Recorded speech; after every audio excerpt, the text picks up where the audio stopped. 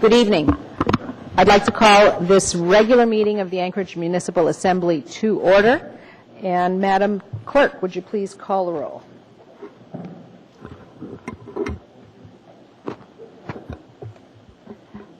Ms. Johnston. Here. Mr. Flynn. Ms. Osiander. Dr. Selcraig. Mr. Coffey. Here. Ms. Drummond. Present. Mr. Birch. Here. Ms. Gray-Jackson. Honored to be here. Mr. Gutierrez. Here. Mr. Starr. Here. Madam Chair, we have a quorum. Very good. Thank you, Madam Clerk. Mr. Gutierrez, would you please lead us in the pledge?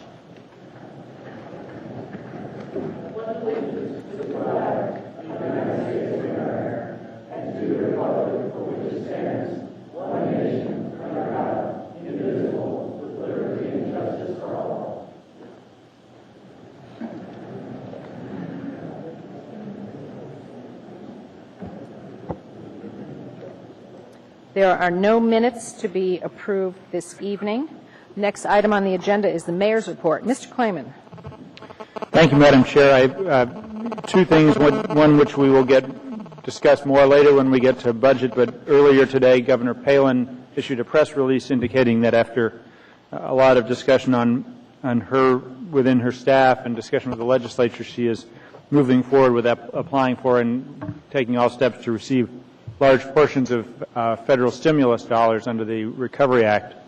And of particular interest to Anchorage, they're going to apply for $93 million in Title I and special education monies that will allow them to get another $20.6 million statewide that can be used for kind of any purpose different communities want, and that translates to Anchorage to about $8.6 million that will be used generally, and that I wrote to the governor last week in lobbying for that money to come to Anchorage and indicated that I would ask the Assembly to use half of that for property tax relief. So that's a breaking news on the budget that we will be discussing when we get to budget time.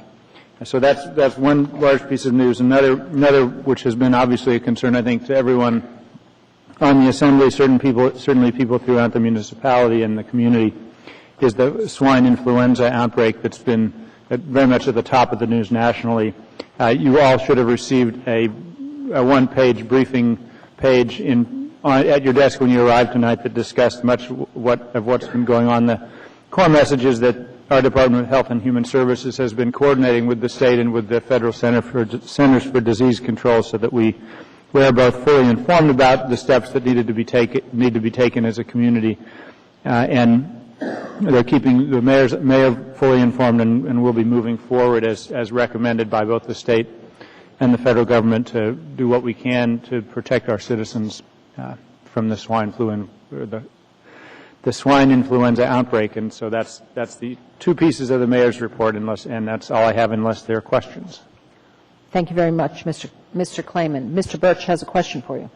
I had a question on something you didn't cover, and that's I would appreciate it if you could expand on the actions of the AMATS committee last week, of which you are a member, and where I understand a decision was made to delete the Knickarm Bridge. And I just wondered if you could expand on that in the course of your mayor's comments as to the lack of public notice process and kind of going around the advisory committee. Thank you.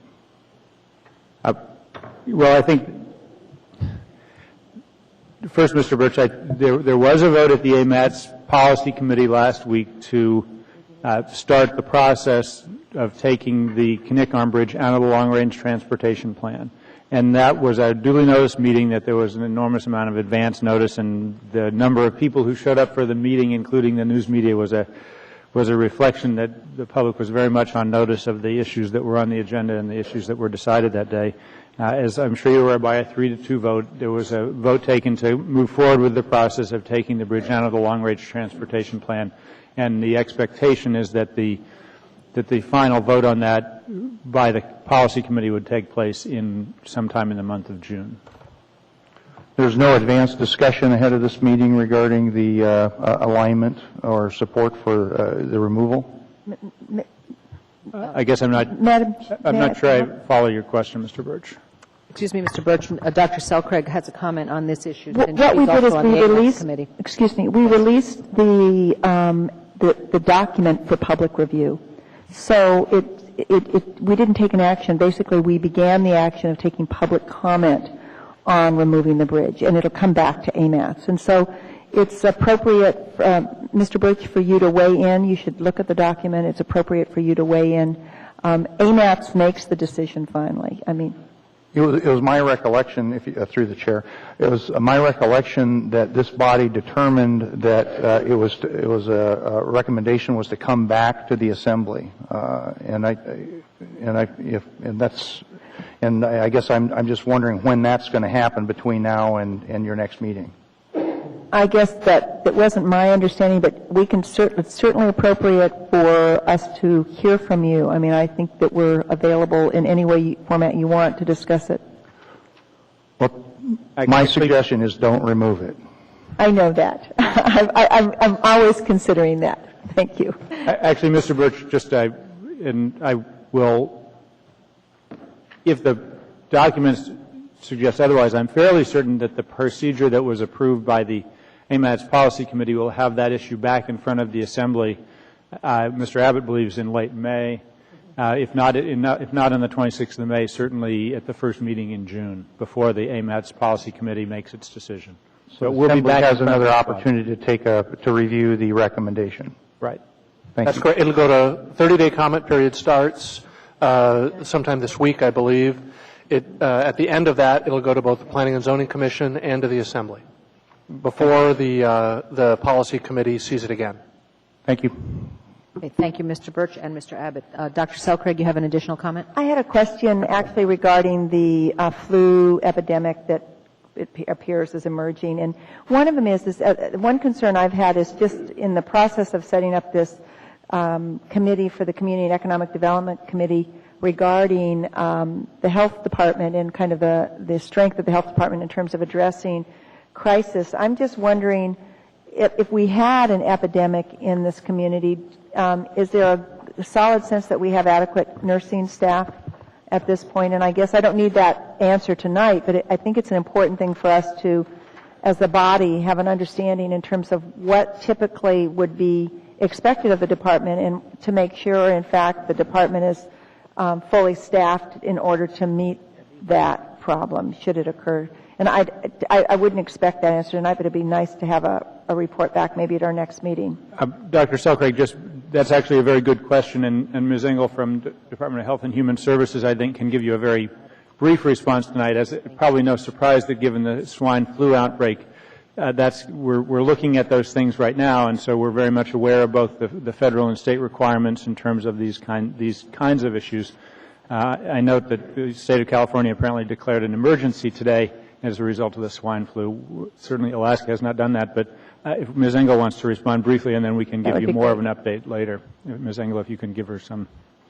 Through the chair, Dr. Selcraig, I think that the department has been concerned about decreased funding for public health nurses from the state over a variety of years, and we have continued to advocate for additional resources, but I think that we would mobilize both our disease prevention and control staff and our reproductive health staff. We would cease services and anything that's not essential to respond to the outbreak, and we're heavily aligned with the Nurse Alert Network.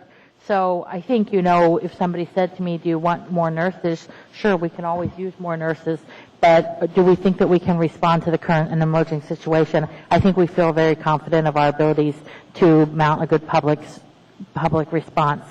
Even if we had a epidemic here in Anchorage, I mean, not the current situation, but I mean, if we had a serious epidemic in Anchorage, do we have enough medical staff to deal with an epidemic? Well, I think if you have a serious epidemic, it's like any emergency. You probably are never going to have enough people available to you. But we do have continuity of operations plans and considerable efforts to try to talk about how we would support that and scale up. But, we can never staff for the worst case scenario. We couldn't do that. But we have lost capacity over time, and that's primarily been an issue that we've been addressing with the state. And I guess it's that lost capacity I'm interested in. And so I guess I'd really like a real frank kind of update as things go on. If you don't have the staffing you need, I think this body would like to know it. Thanks. Okay, thank you all. Any further questions for the mayor? Mr. Starr. Well, back on the flu thing, we obviously recognize Mexico as a point of issue, and I mean, Anchorage has direct flights that stop in Phoenix, for example, and come right here. Are we doing anything at the direct level? I read the memo, and it's talking about a pandemic flu cabinet and a formation of a study panel and a couple other things, but is the state actively monitoring passengers that are coming in from Mexico? Thank you. Through the chair, Mr. Starr. The United States government has a quarantine, global isolation and quarantine, I forget all the exact acronyms, who monitor at 325 ports of entry into the United States. People coming in through Mexico are getting a heightened level of screening.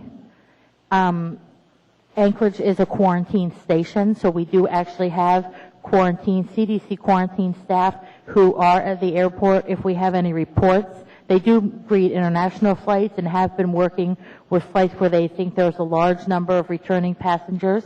One thing of note, however, is that 85% of the U.S. cases cannot be linked to Mexican travel or exposure to a case that had been linked to Mexico. So definitely, we are monitoring the situation carefully. But the federal government has extensive quarantine operations, and we are working with them and participating with them as they need us. So we have personnel at the airport as well, is what you're saying? No, Okay. but we're coordinating with them. If they said we need you to come out and we have plans for surge capacity. So if they said to us, we need additional staffing at the airport, we need additional help with screening, we would certainly work to build up for that and participate with that. What about vaccination stocks and supplies? Have we got any supplies here, knowing full well that we have air travel issues and Right. ship-in problems? Right. The state of Alaska has about 80,000 doses of Tamiflu, which is the virus is known to be responsive to. Mm-hmm. We also have, the city owns a certain stockpile of doses that we would use primarily for first responders. And the Strategic National Stockpile is shipping to Anchorage 25% of our allotted, or shipping to Alaska 25% of the allotted doses. So we anticipate next week having over 100,000 courses of therapy in the state. A vaccine, of course, is too early for, but CDC is already working with vaccine manufacturers, and they're already looking at options for vaccination. It's behaving primarily like seasonal influenza. So we will expect to see mild to severe illness, and like with seasonal influenza, we see a large number of deaths in the United States every year, but they haven't seen a severity greater than seasonal influenza at this point. And it's not transmitted by eating pork? Absolutely not. You. Thank you. Okay, thank you both. Mr. Gutierrez. Thank you, Madam Chair. I just wonder if it might not be helpful to the administration to provide Assembly members with a copy of our pandemic influenza response plan. I know it's gone through several revisions over the last several years. If people would like that, I'd be happy to make it available to you. Oh, through the chair, Mr. Gutierrez, sorry. If people would like that, I'd be happy to make that available to you. It's also, as of a few hours ago, available on the Health and Human Services website. Oh, good. And just one more question. Go ahead, Mr. Gutierrez. Madam Chair, Ms. Inglewood, if you'd refresh my memory, the municipality does not have quarantine authority, is that correct? Through the chair, Mr. Gutierrez, the municipality does not have quarantine authority, but if it became necessary, the state does have that capacity to do that. Thank you. Okay, thank you both. Any further questions for the administration? None at this time. Chair's report. This is going to be my last evening as chair, this round at any rate, and I would like to just observe that considering how much we've heard from our constituents and members of the community over the last several weeks as we build up to this budget process, I would like the Assembly to consider holding a town hall of some sort or a series of them with a focus on revenue diversification. We have a very complex service area structure in this community, and all of the conversations in the last few weeks about revenues have only contributed, I know, to my confusion about how it would work to change our revenue structure. And I think we have a lot of talent on the administration that I would hate to lose that talent at this point. And sometime over the next couple of months, I'd like to see a town hall or some kind of structure, perhaps through the Committee on Community and Economic Development, through Dr. Selcraig, perhaps in cooperation with the Budget and Finance Committee, and get that information out there while we are interested in it and it's still fresh, and get the conversation going, because this may be changing in the near future, and I think it'd be really good to just draw on all the energy and comments that I've gotten from the community. So thank you very much for that. Madam Chair? Dr. Selcraig. I think that's a really good idea. I think it would be nice to maybe to combine those two committees and have us work together on it. And one of the things that I think would be helpful both to the Assembly and also to the community is to present actually what the variety of tax forms there are and what the choices are. And, if we wanted to diversify, how we could go about doing it, and actually having some presentations on the pros and the cons of all those different kinds of taxes that are out there that people could look at to provide property tax relief. So I think it's a great idea. Okay, thank you, Dr. Selcraig. Mr. Coffey. Thank you. Just following up on what you said, Madam Chair, there are 34 service areas in Anchorage, 34 different tax rates, area-wide, police, fire, they're all over the board, little road service areas. So people say to me, well, what's going to happen to my mill rate with the new budget? And frankly, unless you know where they live and the extent of their local services, it's impossible to say. That's a holdover from unification days when, back when we unified the city, we promised a lot of autonomy to a lot of folks in the outlying areas. And as we urbanize, this becomes more and more and more complex because, for example, our road services area is not area-wide. And there's a lot of little road service areas. They have no capital authority, and it just becomes problematic. The idea of having a discussion of service areas and taxation is an appropriate one. I would suggest this to everyone. We wait until after the mayor's election so that we can weigh in with the people who will be coming into office as well. And frankly, there's never anything wrong with having a discussion, and I would look forward to doing that. Thank you, Madam Chair. Perhaps that could be a function of the transition process. Maybe that could be part of it. Any further comments? Thank you. Committee reports. Let's see. We'll start at the left end. Ms. Johnston. I have nothing to report. Okay. Mr. Flynn, thank you.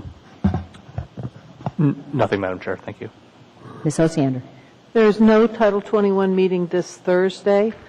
We will be hearing, the Assembly will be hearing and voting on the first part of Chapter 7 on our May 12th meeting. Starting the following week, next week, we're going to be going to the second part of Chapter 7, which is landscaping and parking. So if you're interested in that area, you might want to attend one of our meetings, Thursday mornings, 9:30 to 11:30, Planning Department Conference Room. Thank you, Ms. Osiander. Dr. Selcraig. The Community and Economic Development Committee will meet tomorrow, and we'll be reviewing the Anchorage Comprehensive Economic Development Strategy, and I believe we're on schedule for 12:30 tomorrow. And I'd welcome any comments from Assembly persons regarding this document. It's an important document. It really creates a framework from which we will apply for federal monies from the Department of Commerce, but also other like HUD will look at it, other entities will look at it. So if there's areas that have to do with economic development that you think should be in this, please mention them. And I think that the staff is really receptive to the input and are going to be meeting with us. And when is the deadline for comment on this document? Through the chair, it's 30 days. So I would say it's towards the end of May. I don't have the exact date.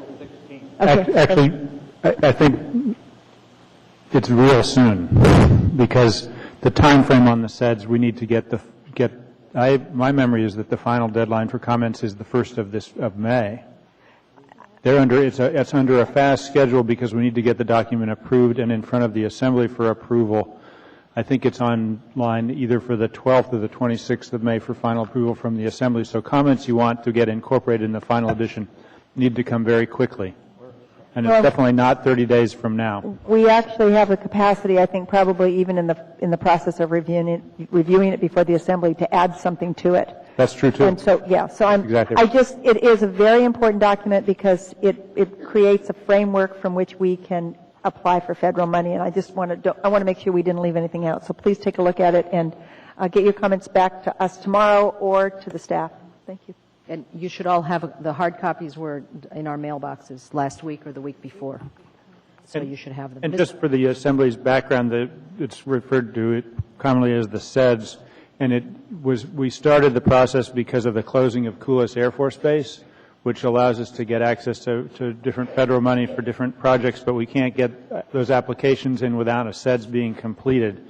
And rather than start kind of a document preparation from scratch with lots and lots of community meetings, what we did on this was we hired an outside contractor who took about 10 different planning documents that had been put together over the last 10 years and used all those to put together this plan. So it represents an amalgamation of a lot of planning documents that have taken place over years. And that's why you should see this.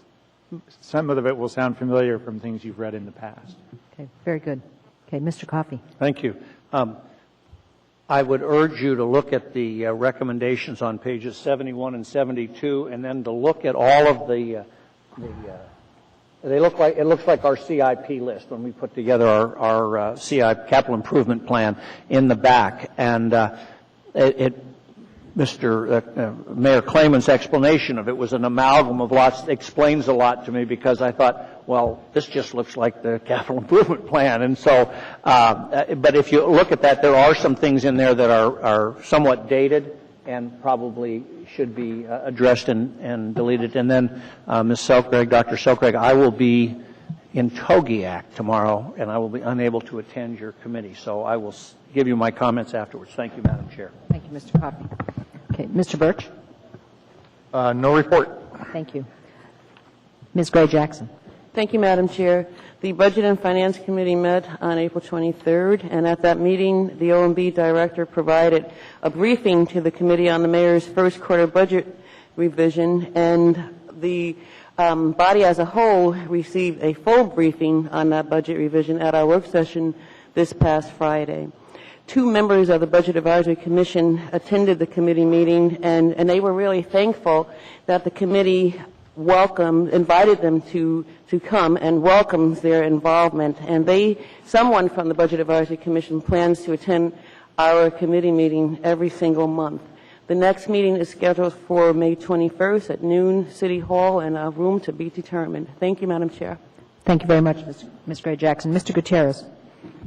Thank you, Madam Chair. I first wanted to say a couple more words about the swine flu that we see spreading across the continent, and I appreciate the efforts of the Health Department in putting together some bullet points for us. I asked them if they would provide that so we could kind of see what was going on. I think it's important for folks to remember that every year over 36,000 people die in the United States alone from the seasonal influenza. So what we've seen so far hasn't been cause for panic. It's cause for alert, clearly, but it's not quite time to push the panic button. But I think that we are making preparations, and I'm happy to see that. And I would like it if all Assembly members could get a copy of that pandemic plan. Last Thursday, the 23rd, from 6 to 8 p.m. in the evening, the Public Safety Committee met here in the Assembly Chamber to talk about bears and the recent resolution that passed regarding the bears.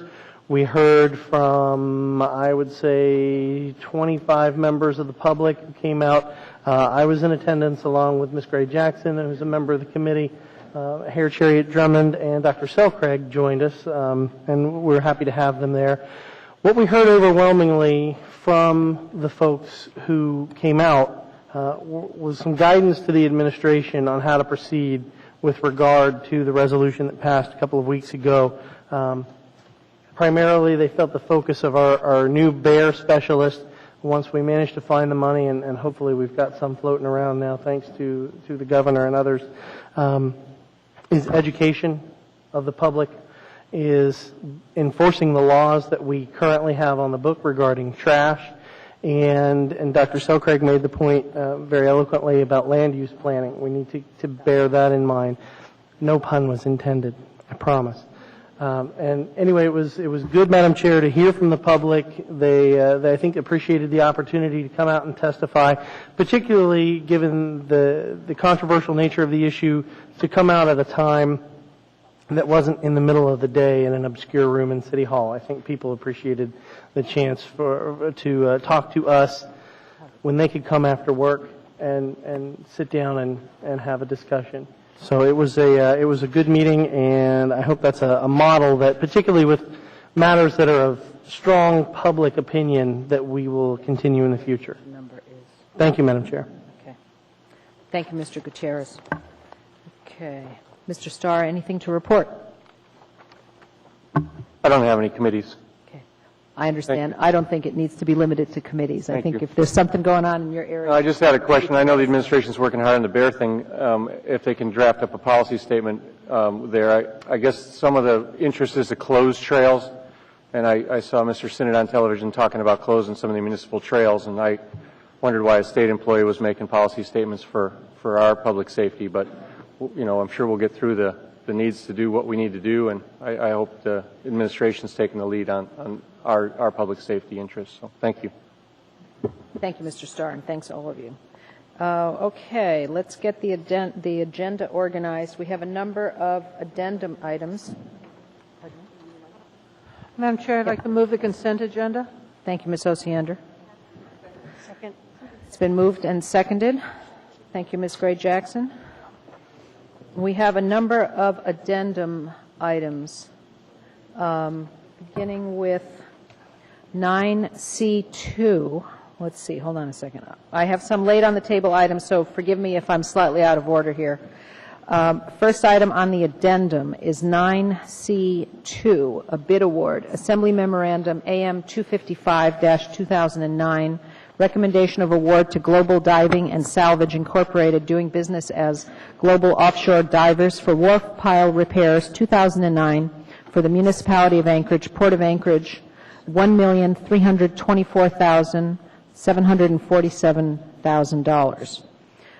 9E5, Information Memorandum, AIM 47-2009, the monthly investment report to the Assembly.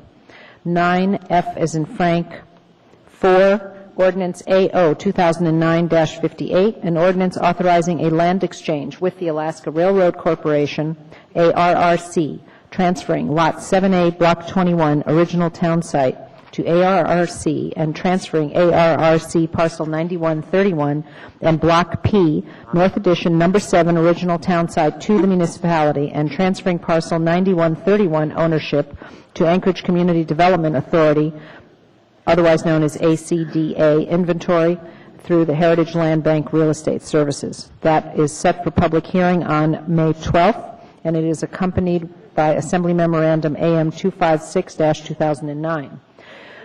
Item 9F as in Frank 5, Ordinance AO 2009-59, an ordinance waiving municipal code authorizing issuance of a land use permit to the Girdwood Forest Fair Committee for camping on Heritage Land Bank lands located in the Girdwood Valley, set for public hearing on May 12, 2009, and accompanied by Assembly Memorandum AM 257-2009. We have old business and unfinished action on public hearing items. We will hear from Ms. Osiander at that time. This is a motion. That's item 11A, motion to amend something previously adopted. That is ordinance number AO 2006-173S, an ordinance of the Anchorage Municipal Assembly amending Anchorage Municipal Code Section 16.95.070 to reduce the cost of municipal ambulance transport assessed to patients receiving ambulance transport services from the Chugiak Volunteer Fire Department. This was amended and approved December 19, 2006. Immediate reconsideration failed 12/19/06. Notice to amend was given by Ms. Osiander on April 21, 2009. Laid on the table items. Madam Chair, can I give you a point of order? Go ahead, Mr. Coffey. Thank you. On the change for the collective bargaining agreement, I spoke with the administration. we have it as a late on the table item, but it was given the number 9B2, but we have to treat these like an ordinance. Mr. Abbott suggested we make it an F number, 9F7, and set a public hearing date for 5/12. So when you read it into the addendum, I thought you would want to know that before you read it in. Thank you. I appreciate that, Mr. Coffey. That will be 9F7 instead of 9B2. Okay. Laid on the table items include, now, be patient with me here. I'll give you 11B since that's the first one I have. This is 2009-2010 Chinatown number 3836, transfer of a restaurant eating place liquor license and application for a restaurant designation permit through the Government Hill Community Council. Okay, I believe this is another motion to amend something previously adopted. It is accompanied by Assembly Memorandum AM 216-2009A. And I believe we will hear from Mr. Coffey or Mr. Flynn on this item. And I don't have the other details as I did on the previous one. Clerk tells me that's okay. We have 9F as in Frank 7. That is, oh, okay, 6. Okay, thank you. That one doesn't have a number. AO 2009-blank, an ordinance amending Anchorage Municipal Code Section 3.30.1511 to provide for implementation of up to 62 hours of mandatory non-represented employee general furlough leave per calendar year. 9F as in Frank 7. AR 2009-115, a resolution ratifying a letter of agreement amending the collective bargaining agreement between Municipality of Anchorage and General Teamsters Local Union 959. Set for public hearing on May 12th. Set for public hearing on May 12th. Okay, do we have them all? 9F6. I believe that's it. Is that it, Madam Clerk? As far as I know. Okay. Anything else? Anybody else have anything to lay on the table? Mr. Abbott? Madam Chairman, just to clarify, so you, 9F6 and 9F7 were both set for public hearing on the 12th? Yes. Thank you. Okay. Point of order, Madam Chair. Mr. Coffey. Mr. Abbott, do you need 9F6 pulled for any reason? No, sir. Okay, thank you. Okay. All right, thank you. The addendum is before us. Move to incorporate the laid on the table items and the addendum into the regular agenda. Okay, is there any objection to incorporating the addendum? Mr. Coffey, I think you have to press your buttons here. Oh, sorry. There you Okay, go. there you go. Thank you. Any objection to incorporating the addendum items? Seeing none, the addendum is incorporated and the consent agenda is before us. Items to be pulled. Okay, let's go. Oh, was there objection to? Okay, we haven't pulled items yet. Anybody to pull consent agenda items? Mr. Starr? Okay, Mr. Gutierrez. 9 Alpha 1. Thank you. Ms. Gray Jackson. Thank you, Madam Chair. 9 Alpha 2. Thank you, Ms. Gray Jackson. Anything else? Mr. Birch. 9 Delta 6. 9 Delta 10. And that'll do it. Thanks. Okay, thank you, Mr. Birch. Mr. Coffey. Thank you, Madam Chair. 9 Delta 3 for purposes of consolidation with 14G. That's all, Madam Chair. Thank you, Mr. Coffey. 9 Delta 3 to consolidate with 14G. Okay. Dr. Selcraig. No items. Thank you. Ms. Osiander. Okay, thank you. Mr. Flynn. I'll let 9 Alpha 1 and non Alpha 2 pass, but Mr. Birch just cost everybody $10. Nothing to pull. It's all right. You get to read on one of them. Thank you. Ms. Johnston. Nothing, thank you. Okay, thank you. Good. Okay. Administration, any items to be pulled? Okay. Seeing none, thank you very much.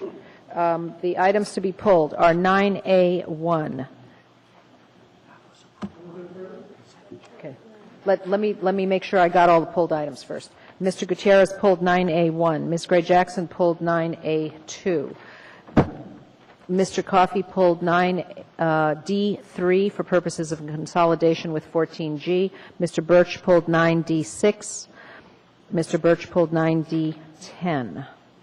And that's it. Nothing from the addendum or laid on the table items. All right, what's the wish of the body? Yeah, we'd like to. Okay.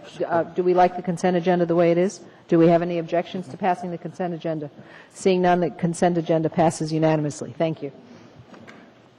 Okay, first item, 9A1, resolution number AR 2009-84, a resolution of the Anchorage Municipal Assembly recognizing May 8th, 2009 as Police Memorial Day. Mr. Gutierrez, thank you. Move to approve.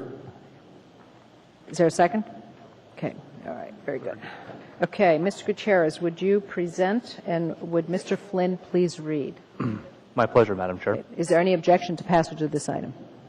Seeing none, it is unanimously approved. Assembly Resolution 2009-84, a resolution of the Anchorage Municipal Assembly recognizing May 8, 2009 as Police Memorial Day and an opportunity for remembering and honoring those who have made the ultimate sacrifice in service to our community.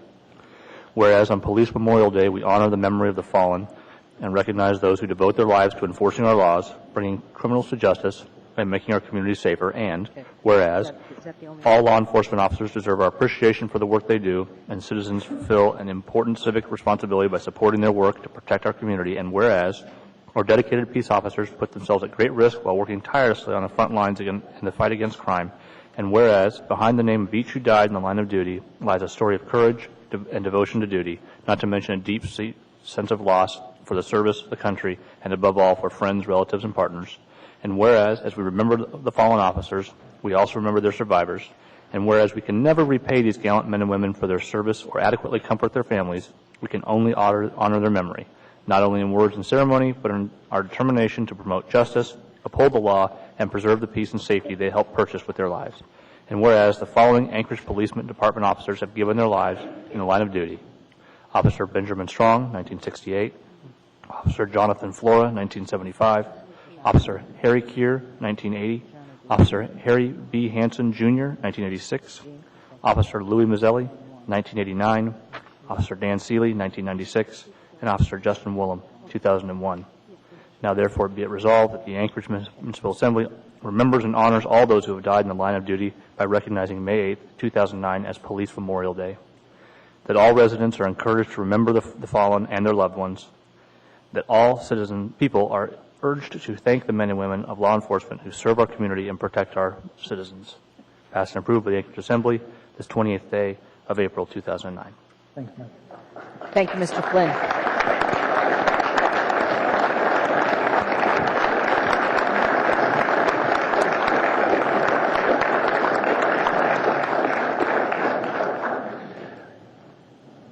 On behalf of the people who worked all day today and working this evening and will be working while you're asleep tonight, I want to thank you. And it does give us cause to think just once a year that this is not necessarily about what we do or what those officers do, but about what they might have to do. Thank you all very much.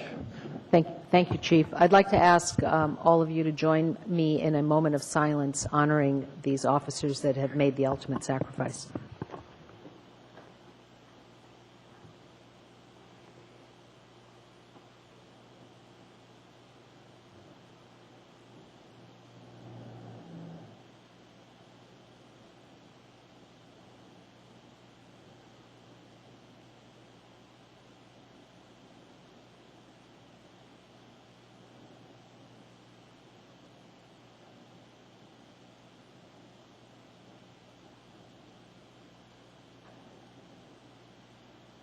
Thank you.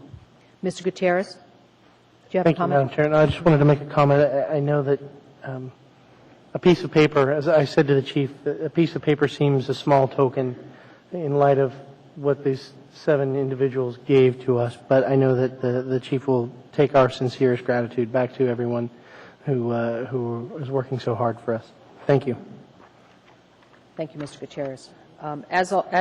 As is usual, I have forgotten to recognize that on the consent agenda, we have appointed 2 people to the Youth Advisory Commission. two young people, Trijana DeJean and Li Yang Wang. I'm told that Trijana is the daughter of one of the City Hall guards, and if either of you are, or both of you are present, you're welcome to come up and introduce yourself to us so we may thank you for your service. Either of you present? Oh, there she is. Great. Come. Welcome. Hi, I'm Lai Ying Wong, and I'm delighted to be accepted into the Mayor's Youth Advisory Commission. Thank you. Great. Thank you very much for your service. And the other young lady? Hi, I'm Trijana Dijon, and I attend Central Middle School, and I just want to say thank you for the great opportunity. Great. And thank you for your service. We really appreciate it. Okay. Thanks very much.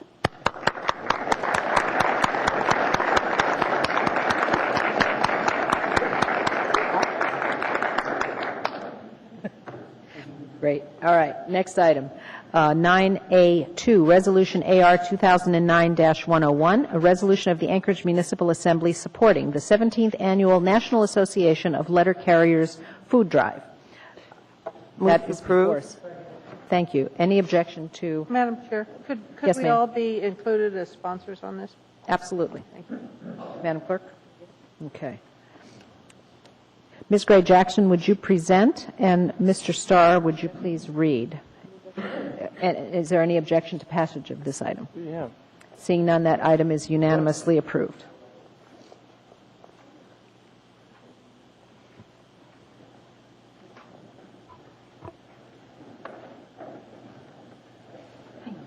This is a resolution of the Anchorage Assembly supporting the 17th Annual National Association of Letter Carriers Food Drive on May 9th, 2009. Whereas 1 in 8 Alaskans, including 1 in 5 children, is at risk of going to bed hungry every night. And whereas the Food Bank of Alaska distributes nearly 6 million pounds of food to a statewide network of more than 300 nonprofit agencies and organizations serving hungry individuals. And whereas on May 9th, 2009, letter carriers in more than 10,000 cities and towns across America will be collecting non-perishable food donations left at mailboxes and in post offices, and will be delivering the food to local community food banks, pantries, soup kitchens, and shelters. Whereas this event helps restock shelves for upcoming months because food banks will start running low on donations. And whereas the efforts by the members of the National Association of Letter Carriers and other volunteers is the largest one-day food drive in the nation and has resulted in delivering more than 500 million pounds of donations to community food banks and pantries over the last 16 years.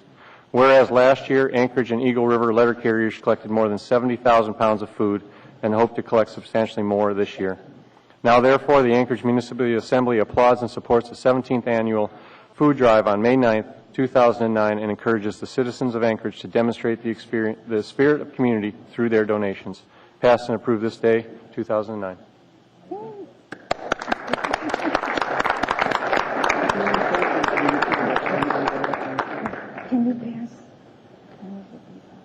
Thank you very much. Thank you, Assembly, and Mayor Clayman. Thank you for allowing us to conduct the food drive. It's an enormous event put on by thousands of letter carriers. There's about 300 in our branch through Anchorage, Eagle River, and the surrounding areas, but it looks like most of them are working overtime for the election coming up this year. So we want to say thank you for allowing us to conduct the food drive. We've got little ones here that we're proud to help. There's a major, excuse me, there's major families right now struggling to try and meet their needs for food to feed their families, especially children. The children are going to be leaving school. They won't be receiving their food lunches during the school year, so we like to gather as much food as we can right before school lets out so the families can get the help that they need. You probably ask why we do this over and over. Well, the letter carriers see the people daily on their routes, every day. Thousands of people that are either unemployed, the people needing food, and the families struggling. And just like the families were struggling years ago in 1991, that's when this food drive began. The same problems are happening all over the United States today. So we're asking everybody in the communities, everybody who has a mailbox or everybody that stops in at the post office, leave your donations of food so we can help out these struggling families. Thank you. Thank you very much. I have a couple of questions for you from Assembly members. Ms. Osiander? I'm not in the queue. Oh, I'm sorry. familiar with the program. Great. Your name was on the call list. Dr. Selcraig. Could you just, is it fine to just leave any food? Can people leave? Well, we're asking people to leave canned foods, dry goods. Dry goods are fine too? Yes, and baby foods. A lot of people don't realize how much baby food is needed also, the dry baby food. And people just leave them by their mailbox? Yep, leave is that all them. they need to do? Yep, leave them by your mailbox or drop them off at any post office in the city. Thank you. Anchorage and Wasilla, too, is also working with us this year, and Palmer and Seward and Kenai, Soldotna. So everybody's involved.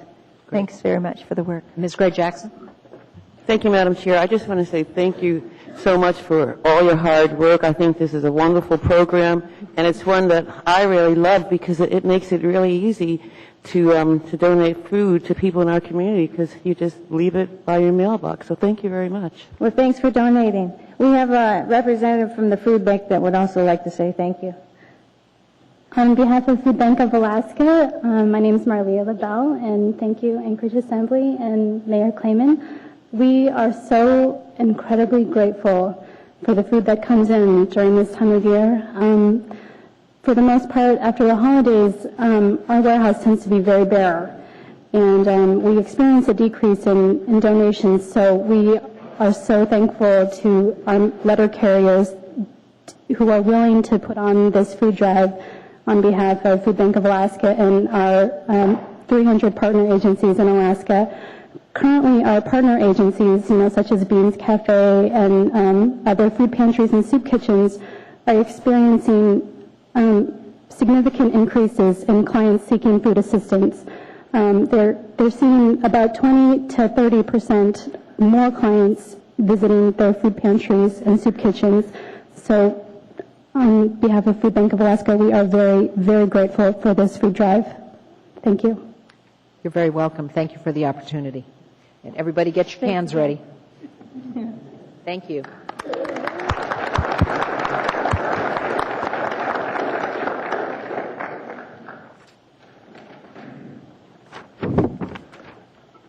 Next item, 9D, David. 3, Mr. Coffey. Move to approve. Assembly Memorandum AM 238-2009, Fire Tap Ale House and Restaurant number 4891, application for transfer of ownership and location of a beverage dispensary liquor license and restaurant designation permit. Oh. Okay, Thank you. That's been moved. Madam Chair, move to postpone action go on ahead. this matter to item 14G. This is the transfer application, protest or non-protest, and 14G is the conditional use application for this location. We should probably consider them at the same time. Very good. Second. Very good. Any objection? Okay, that item will be combined with item 14G and taken up under public hearings. Item 9D6, Mr. Birch pulled this one. Assembly Memorandum AM 249-2009, proprietary services contract with Matanuska Telephone Association, Incorporated, to provide telecommunications services term agreement for the Municipality of Anchorage, $522,000 in information technology. A motion would be in order. Okay. Second. Thank you very much. Mr. Birch, go ahead. Yeah, just a question, I guess, to Bart. Is this a competitive environment in that area? In other words, it's a sole source agreement. I guess I'm just wondering if there's more than one service provider for these telecommunication services. Madam Chair, Mr. Birch, to answer your initial question, no. Over the years, as municipal services moved out to Eagle River, especially as we started with manned fire departments in Eagle River and AWW and some of our traffic lights, and that all have telephone lines and dial-up. And then we also have agencies who have actually moved in Eagle River, and they went with the local provider out there, which was MTA. So over the years, we've increased the services out there as just under a utility environment, just because they're the provider of the area. More recently, GCI does provide a level of local service out there, but they do not provide all of the enhanced or data that we need for the internet and be hooked into our service here in the main networks. So what we tried to do currently, those charges are running somewhere in excess of $80,000 a year. So with the new Eagle River Center opening up, it's an opportunity to bring better service and enhanced service, but also to be able to do the voice over IP and some other new technologies. MTA is the only provider that can really provide those services that can hook into our backbone in the networks that we run here in Anchorage. And we've timed this to try to put this contract out in Eagle River in sync with Anchorage so that when it comes up for renewal in 4 or 5 years, we'll be able to put an area-wide plan together. Great. Thank you. Okay, thank you. Any further questions? Mr. Starr, go ahead. How does this interlay with our 911 services out there? Does this overlap, enhance the 911 service offerings, especially police and fire groups?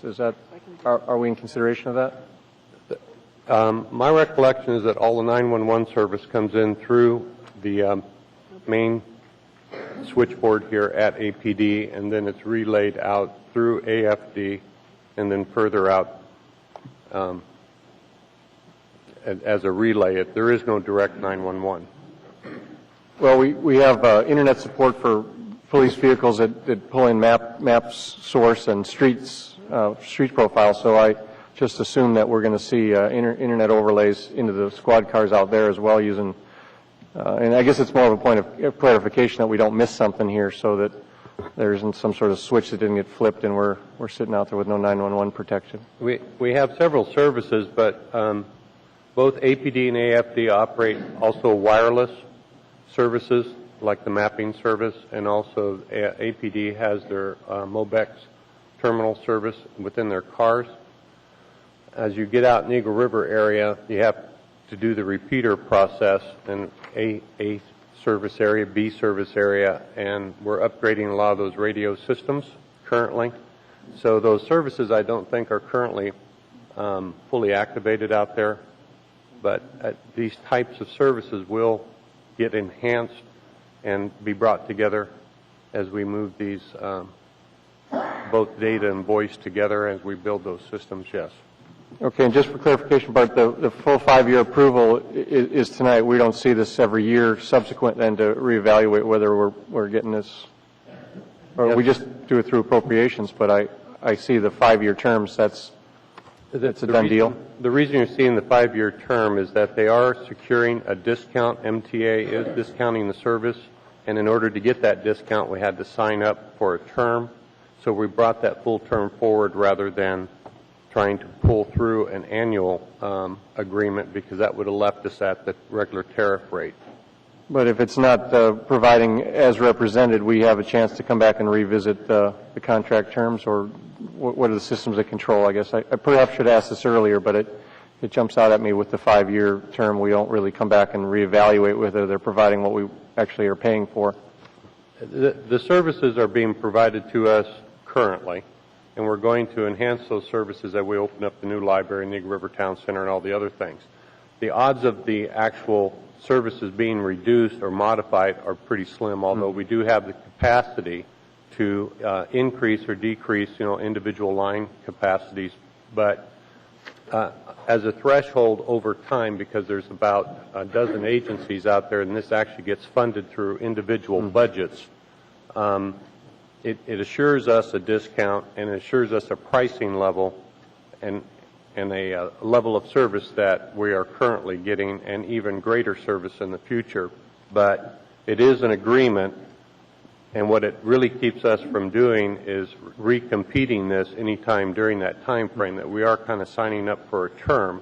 But again, this term is in line with the term that we have currently in the Anchorage Bowl area, and we'll try to merge those two services in the future.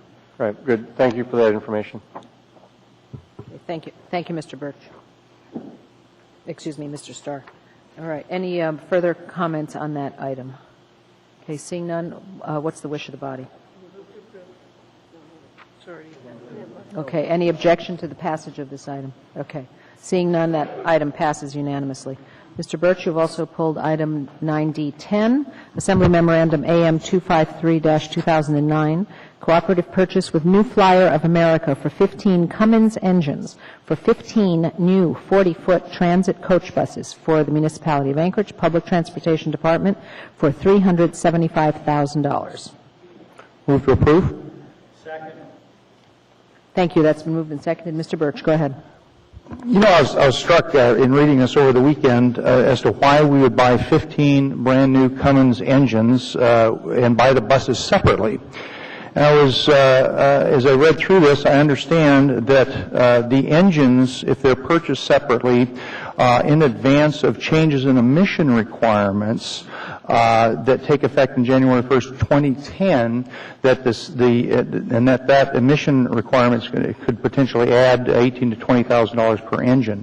So the city is looking to kind of jump the gun with the bus purchases, or I should say the engine purchases, basically to defeat this emission requirement. And I guess I'm trying to get an understanding of how big a emission issue this is, and the concern I have, I mean, I fully support that. It saves the taxpayers money. But I think the irony is that for those of us that supported the elimination of the IM program that basically saddles every one of our constituents with a $35 charge to have their vehicle tested when it's unneeded, that the city places itself in a position to try to, get under the wire, if you will, on emission requirements. And I just would...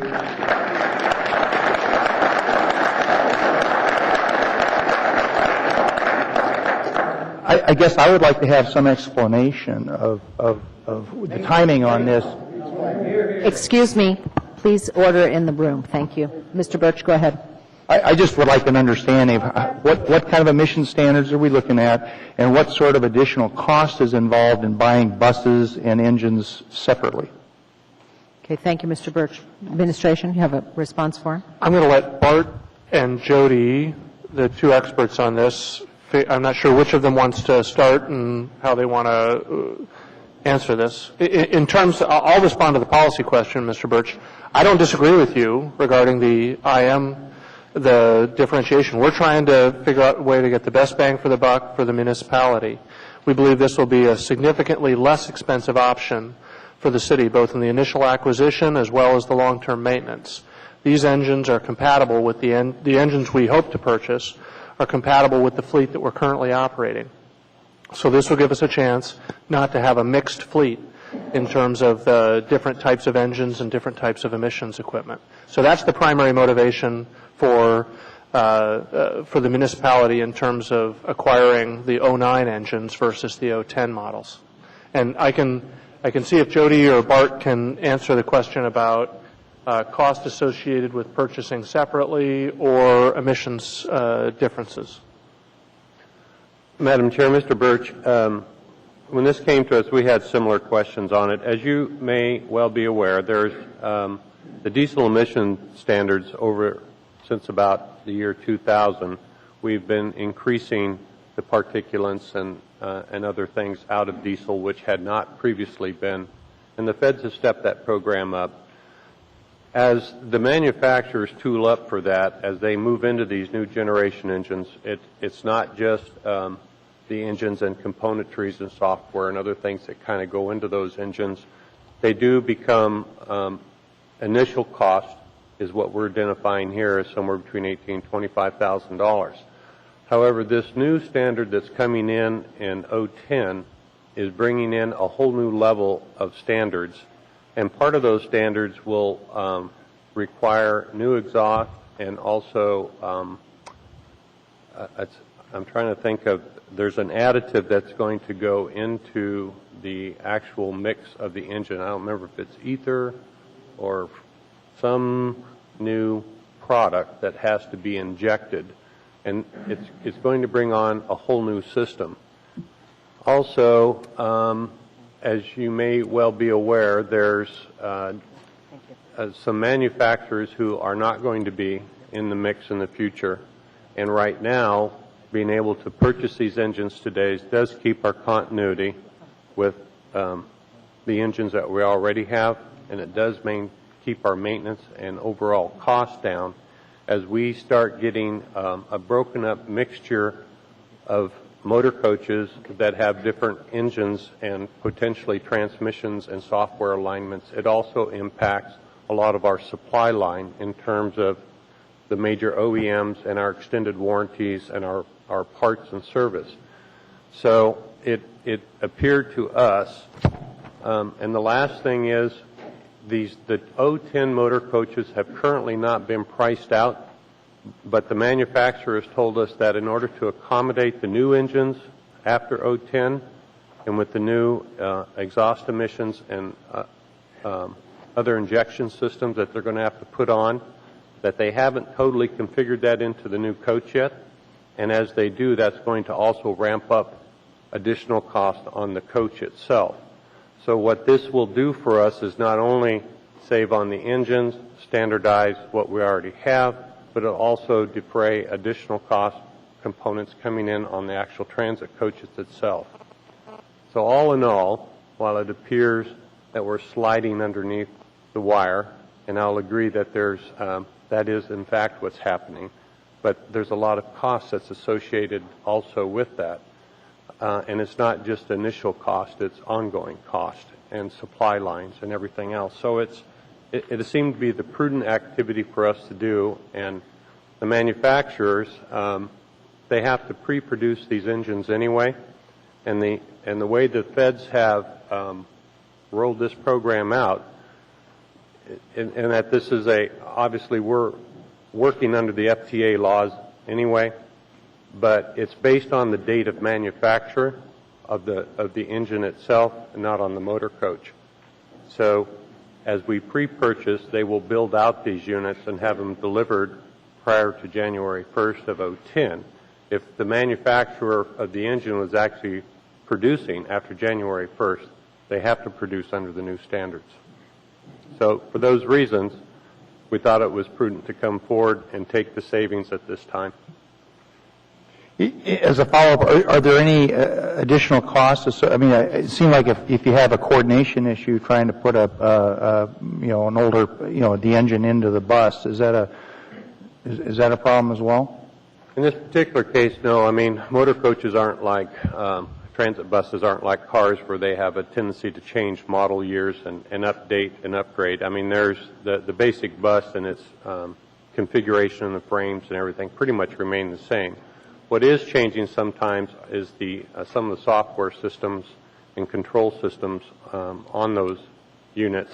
But the more that you standardize or maintain previous engines, then they won't see those updates come through. They'll pretty much come through whether it was built in 09 or 010. They should be pretty much identical.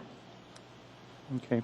Thank you. And then if I could just get some sort of a reading on the additional emission changes, that'd be helpful. Thank you. Okay. Thank you, Mr. Birch. Mr. Gutierrez on this issue. Thank you, Madam Chair. Mr. Malden, you mentioned briefly parts and service. With the changes, the EPA changes in regulations, are we going to have trouble down the road getting parts for these engines? And if so, are we ordering some extra parts, ordering a couple of extra engines? What are we doing there? No, it's not a matter, they have to maintain parts and inventory for 10 years under federal law anyway to supply any manufactured unit. But what happens if we start mixing up, if we have GM and Cummins, for example, in our fleet, then we have to start inventorying two sets of parts rather than one set of parts, which actually just increases our operating cost to maintain that inventory for the multiple units. What this will do is actually standardize the units that we have today into what we have already purchased here recently, and we will have one family of motors and transmissions that are one family of Cummins. Thank you. That's all, Madam Chair. Okay, thank you. Any further questions for the administration? Any objection to the purchase of these engines? Seeing Mr. Birch. I would just note that I will be supporting this, and I do note that we have a penalty, that the order can be canceled without penalty prior to November of 2009. And I guess the concern I have is just the fact that we're trying to allows the general public to avoid the cost of this emissions inspection and not allowing our citizens. So, thank you. Thank you, Mr. Birch. Any objection to passage of this item? Seeing none, that item passes unanimously. That brings us to the end of the consent agenda. And I apologize, I missed the Boy Scouts in the audience. If you would come forward and introduce yourselves, we would like to acknowledge that you have taken time out of your schedule to come and sit with us on this busy night. Tell us what troop you're from. Tell us your name and what troop you're from and what part of town you're from. Hi, I'm Cody Cedarquist. I'm in Troop 230 in Eagle River. Welcome. And what are you working on? Citizenship in the community, merit badge. Very good. My name is Jeff Hebert. I'm also in Troop 230 from Eagle River, and right now I'm working on communications and citizenship in the community. Great. Thank you very much, and glad you're here.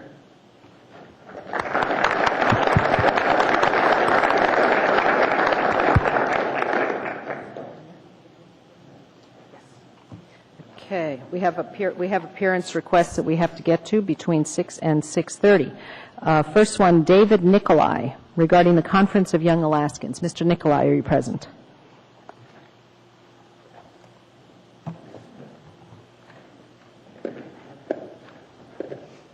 Thank you. I have copies of my report. I don't know if you have received them already.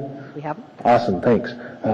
Madam Chair, Assembly members, my name is David Nicolai. I am Yupik and Athabascan. I was born and raised here in Anchorage, and aside from going outside for college, I've lived in the same area my whole life. I was there by Assemblymember Gray Jackson and Assemblymember Coffey here tonight.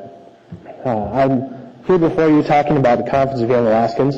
The first Conference of Young Alaskans was held in 2006 in commemoration of 50 years from the state's constitutional convention, and the second one was held earlier this year in January in commemoration of 50 years of statehood.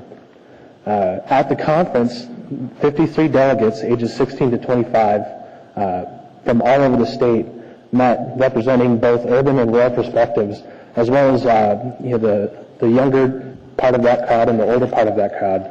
In the back of the report, there's some demographic information on the attendees there. We were asked to reflect on the last 50 years of statehood and then look forward to the next 50 years of statehood and share what our visions would, what visions we have for Alaska in the next 50 years. And that report the report in front of you shares our vision statements, goals, and action items that we developed during the 3 days of our conference. I'm not in front of you to ask for money. I'm in front of you to share with you what I feel is a powerful tool that you can use in your jobs as public servants. This is the voice of young Alaskans ages 16 to 25. As part of the application process, we had to submit a self-nominating essay. And so this essay showed that we have the drive and motivation to get involved in Alaska, to get involved in public affairs. So the voices represented in this report are the Alaskans who are the next generation of leaders. And our discussions at the conference were under 5 separate topics. Economy, government, and global relations, energy, natural resources and the environment, education and leadership, and healthy communities. There were 53 different opinions represented at the Conference of Young Alaskans. So, very obviously, not everyone agreed with everything that came into the report, but we all agreed to support the collective voice of the Alaskans who are present. Thank you. Thank you very much. We have questions for you. Sure. Ms. Johnston. Hi, David. Hi. Been skiing? A lot. Good. I just want to congratulate you. I'm glad to see you being involved. I look forward to you continuing your involvement, and I look forward to you someday sitting up here. Thank you. Thank you. Ms. Gray Jackson. Thank you, Madam Chair. Hi, David. you've been sending emails back and forth for some time now, so I'm really happy you had the opportunity this evening to come and present this report to the Assembly, and I can guarantee you that I will read the entire thing. And thank you for your hard work. Keep up the good work, and I'm honored to be your Assembly representative. Thank you.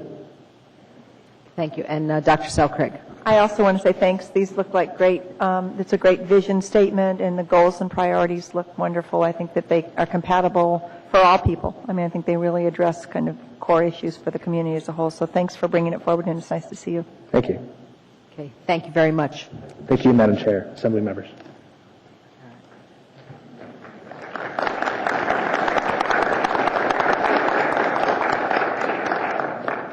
Thank you very much. Mr. Jed Whitaker is next in appearance requests regarding the alcohol tax, or an alcohol tax.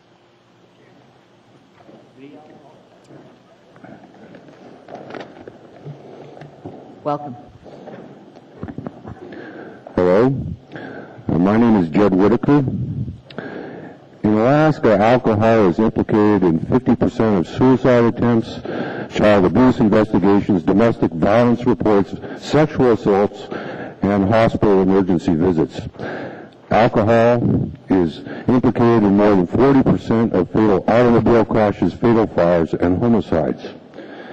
85% of those in jail had alcohol involved in their crimes. The police alcohol-related services study conducted at UAA in 2004 found that 1 in 3 minutes the APD spends with the public is alcohol-related, an estimated cost of $5 million a year to the municipality. The problems of alcohol also affect the unborn so seriously that the state actually has an agency called the Office of Fetal Alcohol Syndrome. Clearly, alcohol imposes enormous fiscal and social costs on Anchorage, yet alcohol generates no revenue for the municipality. There is no tax on alcohol in Anchorage. Alcohol in Anchorage is getting a free ride. So I'd like to see a show of hands from the Assembly members, including the acting mayor. How many of you are in favor of continuing to give alcohol a free ride in Anchorage? Don't be shy. None of you think that alcohol should get a free ride? Nobody's raising their hand? Well, that means that there are 8 people here who would be willing to do a charter amendment so that we could have a 50% threshold vote on an alcohol tax, at much the same way the bed tax was done. Thank you for your support, and I look forward to working with you on this issue. The Alaska Department of Revenue in 2008 annual report showed that the state alcohol excise tax generated $38,165,200. In the current fiscal year, July 8, 2008 to February 2009, 11,272,636 taxable gallons have been consumed by Alaskans. Because Anchorage is 41.4% of the total population, 4,666,871 is therefore the proportionate number of gallons of alcohol consumed in Anchorage, which at a flat rate of $1 a gallon will have generated $4,666,871 between July 1st, 2008, February 2009. Mr. Whitaker, if you'd please wrap it up, and we have some questions for you. Thank you. I would like to point out that a flat tax of $3 a gallon would have generated $14 million, which is almost the whole budget shortfall of $17 million. So, thank you. Thank you, sir. Dr. Selcraig has a question for you. Do you know that the state has the highest liquor tax of any state in the country? I am aware of that, but we also have some of the highest rates of sexual assault. There's a sexual assault in this city every day. Maybe actually one of the things that we might consider, it seems to me, is to work to make sure that the state allocates those resources back to communities. It seems to me that if we already have a high tax but we're not benefiting from it, one of the things we might want to consider is how we could access that state money back to Anchorage. But the legislation that you're talking about, the state excise tax, actually had language in it that allowed municipalities and boroughs to institute their own alcohol tax, which would exceed a sales tax, an existing sales tax, because of the gravity of the problem that alcohol causes. So to pass the buck back to the state is not really addressing the problem. I think the forum we were talking about earlier about bringing forward the different venues of taxes and kind of the costs and the benefits associated, I'm sure alcohol tax will be part of that discussion in terms of ways to address property tax relief and other tax venues. Thank you. Mr. Gutierrez has a question for you also. Thank you, Madam Chair. Mr. Whitaker, you speak with a lot of passion on this issue, and I appreciate that. And the last time there was an attempt to sort of go around what would have been a brick wall of this body regarding an alcohol tax, which is probably still a pretty solid brick wall against an alcohol tax on this body. I signed on as a co-sponsor and was happy to do that. Have you considered that might be the only way we're going to get this, is to go around this body and do it by a citizens initiative? Well, Mr. Gutierrez, I've been gathering information about how an alcohol tax could be implemented in Anchorage, and it only can be done by initiative. Unfortunately, I was hoping that this assembly could offer up an initiative. It is not legally possible. What you want to see is us to lower the threshold from 60% to 50%. Is that what I heard? There is a charter amendment that says that any sales tax must be passed by 60% of the people. The bed tax had a dual clause in it where it changed the charter to exempt the bed tax from the 60% provision, so if it passed with a 50% provision, then it became law, and it did. And you want to see the same thing happen with Yes, I do. Okay. Thank you. Okay, thank you very much. I hope you will participate when the town hall meetings are called on revenue. It sounds like you have some good ideas, and I appreciate that very much. Thank you. Okay, thank you for coming. Okay, we are now at the end of the consent agenda and appearance requests. Mr. Coffey? Yeah. Madam Chair, move to change the order of the day to take up item 15, special orders. Second. Thank you. Any objection to changing the order of the day to take up assembly reorganization? Seeing none, let's do that. I will preside as acting chair, and assembly reorganization is before us. Dr. Selcraig. Madam Chair, I would like to move Debbie Osiander as chair. Second. Ms. Osiander has been nominated as for chair. Any other nominations? Seeing none, nominations for chair are closed. I believe election has to happen with secret ballots. Madam Clerk, are we prepared? Yes, we are. I think when we only have one, we still have to take the ballot. You could ask for unanimous consent. We could ask for unanimous consent and avoid the paperwork. But I think it. Madam Chair, point of order. Yes, yes. I think the ordinance requires that we actually vote and create a record and have a secret ballot. That's what the ordinance says, so it would probably be a better way of doing it, even though there is only one nominee. And since the clerk's cut all the paper into little pieces, it'll certainly. I will note one assembly member once marked his ballot with his own name because he thought he had to identify his vote. The idea is to mark the person you're voting for. There we go. I'm sure Mr. Coffey's not referring to anyone on the body at the moment. Of course I'm not. Hey, my name's here, crosses it. Okay, Assembly members, we want to mark next to the name of Ms. Osiander if you're approving her nomination. There's my ballot. Okay, thank you.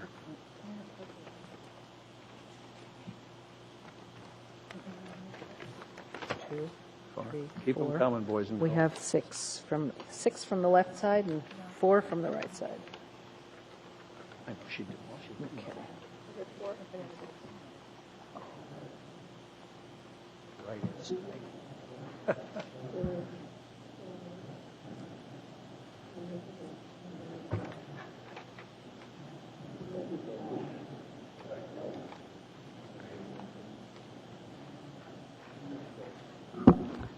Madam Chair, it is unanimous. 10 votes for Ms. Osiander. Congratulations. Madam Chair, I'd like Ms. Gray Jackson. Thank you. I'd like to move to nominate Ms. Drummond as vice chair, and I'd just like to say that, thank you, Mr. Gutierrez, that some time ago when Dr. Selkirk stepped down, Ms. Drummond was elected vice chair, and I'd like to see her elected again to serve as vice chair. Thank you, Madam Chair. Thank you, Ms. Gray Jackson. Ms. Johnston. Yes, I would like to nominate Assemblymember Patrick Flynn, not because I don't feel that Ms. Drummond would be a great vice chair. If you notice that this assembly has an interesting balance to it, and it's balanced. Lots of times you'll see a 5-5 vote, and I think it's very important that we think of that 5-5 split in our leadership. But we also have another interesting balance in this body, and that is that we have 5 female assembly members and we have 5 male assembly members. And I just thought, and I think I probably caught Mr. Flynn a little bit off guard, but I just thought we should represent that also. Thank you. Is there a second? I'll second. I don't think nominations have to be seconded. They just have to be submitted. Thank you. We have 2, any additional nominations? Okay. I held it having this one here. Oh, okay. Do you have a blank ballot? I have a blank. Okay. Here, Here's a pen. I have 10 names. I'm giving you a pen. Oh, you got a pen. Oh, I'm sorry. These say 1. Okay. Hand them one back. We can't use ones. Or tear the ones up. Tear the ones up. It's got to say 2. In the future, it seems like this is an odd way to do it because it's nominating everybody when it comes by us. All right. Nominations for vice chair are closed. The item number 2 is being passed out. 1 to each assembly member. 2, 3. I do.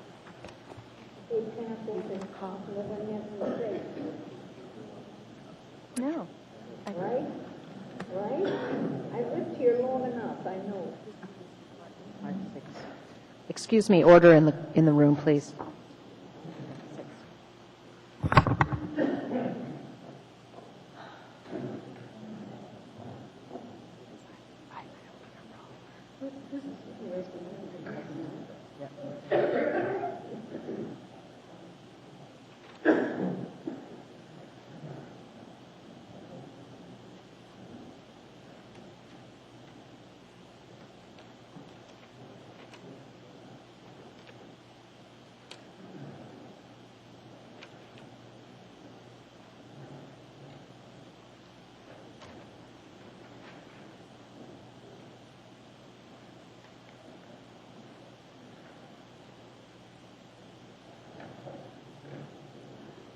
Madam Chair.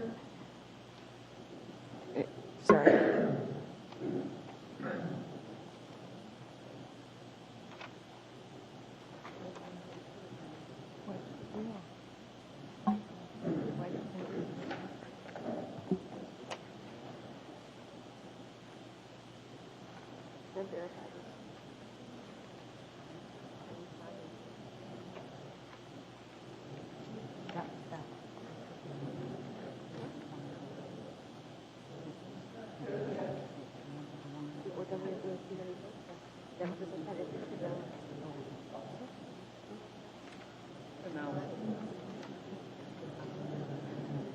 Madam Chair, we'll have to reballot. Nobody got 5 votes. 6 votes.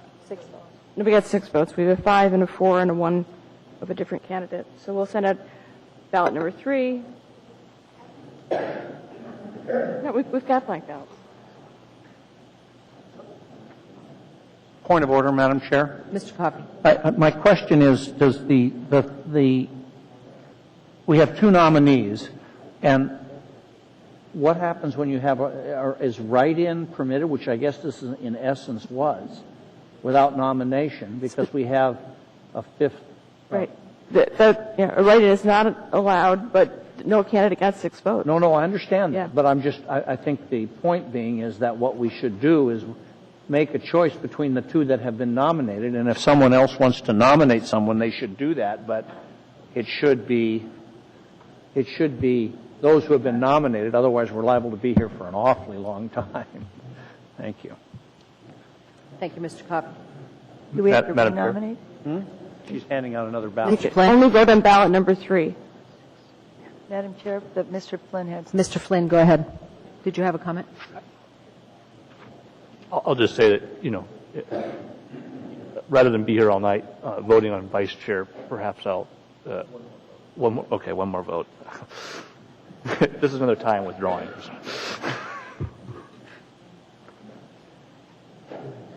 Oh, God, I just voted for hosting. That's what happened the last time. No. You just announced which ballot belongs to you, Mr. Coffey. Sorry. I will be the only one to We'll be here all night because Coffee can't figure it out. Mr. There we are. Okay.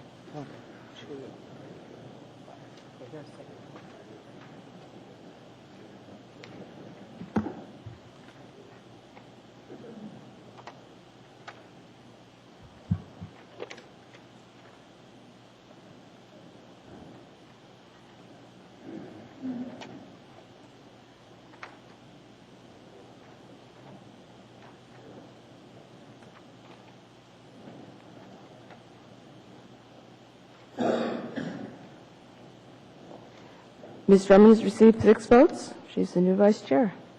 Thank you very much.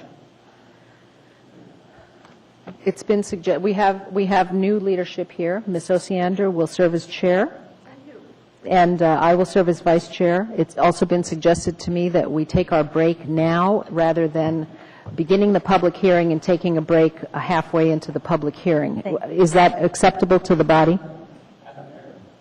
Okay. And then we'll come back and reseat ourselves in a new fashion. Is that acceptable to the body? Yeah. Okay. Thank you. Hang on a sec before you go. Mr. Coffey. Thank you. Madam Chair, I'd like to thank you for your service. It was difficult times on a 5-5 vote. We managed to bring in a lot of things, 5-5 ideological split. I mean, it was a well-done job, and I thank you for the opportunity to serve with you, and I enjoyed it, and I look forward to having someone else do this as opposed to me. Thank you. Thank you, Mr. Coffey, and I appreciate your service as well. You've trained me well, and I appreciate it. Ms. Drummond, we're going to have to, I believe, change the statement a little bit. We can't take our break yet, so I would urge a 5-minute break at this point to rearrange chairs. Okay, there's still a number of comments up before, so let's do that before we take our break. Mr. Flynn. Sorry, Madam Chair, I was just attempting to withdraw as a candidate, but we voted. So. Thank you, Mr. Flynn. Dr. Selkirk. I want to thank you for your service as well. You haven't been on the Assembly long, and you stepped up, and you've done a great job, and I want to just say thanks. Thank you very much. I appreciate that. Ms. Johnston. Yes, I want to thank both of you also. This has been a very interesting couple of months, and I think you both have done a great job as far as negotiating through the elections and negotiating as far as our budget, and I just wanted to say thank you. Thank you very much. We're not done yet. Ms. Gray-Jackson. Thank you, Madam Chair. I'd just like to thank you for your leadership. You've done an excellent job. Thank you very much. And Mr. Coffey, I'd also like to thank you for your leadership and your role as Vice Chair. Thank you. Thank you. Thank you very much. Mr. Clayman. Ms. Drummond and Mr. Coffey, I want to thank both of you for your efforts as both acting chair and acting vice chair. I always enjoyed and looked forward to our pre-assembly meetings, although we sometimes had some some interesting and spirited discussion on different matters. I think that's a very important part of the process, and I think it was generally very helpful. I appreciated both of your dedication to the efforts and appreciated working with you, and look forward to working with the new chair and the new your return to the vice chair role, Ms. Drummond. So thank you. Thank you very much. Mr. Gutierrez. Not to belabor the point, what they said. Thank you. Appreciate it. I forgot to thank Mr. Coffey as well, and he's been helpful. I think I'm sitting next to him has been helpful to me and you, and I think, of course, he brings a lot of knowledge to this body continually. So I just wanted to say thanks very much. Absolutely. All right. Very good. All right. We're just going to take a 5-minute recess to change chairs, and we'll continue for a few minutes. Oh, okay. We will now take a 20-minute break. Excuse me. Okay. Are we taking our...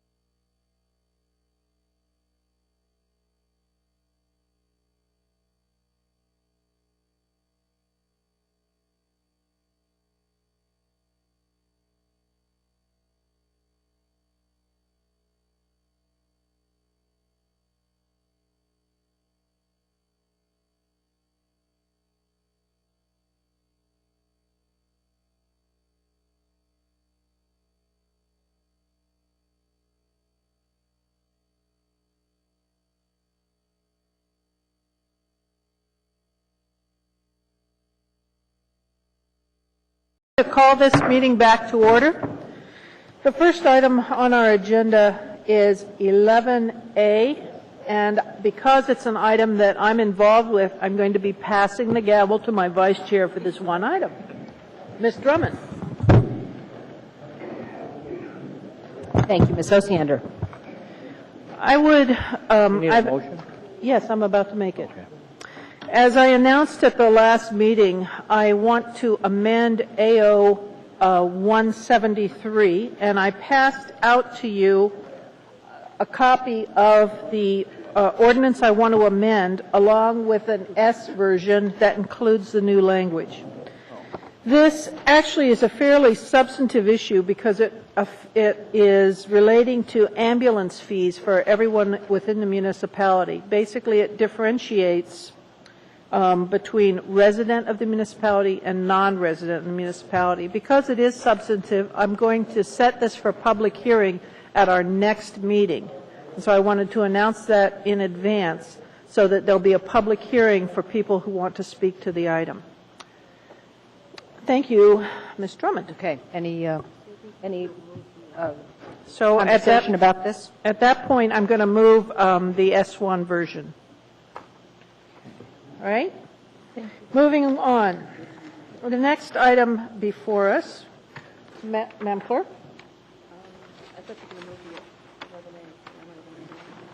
That was 11A, yes. That new business. What did I do? Move the S1 version. I did. I didn't push the button. Was there a second to the S1 version? Thank you. All right, the next item before us is 11B, and I need a motion on this also. Mr. Coffey, I understand you're prepared to do that? And Mr. Flynn, to move to approve. Actually, if I might ask for a procedural, this is a matter that's been approved. My understanding is we need 8 votes to bring it back up. Is that correct? That is correct. So I move to bring this matter back before us. It would be a better motion, I believe. Yeah. My understanding is this item was approved, and then there was it was discovered in the clerk's office that there were some errors, things that did not fully occur. So to bring it back up without the previous notion, Yes. Then we need to have a two-thirds, something that's previously Motion done. to amend something that's previously been approved. That's right. Thank you. All right, and was there a second for that? Mr. Flynn. Okay. The motion is before us. To approve this takes 8 votes. Please vote. This is just to consider it again. All right. That. Do you have the? It's not. It's all approved. Why? Just a minute. We're having technical difficulties. It doesn't show up there. The board's not working correctly. No, it was all. All right. It was unanimous. There appeared to be no objection.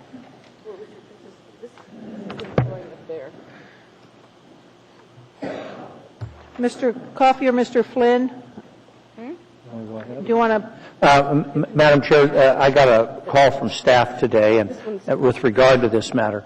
At the time that this was previously approved, we were advised by staff that the conditional use permit was in full force and effect and that all of the other requirements had been met.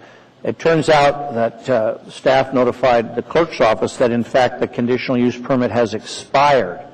And I asked the question, it expired for what reasons? And if you read the memorandum here, you'll find it was both procedural reasons and substantive reasons. It wasn't just failure to record a document. It was actual failure to deal with parking, landscaping, and other matters. Since the original conditional use was approved, we changed the ordinance that now has it, instead of having to go through the entire conditional use permit, they go through an administrative site process. And so what this would do would protest the transfer of the restaurant eating place license and the application for the restaurant designation, and it until has obtained the administrative site plan review.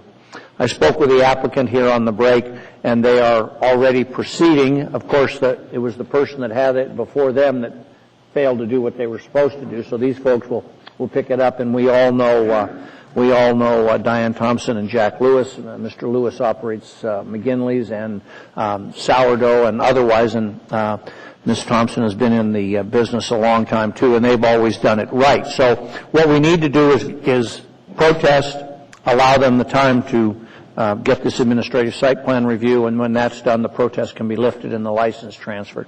So I would urge approval on that basis. Thank you, Madam Chair. So, Mr. Coffey, just for clarity, my understanding is we would need a separate motion to approve this item. Move to approve. And would you hit 216-2009A. And would you hit your first motion button there? He did? Did you? And the second was? Patrick. Okay. That item is before us. Is there any discussion? Seeing none, is there any objection? Madam Chair, if I might, I'd like to thank Ms. Duke for not only bringing this to it, but responding very rapidly and quickly to my inquiries to make sure that we were doing absolutely the right thing. Okay, she did a good job, and I want to thank her. This item passes unanimously, seeing no objection. Thank you. The next item on our agenda. Madam Chair, may we briefly? Go ahead, Mr. Flynn. I'd like to make a motion to change the order of the day to take up item 14K. That's the United Way lease, the Emergency Operations Center, and they have promised they won't speak if we do this quickly. Second.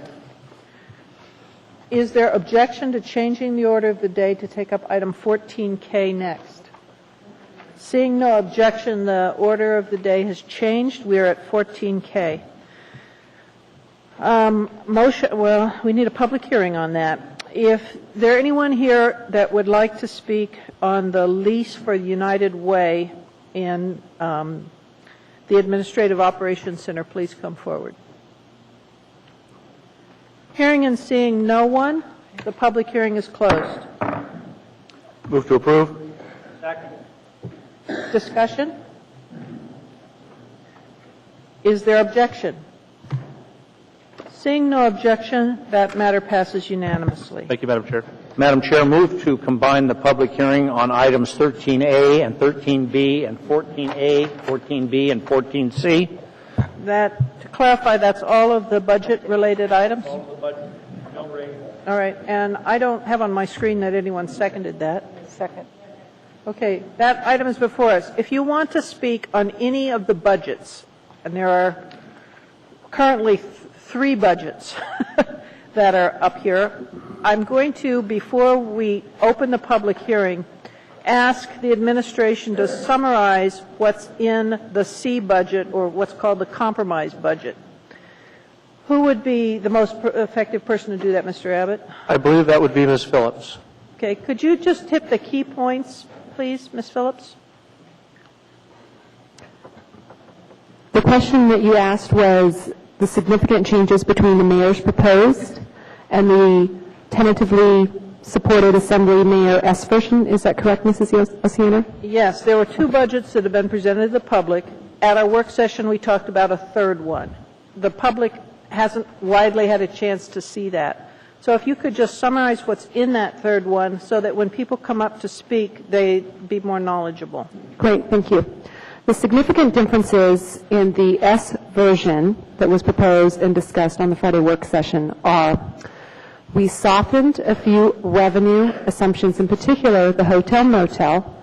Originally, we were assuming about a 25% reduction, but with additional information at first quarter, it was more like a 12.5%. And although this doesn't expand our expenditure authority, it reduces the burden on property taxes. In addition, we sought another significant amount of reductions. The goal with the S version on the Friday work session was to achieve a balanced budget, assuming the 5-year rolling average on the tax cap. The rough inference was that we needed to find another $3.3 million in cuts or additional revenues. This was balanced through additional revenues, as I mentioned, the hotel motel. We also had a few good news, like we had coastal impact funds came in, about $400,000 more. So we had some good news. We were able to add some revenues. But we also had to dig deep again and make some additional cuts. And those cuts consisted of, let's see if I'm going off memory here, reducing several positions, reducing one position ultimately in Office of Equal Opportunity and transferring the remaining 2 to the mayor, reducing several positions in the Muni Manager's office, largely positions that were going away as a result of transition with the mayor, reducing positions in the mayor's office, several, again, about 3.5, again, transitional positions, so these people were looking during the upcoming transition to move on anyway, reducing the ombudsman in the Assembly's office down to 1 position. I looked to my staff, correct me. Take away 1 position, if I remember. Take away 1 position. So there's and additional professional services cuts in information services and also a management position in that office, a significant reduction in the professional services for the CFO, small reduction in the budget office. One thing to point out is that while we softened the impact for the hotel motel down to the 12.5% assumed reduction versus the 25%, there was a corresponding increase that passed through the civic. So when we raised that hotel motel a little bit, we raised the corresponding pass-through to civic. So it has no bearing on the operating budget, but is reflected in those numbers. Overall, with these reductions and then these revenue positive adjustments, we were able to balance the budget, assuming the 5-year rolling average, which was a net change of about $3.3 million. And that would be $3.3 million less. Could you talk about the tax cap briefly and the implications on that? Yes, it's $3.3 million less in property taxes. So the budget for general government has gone down about $1 million, and then when you look at the increase with the hotel motel passing through to the civic, it'll actually reflect a small increase. However, that's due to increase in revenues for the hotel motel. General government has gone down, but the really important point to note is significant effort was placed to shift costs off of the tax cost in order to allow the Assembly to pass a budget that reduced the taxes. So in the original mayor's proposed budget, we used what is currently the legal tax cap. which had a CPI of 4.6, I believe, again, going from memory here. But using the rolling average of the last 5 years, that CPI was 3.1. So using that CPI instead of the legally one we could use right now of 4.6 yielded a reduction of about 3.3, 3.7, I think. And that was our goal. Both the Assembly and the Mayor's Office worked very closely together to achieve that. And again, it was through that combination of reductions and offsetting revenues. The other thing I want to add, I know there's been some fair email exchange about potential closing of the Diamond Branch Library, and the compromise budget does not do that. I'm calling it that. I hope that's a correct wording. The S budget. The other thing that it does not do, it does not fully fund public transportation, but it does include what Mr. Clayman put back in the last announcement. The other item that is not there is there was a impact to the Performing Arts Center, and that has been averted. Is there anything else significant in terms of public comment that was not included in that summary? I'm sorry? The other thing that probably should be mentioned is the wage concessions. We have already the firefighters, and additionally before us is one from the Teamsters. Could you describe what the impact for the other bargaining groups would be with the S version budget? The S version budget reflects the original wage concessions that were in the mayor's proposed budget on the 14th. That's roughly $4 million in wage concessions that are being anticipated. I think that I'm looking around for Lisa Arnold, who might be able to speak to the status of those. But as you mentioned, if we can ask Mr. Clayman to do that for us. Certainly. I don't want to interrupt you, Mr. Clayman, but all right. If you could describe in the S version of the budget the implications on wage concessions and what's anticipated, please. Certainly, we have made the assumption, and in the dollar figure I would actually rely on Ms. Phillips to articulate the amount, but the assumption we have made is that we will get concessions from all of the bargaining units. And at this point, as the Assembly knows, we've gotten a concession from the fire union that the Assembly has approved. Tonight we introduced a concession from the Teamsters that would be on your agenda to approve on May 12th. Discussions are continuing with all of the other bargaining groups, and actually somebody asked me today, well, are you optimistic or pessimistic about getting concessions? And I remain very optimistic that we will get those concessions because we're continuing to have discussions. If we weren't discussing anything, then I would be pessimistic, but the discussions are ongoing. I can't report more details, but I am very optimistic. And to the extent we don't get concessions, then the expectation is that there will have to be layoffs in departments in which we're unable to get concessions. And we've actually introduced an item on our agenda to deal with that mandatory. That's right. layoff. I think it's 9F6, which was introduced tonight. It's a title only because we didn't have the text ready, but it will give the mayor's office the authority to take up to 62 hours, require mandatory leave without pay of up to 62 hours for non-represented employees, which is the tool that we need in the executive branch to do those management tools as to non-reps. Thank you, Mr. Clayman. And Ms. Phillips can articulate the exact amount that we budgeted for the whole thing. I think she can in terms of the whole amount for that. At this point, I just wanted to do highlights before the public hearing. We'll have a lot of questions and discussion afterwards, if that's all right. All right. At this point, then, I'd like to open the public hearing on our budgets. So if you'd like to speak, please come forward. Give us your name. My name is Eddie Burke, and I'm a resident here in Anchorage. I had Jennifer Johnson on my show today, and so the public should know that this deal is already over with, and there's really no reason for you to testify, because according to Mrs. Johnson's testimony, they're going to raise your taxes. She's already confirmed that they're going to raise your taxes. They're going to raise your property taxes. And then code for your new revenue, offset revenues, that's property taxes, correct? Just if you could speak to the body, Mr. Burke. Through the chair. Right? I'm sorry, Mr. Burke, I'm not authorizing my department members to be responding to your question. You're here to testify. Is offsetting revenues, does that equate to property taxes raising? We will discuss that during deliberations. This isn't a give and take at this point. Well, I just wanted to know that for clarification. We will discuss I'll assume that it is, okay? So therefore... Madam Chair.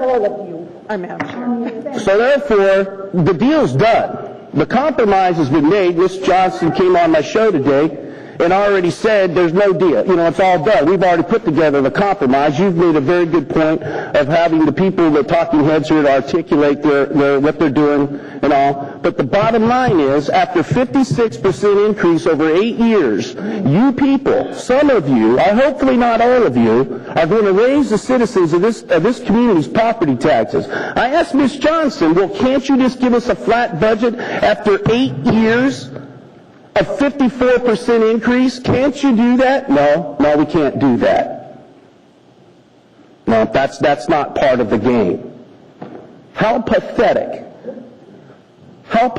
can you get that this body cannot reduce property taxes to moms and dads and kids in this town who are trying to survive during economic times?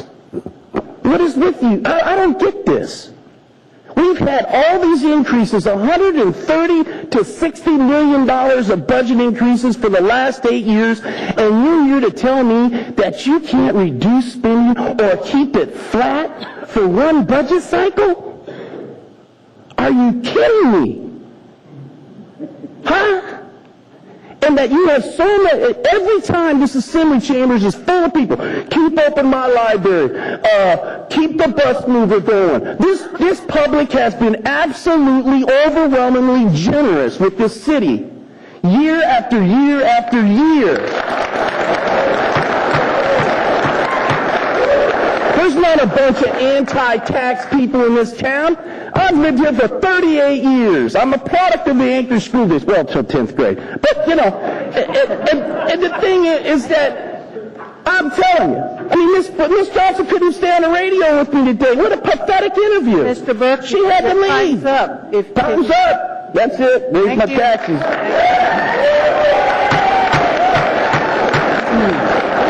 Order, please. State your name, sir. My name is Ray Ward, and I'm a resident and taxpayer of Anchorage. And I must say I disagree with the gentleman before me. The ink on this compromise budget is not dry yet. This is why the members of this assembly body is providing we, the public, an opportunity for our input. And thank all of you for this opportunity. I want to just make a few comments on the proposed cuts in the Mayor's Office of Equal Opportunity.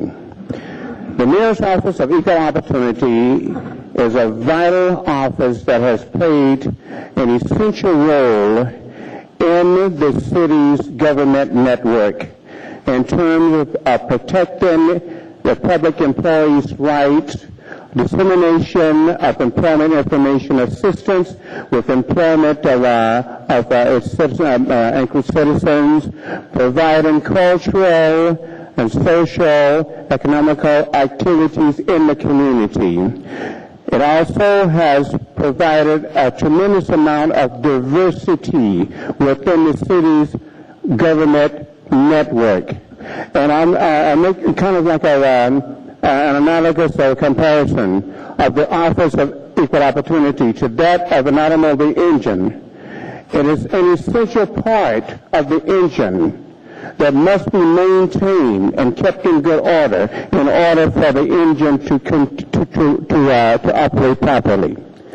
Now, you may say diversity is not that important. Well, let me tell you something, ladies and gentlemen. It is important because the results have been tremendous and the results have been good. We're in a different age of technology, of sociology, and just look at our president, starting in the White House. Times have changed. So it's time for us to continue with that change. Okay? Now, as far as diversity, when a white male walks through the door of opportunity, generally speaking in America, that door is open for him 100%. When a white female walks through that door of opportunity, that door is open for her around 90 to 95%. But when a male or female of color walks through that door of opportunity, it's open to us for about 70%. It's getting better. But I ask you, members of this assembly, do not interfere. Do not stop change and progress.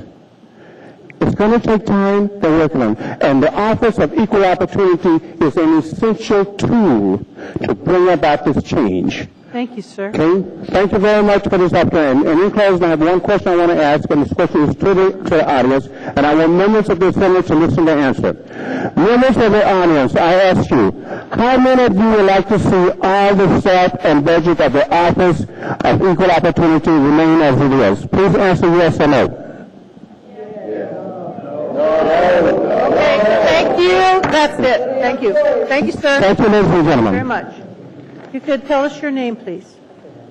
Good evening. My name is Greta Anderson. I'm a junior at Service High School. I live in the Sand Lake area, and recently I heard that you guys were planning on maybe shutting down the Diamond Branch Library. I didn't come prepared with a big speech because it was kind of last minute, and usually I would not come because I'm not prepared, but it's something that I feel passionately about, and I feel like as a future I'm responsible to speak and to voice my opinions for all of you. The Diamond Library is a great place. Any library is a great place. It's one of the government's, I think, best, you guys, it provides a lot for a lot of different groups. The Diamond Library in particular, the Diamond Mall is kind of known for having a lot of groups hanging out there, and it provides a very positive environment for people who are both socioeconomically fortunate and unfortunate to have something to do. It gives access to computers and internet, which not all families are fortunate enough to have, and a lot of resources that otherwise would be unavailable.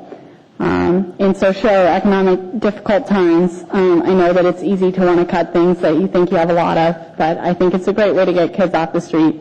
It's a great opportunity for adults, and it's something that you should really think about before you get rid of, because it will affect a lot of people in a very big way. Thank you. Thank you. Would you come forward, sir? Good evening. Travis Cox. I'm here to say I'm speaking on behalf of the working families of this community about raising our property taxes. We live on a budget. What we look at when we sit out here and look at you, we see a bunch of elitists, lawyers, doctors, people that don't work and get blisters on your hands. We do. We live on a budget. How much can you take before we have to sell our homes and move or downgrade? That's what we're asking. Look out here. We don't wear suits and ties when we have blisters on our hands. You sit up there. What you need to do is balance a budget, get out of our pockets, quit raising our property taxes. It don't take but a little bit of sweat, put a little bit of sweat on your head and work your brains, figure out how to cut the budget. It's not that hard, people. I can do it. I can do your job, and I can cut the budget. You sometimes have to say no to people. And another thing is this contract with the unions that the city went through. If you open it up to bidding and get the unions out of it, you can cut the budget, and you can get out of our pockets. And you've got to, because we're going to have to sell our homes. We're in the middle of a recession. We're about to have a pandemic, and the world looks like it's coming apart, and you want more money.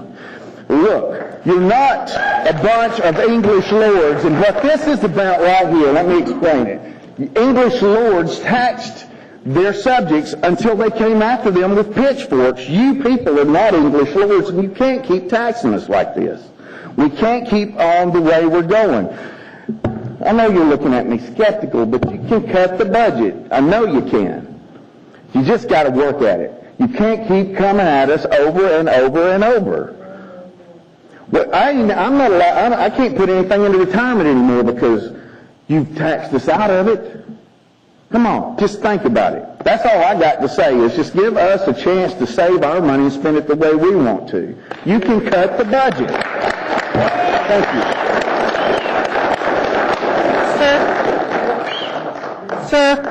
Sir, there are probably a few questions for you. yeah, if you could come up.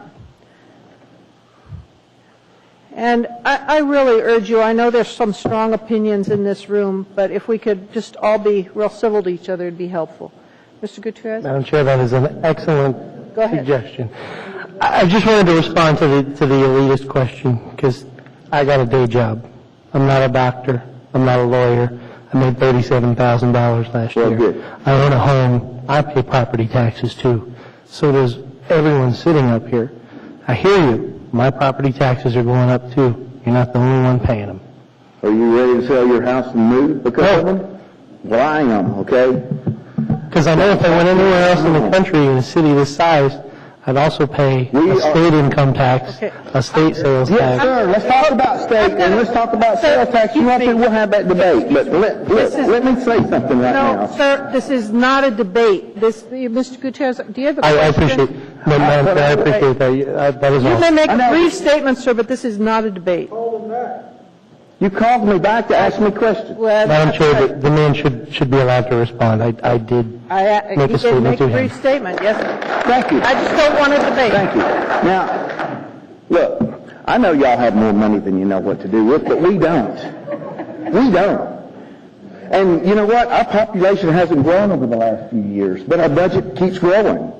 How come our budget grows, but our population doesn't? Because that just means you've got to take more from us. Okay, thank you, sir. Thank you. Think about it.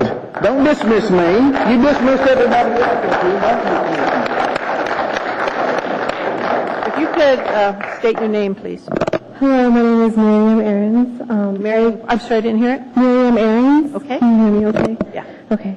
I would just like to say a few words in support of the Rural Affairs Coordinator position in the Office of Equal Opportunity. As an Alaska Native and a former intern in the Mayor's office, I'm familiar with the importance and significance of this position. I can think of a few examples that demonstrate how valuable I feel this position is to the city. As Anchorage competes with Fairbanks on a yearly basis for AFN, the Rural Affairs Coordinator serves as a useful liaison between organizers of AFN and the municipality.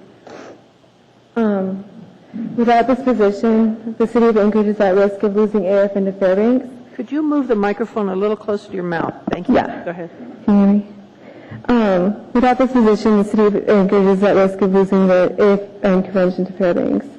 And that means, a lot less income from all the delegates who come to Anchorage to shop and attend the convention.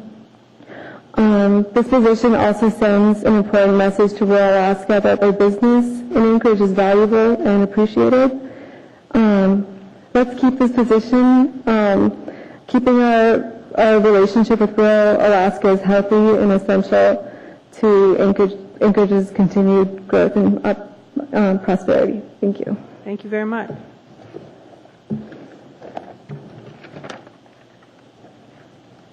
Hello, my name is Angela Totemoff. I too am speaking on behalf of the Rural Affairs Coordinator and the Office of Equal Opportunity. I think it's a great asset to the city of Anchorage, especially since there's a big migration in from rural Alaska to Anchorage. So I think it's really vital at this time to keep that office open, just to have a friendly face for the people to come to, and for them to turn their problems to, and to come to the office and have someone there to represent them and to welcome them.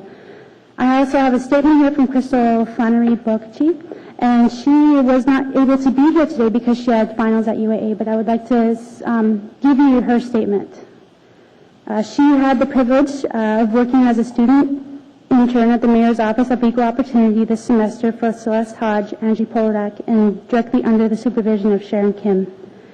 As an intern, I primarily worked on diversity projects for the office, which included Black History Month, Women's History Month, and Asian Pacific American Month events. While I was conducting this internship, I spent an average of 15 hours a week in the office. During that time, I observed the daily flow of traffic through the office, either regarding diversity projects or discrimination and harassment complaints. As an intern, there was never a day that I did not have a sufficient amount of work to be done in the office, due to the fact that nearly every month the office holds a diversity event for the municipality trainings. I also noticed how well municipal employees and local citizens were received when they entered the office. Upon completion of my internship, based on these observations, I have concluded that having the office serve as a dual role, as a place where people can come to regarding diversity or complaints, it creates a safe and welcoming environment for community members. I believe that reducing the office from serving as its own entity within the municipality of Anchorage would drastically reduce its effectiveness. Personally, I would be intimidated by having to go directly to the mayor's office for any of my diversity questions or complaint concerns.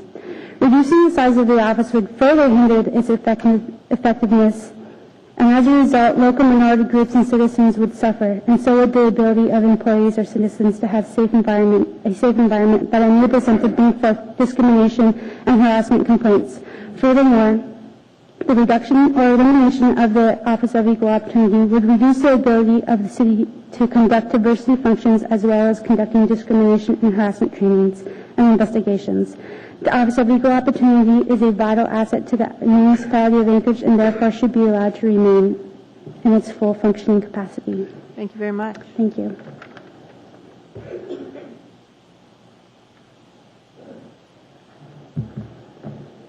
Nice to see you again, sir. Likewise. Madam Chair, Assembly members, my name is Dr. Ellsworth James. I'm the president of the Anchorage branch of the NAACP, and I'm here to speak on behalf of the Office of Equal Opportunity. For the last 18 plus months, the nation has been on a self-determined path of change.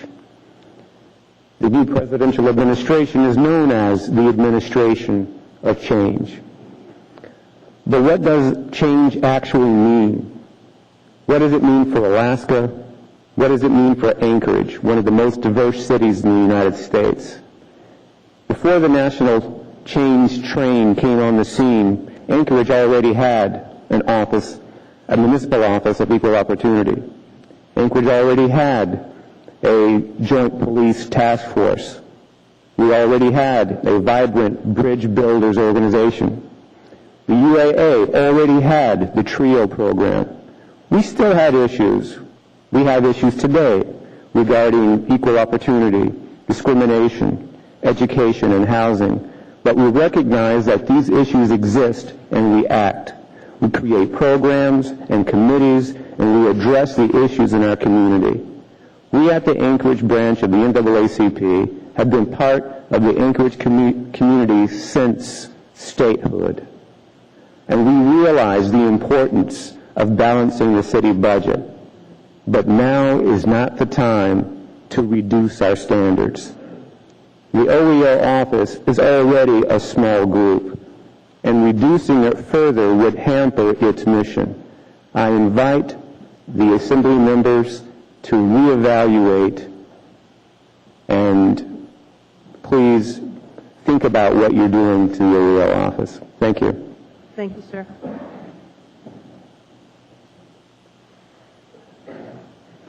Hello again. Hi, my name is Mark Fish. I'm from Airport Heights. And the issue of property tax is very emotional for me, and I'm going to try to be reasonable and rational with you folks. So I prepared a little statement. I'll just read from that, and hopefully it's short enough to get to some other folks. Excuse me.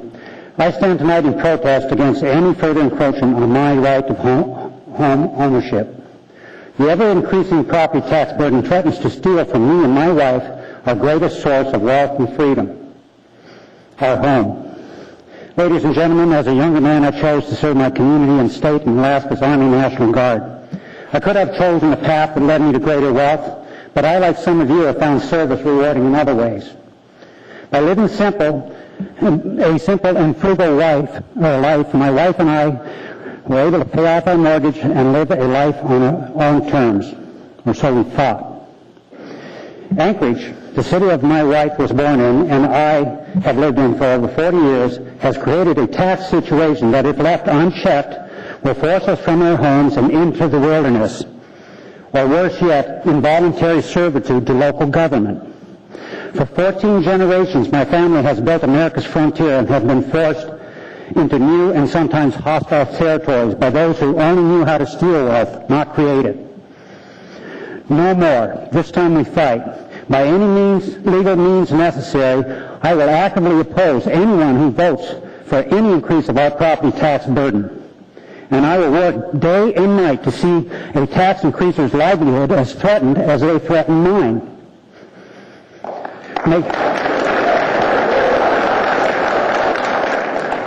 And I'll close by saying, may God help us all if Anchorage fails to provide tax relief for its citizens.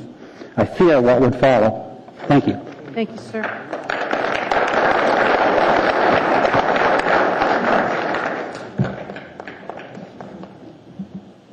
Good evening. My name is David Boyle, Madam Chair, Assembly members, Mayor Clayman.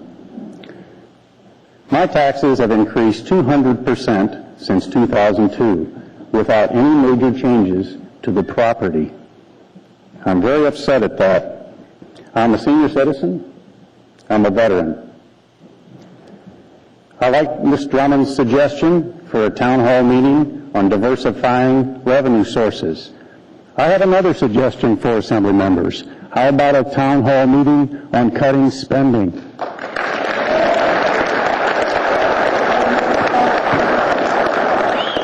I want to commend you. I know it's very difficult. I worked on many budgets for the U.S. government.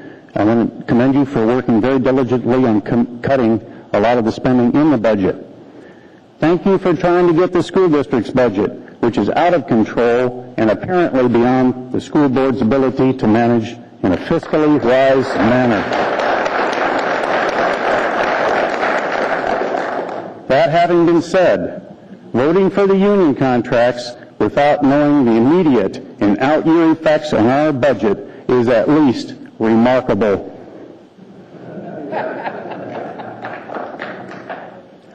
We, the voters, have sent our first message to you in the last election. Please heed it.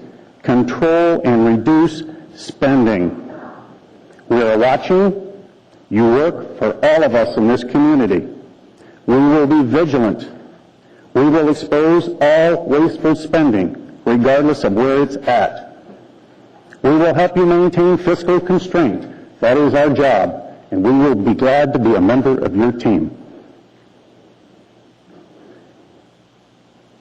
Come the next election, if you do not maintain fiscal responsibility, this is your pink slip. For the next election, this is your pink slip if you don't start representing we the people. Stop wasteful spending. Cut the pork. Thank you very much. Good evening. Sure.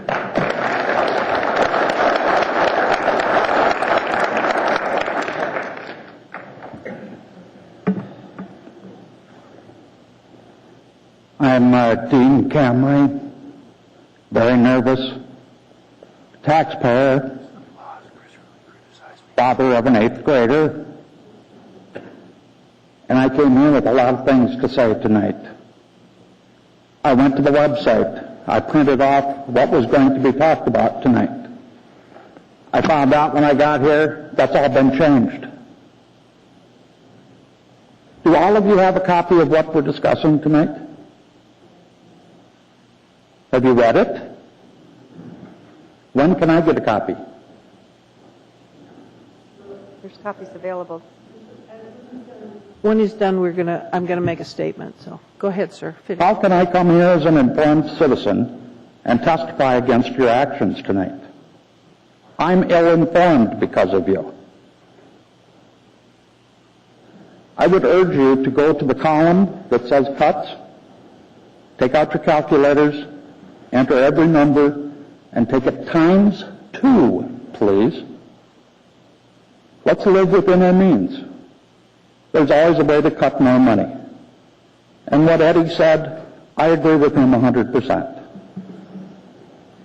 I would also like to know how many funded and unfilled positions are in the MLA budget. Does anybody have an idea? How many are in the school district? We need to cut our taxes. We need to not have the shell game, the shift and shaft. Oh, we're going to cut spending, so your taxes are only going to go up $200 a month. I'm not putting up with it anymore. Taxes are out of control. You people are out of control.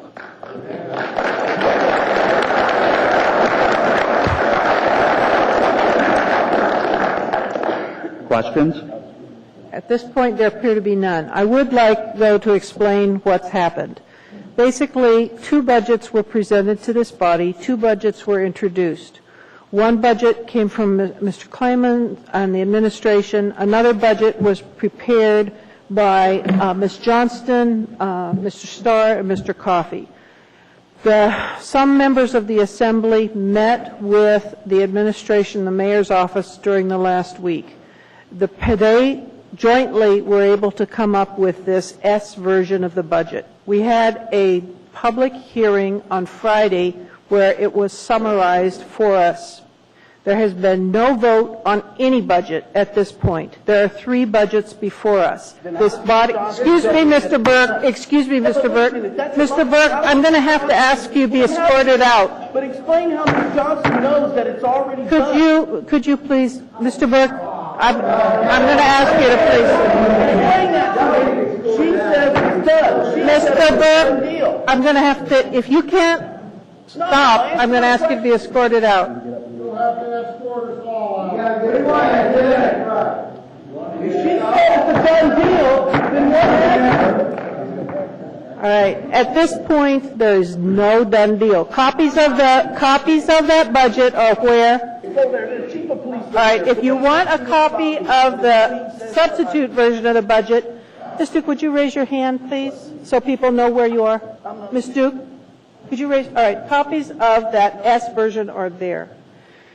All right. Let's try to continue. Go ahead, sir. Good to see you again. Good evening. Thanks. Same here. Congratulations on your election.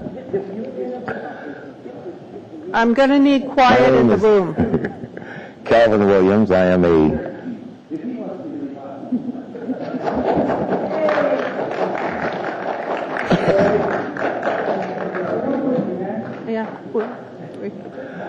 Let's try again. You want to start over here? Go ahead, Mr. Wayne. My name is Calvin Williams. I am a resident of Anchorage since 1965. In 1964, I was living in Louisiana. I went to the Ouachita Parish Library to check out a copy of this book and was arrested because it was a white library. I have since purchased a copy of this book, and I keep it with me on times such as this, times that are mindful of those days. It's impossible for me to even imagine someone contemplating cutting the office of OEO at a time when indeed we are going to be confronted with an increase in complaints generated by hard times, which is going to lead to layoffs, which is going to lead to people filing complaints. And whether or not they are frivolous complaints, they will indeed have to be responded to. If it's an informal response, it goes to this office of OEO. I invite you to visit that office. It's a small little office, 3 rooms, actually 4 if you count the receptionist area, with a little closet with books in it, and 3 people struggling hard against what it seems nobody remembers. In this room, a man spoke out against discrimination, and he was almost booed as if it doesn't exist. Every night in this town, some of my brothers in the Samoan community, 6 of them, wash buses. In the cold of night, they wash the people mover buses. It's the only place you will find such a concentration of Samoans working. 6 out of 8 Samoans. You won't find that concentration anywhere else. Parity has not occurred. We are a long way from reaching that goal. Discrimination is very much alive. The EEO office saves countless dollars for the municipality. The municipality receives funds with a promise to the federal government that these funds will be distributed equally and justly. It is the OE office that monitors that. If you cut that office, if they can't do their work, you're going to get a backlog that's going to lead to a cut in federal funds. It works that way. And in addition, we have 96, 98 languages spoken in our schools. We don't have that kind of diversity anywhere in the city. We're a long way from the work that we must continue to do. We're living in a global society. We're living in a global world. We can no longer sit back and proudly say, speak English or hit the road. We're going to have to learn other people's languages and other people's customs. I'm tired of raising the same old argument. I'm sure as you're tired of hearing it. Thank you. Ms. Swibbs, before you go, you got to tell us what the book was that you checked out. Before the Mayflower, A History of the Negro in America. Thank you, sir. Thank you very much. Thank you.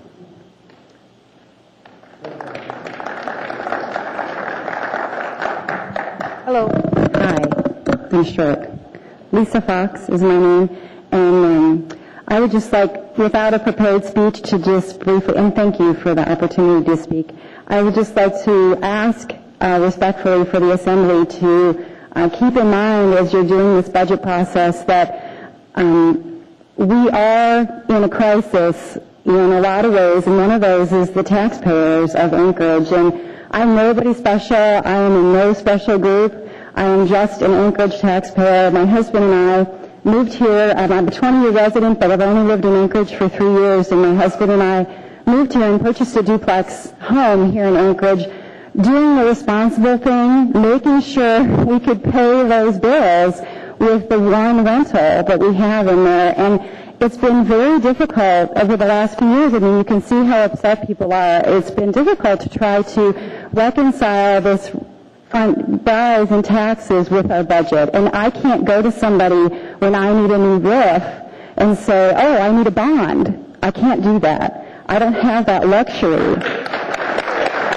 And so, and I just love to bring up that argument about Alaska and the taxes, and we don't have any taxes here because we're Alaska. And so respectfully to you, sir, I don't live anywhere else. I don't compare my taxes to anywhere else. I love Anchorage and I live here, and there's a quality of life and standard of life here that this place affords me that I would love to keep. I don't mind paying taxes. I don't. I am thankful for the services I have. I truly am. What I mind is when my money is not well spent. So I'm just asking, thank you. So I just ask for, just respectfully, for you to just really look at what you people can do to give us some relief. And I wish you had seen the folks that I talked to. I did work on the Citizens Initiative to pass the tax cap, and I wish you could have seen the people's faces.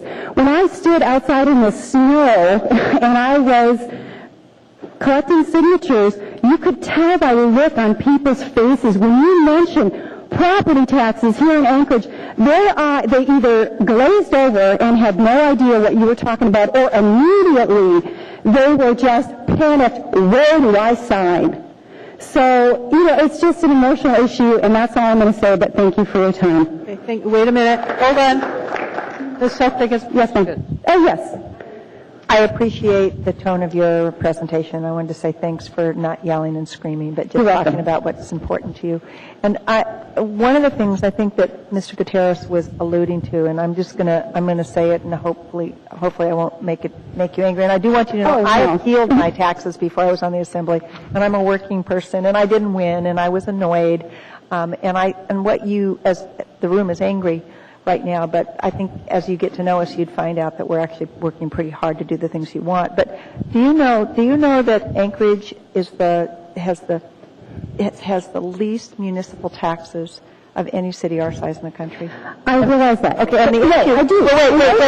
And the issue, so the issue that Ms. Drummond brought up. Let her finish. The issue that Ms. Drummond brought up is one that we're all talking about. And I want to see, and the people I know want to see, is how we're going to go about doing this. And so I just wanted to point out that I think you just said you don't mind paying taxes. It's this big hit in property taxes, which is a really different statement than assuming we're doing a terrible job. I mean, the fact is we have some work to do in terms of restructuring this. And I think that what we're looking for is not, at least I'm not speaking for anyone else, I'm not looking for an immediate solution. I'm looking for a willingness to really look at what you are spending. I'm not well versed in these municipal affairs. I've never been involved. But when I look at the graph, I can see how the spending has gone. I look at our population, I look at my services. I'm not a mathematician, I'm a biologist. You know, I work with critters. I don't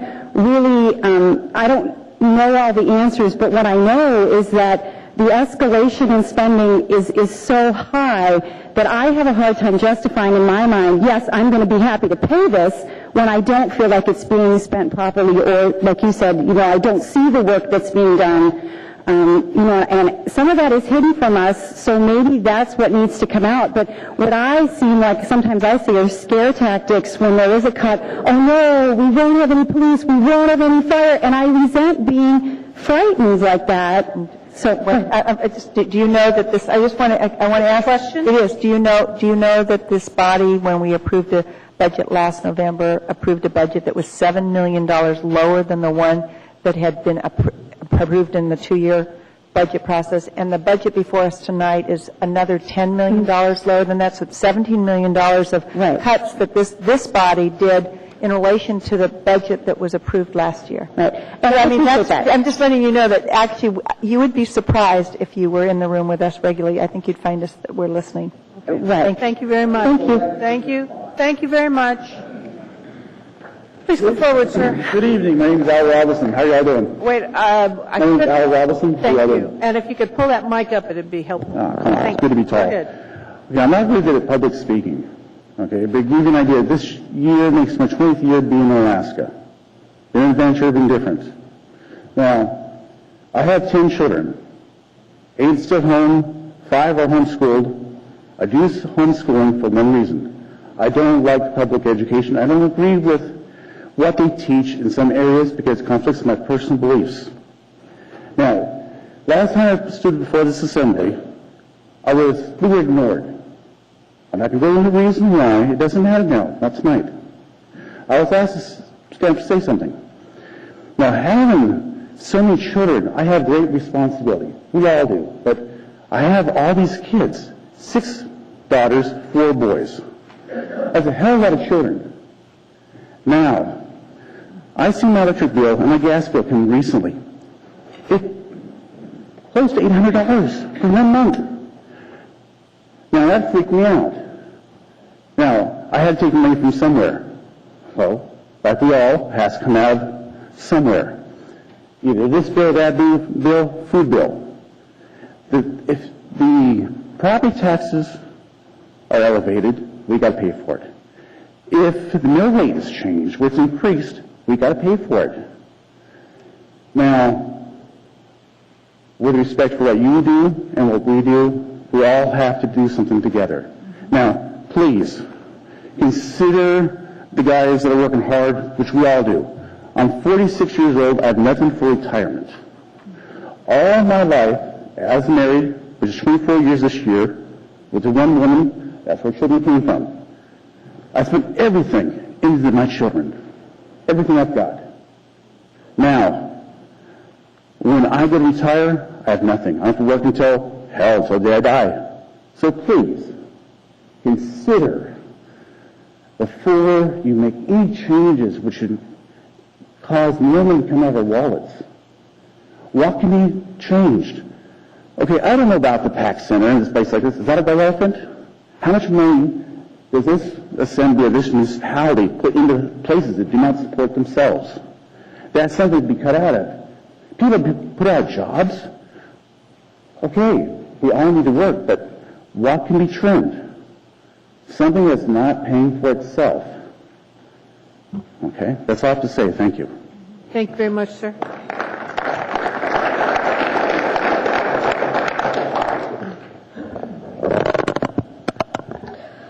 Hello, Assembly members, Mayor Clayman. Thank you very much for giving the public an opportunity to speak tonight. Rather, I've come on this upon short notice. I want you to know that I'm a newcomer here to your fair city of Anchorage, and I have taken a $20,000 pay cut to be up here in the land of the wild and frontier. I came up wild-eyed and full of hope and dreams. After putting myself through school for the last 4 years, I obtained my master's degree, and I wanted to pursue my dream of life, liberty, and the pursuit of happiness. But I have found that after living all over the United States that I cannot come into the market in Anchorage, not on the salary I make at this time. And any increase in the tax system, I ask that if it hasn't been done yet, that you give it a little bit more time for review, because you're locking out newcomers into this market. I've never, ever been able to not buy a home in any place that I've lived. And it saddens me that any tax increase is, any compromise is on taxes is a hindrance to that American dream of owning a home. And that's all I have to say. And I hope someday I can do that. So if it hasn't been resolved, I appreciate it, the time, and I hope that you will listen to these folks here and reconsider that. Thank you. Thank you.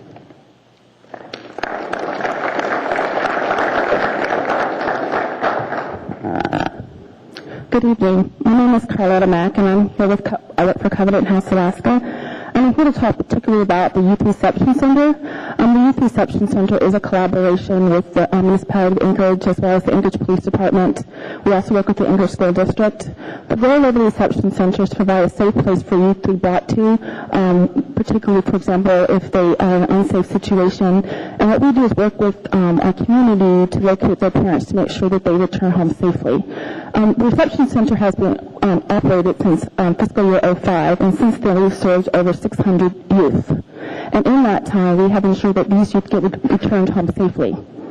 86% of the referrals that we do get from the Reception Center are from the Anchorage Police Department. This collaboration has been very effective, and we are very proud of the safety that it ensures our children in our community. And so I'm here today to ask for your continued support of the Reception Center and to offer an opportunity for questions. Thank you very much. Oh, wait a minute. You do have a question. Mr. Starr? We're actually adding to your budget tonight, $50,000. And from some discussion, which I haven't had with you, and that there's an uncertainty in funding. There's an uncertainty of funding that's apparently arising in June with that. And some of it is the previous funding levels you got from ASD contributed to your budgets. Are you in negotiations with the ASD to talk about that pressure that you're seeing? And, you know, if we don't approve your $50,000 tonight, what are you going to do? Well, Anchorage School District did contribute, and we are currently using that funding right now. This particular funding will start July 1st, and if we do lose this funding, we're going to have a situation where you have Anchorage police officers who are driving around with kids in their cars again. Because there's nowhere to take them other than McLaughlin is what are the options? What else is there out there? There are very limited options. Thank you. Wait a minute. One more. Ms. Telford? I wanted to let you know that Ms. Gray Jackson and Ms.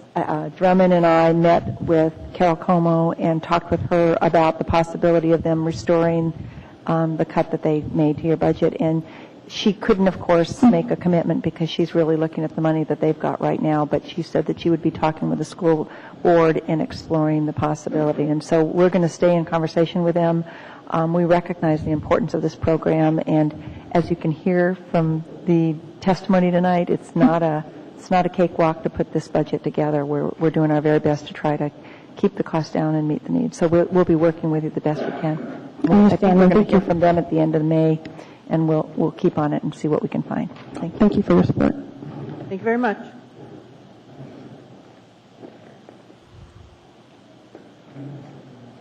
Hi, my name is Bruce Heller. I have a small janitorial business here in town, and I'm just here for to put in my 2 cents worth as far as the tax hikes or the mill rate increase that you intend to pass tonight or consider. I'd appreciate it if you didn't do that. I'm struggling. I have 2 children. My wife doesn't work. doesn't make me rich, doesn't make me poor. It's just that I am struggling to make my house payment and pay my property taxes. And I hope that you would seriously consider, before you make a move tonight, people like me, and take us into account. That's it. Thanks. Thank you very much.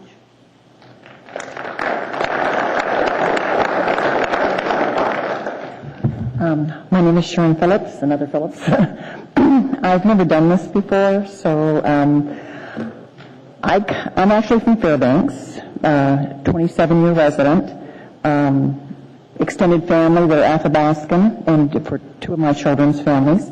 I have 4 children, 7 grandchildren, been married for 36 years. Homeowner for 17 years. We are down here from Fairbanks, and I'm getting more involved in the Anchorage community. I was, I think, blessed and lucky enough to take part with a group of people that were part of the Alaska ACT group, the 912ers, and the Alaska Tea Party group. The Alaska Tea Party group, we had a fantastic, I think, response to, I think, the largest ever protest in the state here in Anchorage on the 15th. And I think that everyone here is sensitive to the issue. I think you're sensitive. I think they're sensitive to the issue. And I'm thinking from the outside the box. I'm looking in at you guys because, again, I've been a Fairbanks resident for about 27 years. What I see are people that have not sat on a board like yours and do not understand what you're responsible for. And I see a lot of people that maybe haven't walked in these people's shoes, and so that maybe you don't quite understand where they're coming from.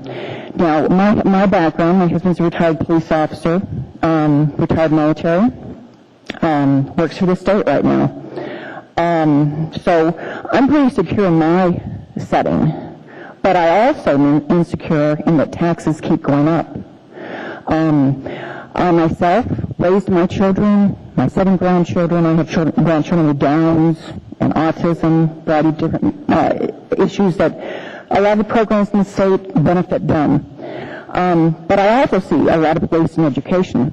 I own my own daycare center for 12 years. My husband owned his own mail contracting business for 11 years. The people who are self-employed are really hurting.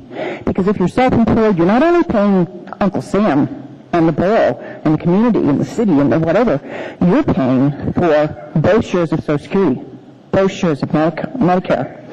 So in the process, you're double whammied. What I see is the old adage of The Forgotten Man. I've read the book by Andy Charles, The Forgotten Man, recommended by Glenn Beck. I recommend everybody read that book because William Graham Sumner came up with, considering the working man. It's the equation of you take taxes from A and B and C, and somehow it all flows down. But it's flowing the wrong way. The pyramid's upside down. The working man is who we are. We are the people that all the money's being taken from, and it's being provided. Okay, thank you. Thank you very much.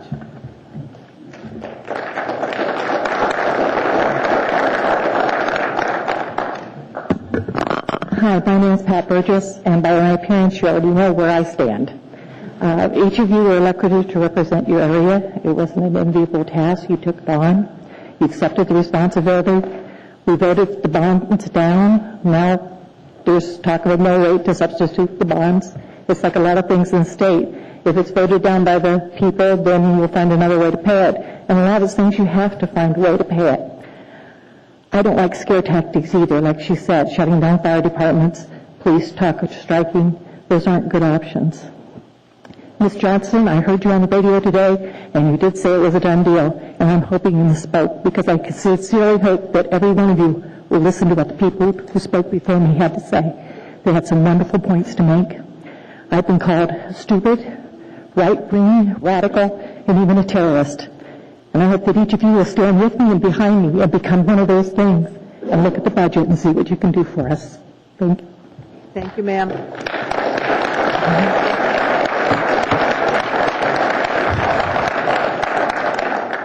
Hello, my name is Nancy Carter. I've lived in Anchorage for 38 years at the same address. My taxes have continually gone up higher and higher. And I've never even thought about selling my home, but I'm a widow now. I will be on fixed income if I can ever afford to retire. Right now, I'm 70 years old. I cannot retire. And I just get emotional about this because there's no reason for it. I don't understand it.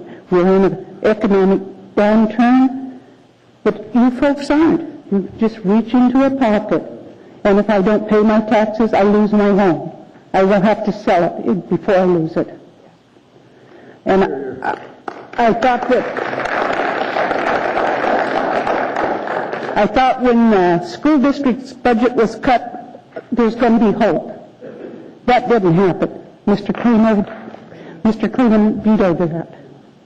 For whatever reason, I don't know.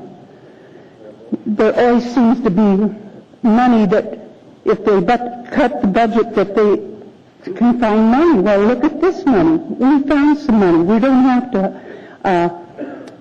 lay people off. So where's the money now? I think that if the budget was cut, maybe we would find the money. And I just don't know what else to say about it. It is just beyond me. I don't understand. But maybe I will move. Who knows? I will have to. I won't be able to afford my home and stay in Anchorage where my family is. Thank you. Could you wait a second, ma'am? Ma'am, just a second. Ms. Drummond has a question. Thank you very much for coming. I know it's difficult to speak. I'm assuming if you are 70, you are taking advantage of the senior citizen. I do for 150, but my house has gone up in value enormously. That's right. That's the least of what I pay now, that 150. We are all in favor of increasing that. That is, unfortunately, the state has not reimbursed Anchorage for the cost of those discounts ever, or not in the recent past, and it's difficult to increase senior citizens and disabled veterans deductions unless the breaks will then be divided among the rest of the taxpayers. And there's nothing I would like to do more than to increase all those tax breaks. Okay, I'm going to remind everybody to keep it to questions instead of debate. Madam, do you want to make a very short statement now in response? I would only like to say I would rather pay taxes on that 150 and get the break on the other 300,000 my house has gone up in the last few years. Okay. Thank you. Thank you very much. Listen,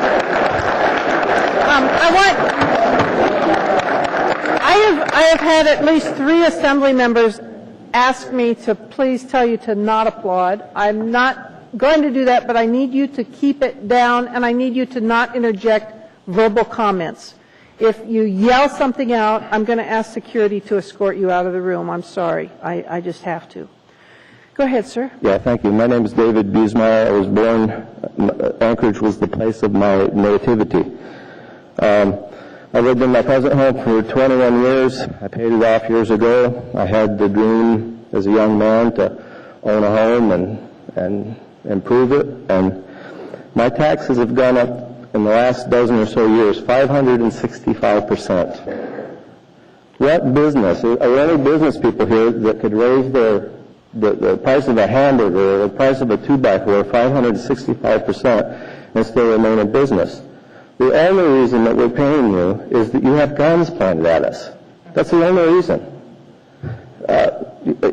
Governments, Western governments, were founded on the premise of a republic of limited and enumerated powers. If one was to scratch his head and wonder whether or not you people felt constrained to function within those limited and enumerated powers, where's the rest? Where can we find out whether or not you're actually acting under lawful authority? I'm preparing to, getting my home prepared for the inevitable. I can see now that I probably won't be able to stay there through my old age.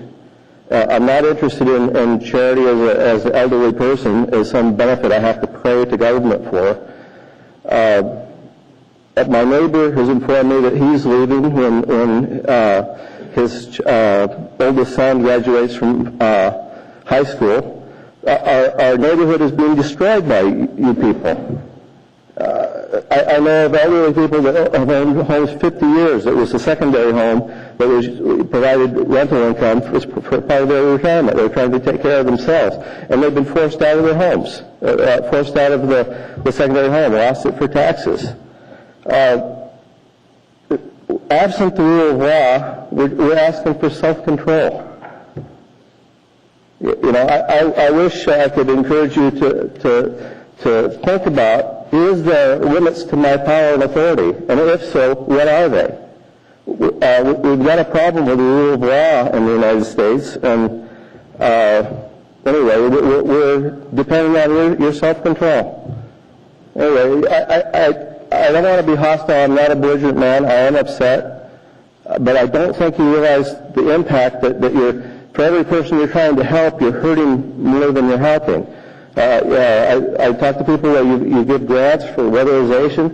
Well, there were people that were weatherizing their own homes before you were doing that, and you're taking, anyway, I think I've said enough, but thank you for listening. Thank you, sir.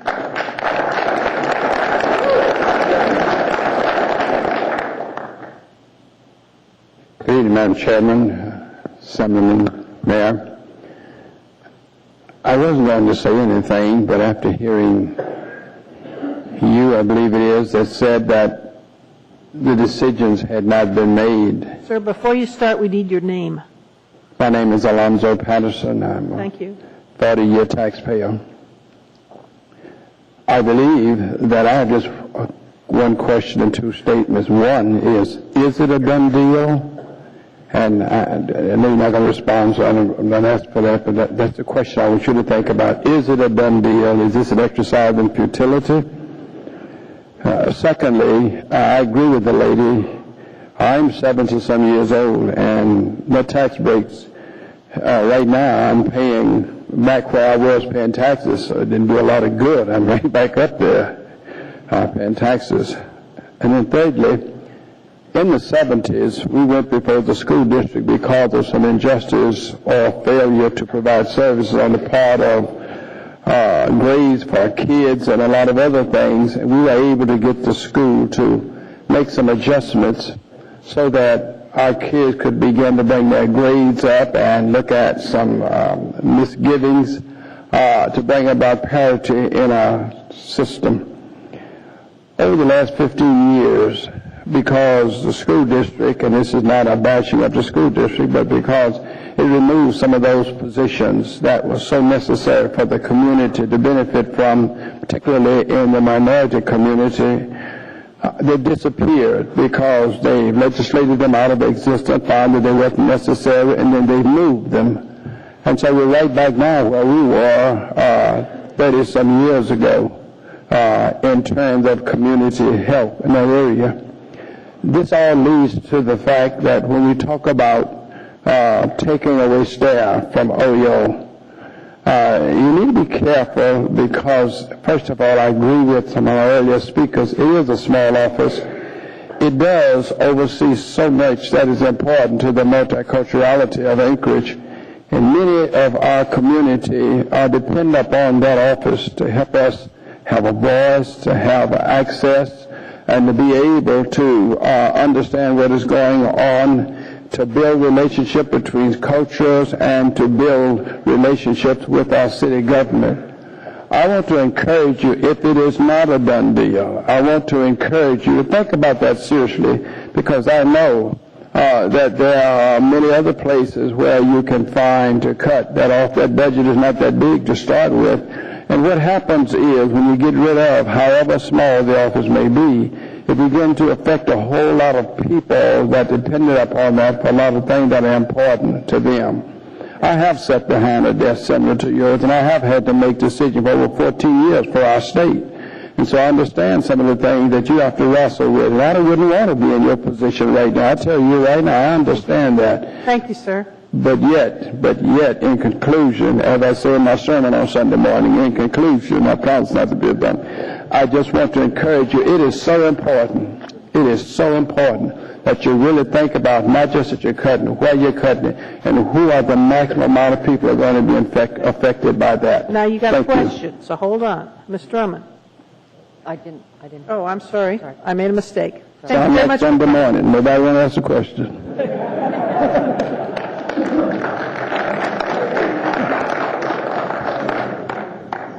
Oh, Mr. McGrath. Good evening, members of the Assembly. Mr. Mayor, congratulations, Ms. Osteander. It's a hard act to follow. You want to state your name? My name's Tom McGrath. Thank you. And I would encourage you to hold taxes at last year's level. It isn't just taxes. In the last 5 years, our garbage rates have gone double. Instar is charging a lot for gas. It's because the state RCA is protecting us, I guess, and that's why we're paying $11 per million BTU instead of the $3.23, which is Henry Hub. Water and sewer rates have gone up. The fees and fines since in the last 5 years kind of gotten to the level of usury, and it kind of goes on and on. The basic tenets of government: police, fire, roads. It's $241.8 million in your budget. Your total budget is $422.4, so that leaves $179.9 million for nice to have. The mayor's office in the last 5 years has doubled. It's gone from 0.75 to 1.5. Emergency management has gone from 0.76 to 1.68 million. Emergency management, I would think, would be under the police or under fire. They used to be, but here about 9-10 years ago, we created a whole new office, and we're spending lots of money there. Economic and community development, Heritage Land Bank, and development services. Those three, it's kind of what we have, where we are, and where we're going. And we're spending $39 million just kind of screwing around. $39 million for those offices that most people in this room could not tell you what they do.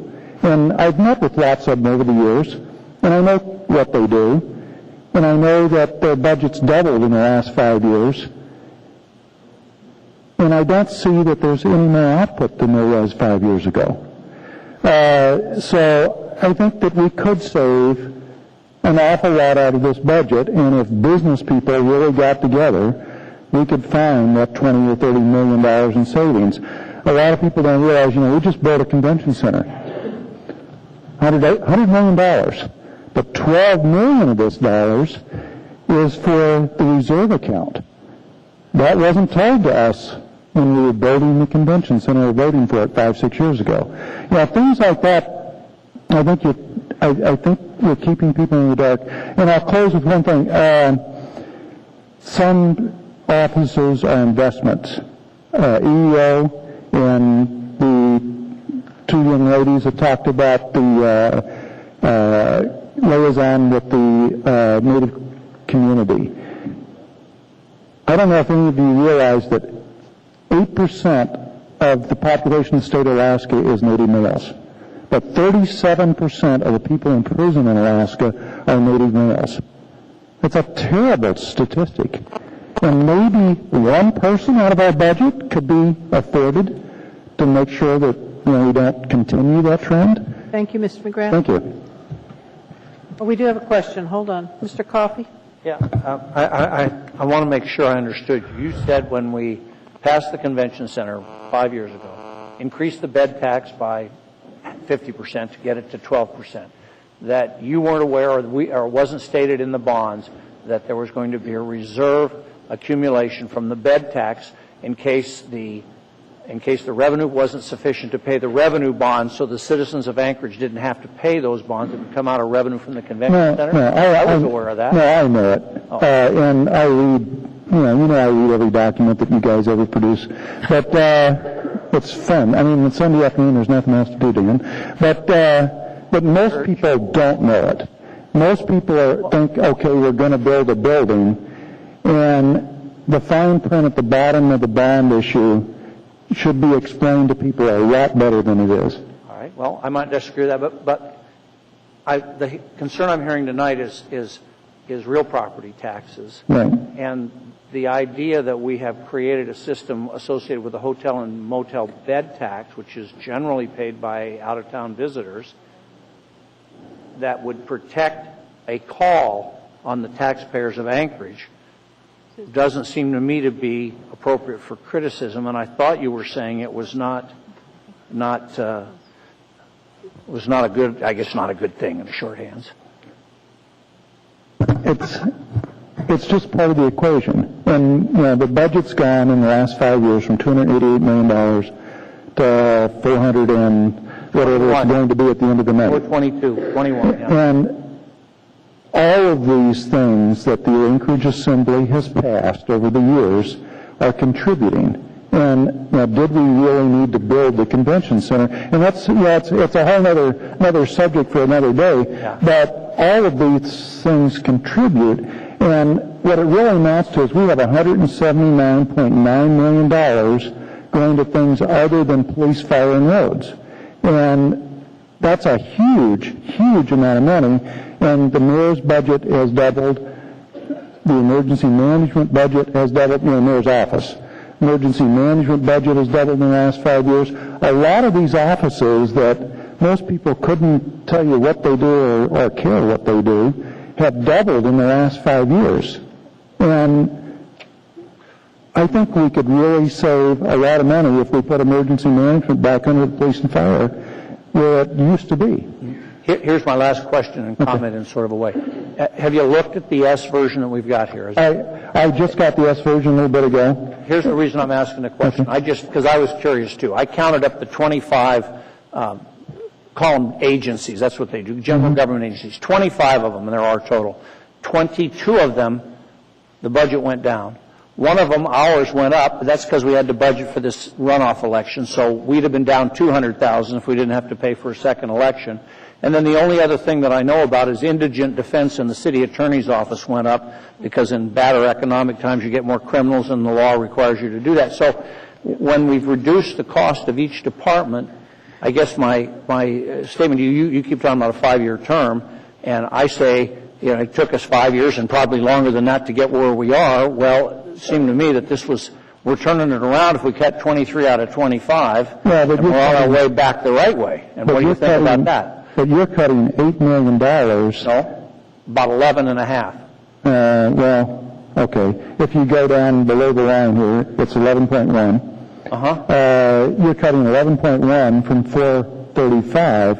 From 432, I think. 432? Yeah. 432.8, okay. Where 5 years ago it was 288. Yeah. And so there shouldn't have been the increases that required the cuts. Well, and I would like to see the 11.1 get down to about 20. And I think that you could do it very easily. The 11 comes out of property tax. Pardon? The 11 is a property tax reduction. Right. It's not federal money or state money and that kind of thing. Yeah, and I know there's a lot of pass-throughs. And there's funds that come from various places. There's only 200 and whatever the number is that actually comes out of property taxes. Well, I wouldn't use the word only, but it's 219, but it would have been 230. It's a lot of money. Thank you very much. I'm going to ask Assembly members to keep your questions short. Just a minute. Hold on. Come on. Got two people in line to talk to you. Oh, sorry. In respect to the people who are still waiting, if you could keep your questions short. Mr. Gutierrez. I will, Madam Chair. Thank you. Mr. McGrath, I just want to make sure I heard you right. You would be in favor of maintaining the position for a rural affairs coordinator? Yes, I would. Okay. Thank you very much, sir. That appears it. Thank you. Okay.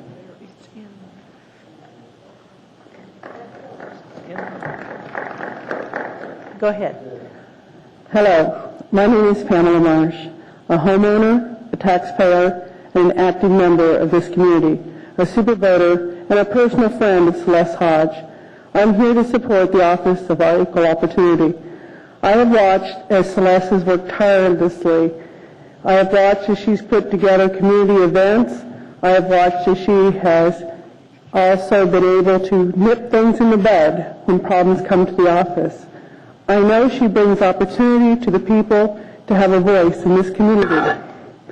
I want you to think about this office and what it does for the city and the money the Office of Equal Opportunity saves the city by settling disputes early, by letting people feel as if they've been treated fairly. In closing, I want to thank you. I want to thank you for a tirelessly hard job that you do, and may you do it with good speed. And with that, if you have any questions, I'm here. There don't appear to be any, but thank you for coming.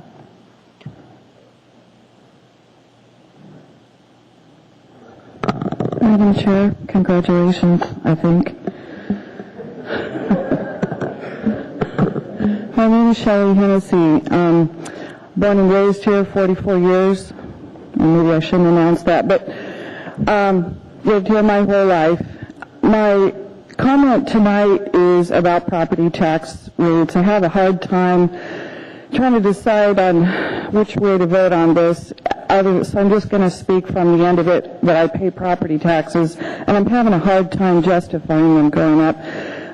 From a personal perspective, just want to first of all say thank you to the Assembly for approving that the Alexander Avenue project go forward to the legislature. They turned it down. I'm back here. But from the perspective of the fact that a lot of people think that they're not really sure whether it's the city or the state that should be helping to pay for this project.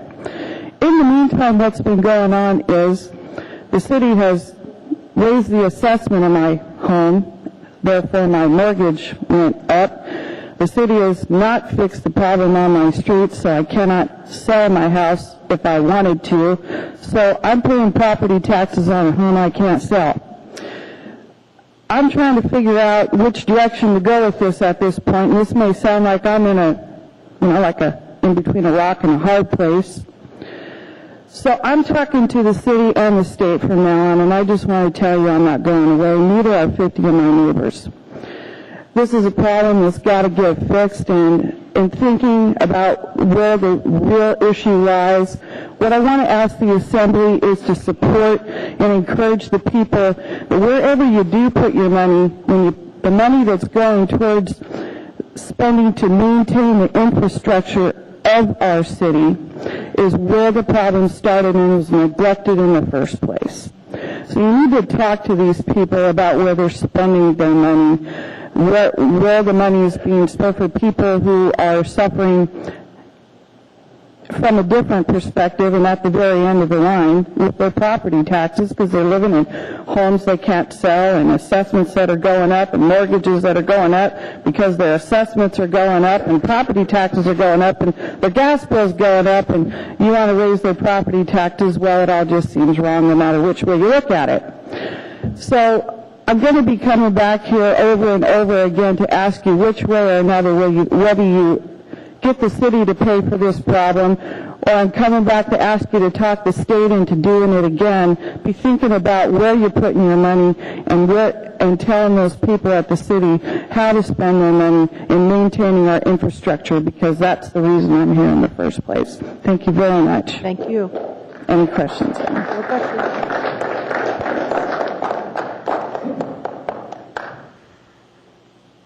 Hello, ladies and gentlemen of the Assembly. I'm Billy Ray Powers. With all respect, we got a problem here in Anchorage. Our taxes are out of control. My property taxes have over doubled in the last 6 years. If that happens in the next 6 years, and the next 6 years after that, where are we going to be? It's not sustainable. The people in this town are between a rock and a hard place. We have to cut these taxes. We have to. Or we have to do something that will allow these people to stay in their homes, possibly a sales tax, I don't know. But the property tax is not working the way it is. I heard some testimony a little earlier about a library that we need to spend money on. While we're building a library in the parking lot of a school that's being built in Mountain View right now. There's a library in that school, I'm pretty sure. Do we need both of them? Do we need to spend the money for both? Or could we just have that school library open for the citizens of this town? There's a lot of things we can do if we think a little bit out of the box. Again, respectfully, I came straight from the ditch to this meeting. I would not come dirty in this attire. I mean no disrespect. But this city, we have to make some changes. It's not working. We don't have a stable real estate. You can't buy a house here and expect to know what your taxes are going to be, which means it's not a stable real estate situation. We have to get the taxes under control. Thank you. Thank you very much, sir.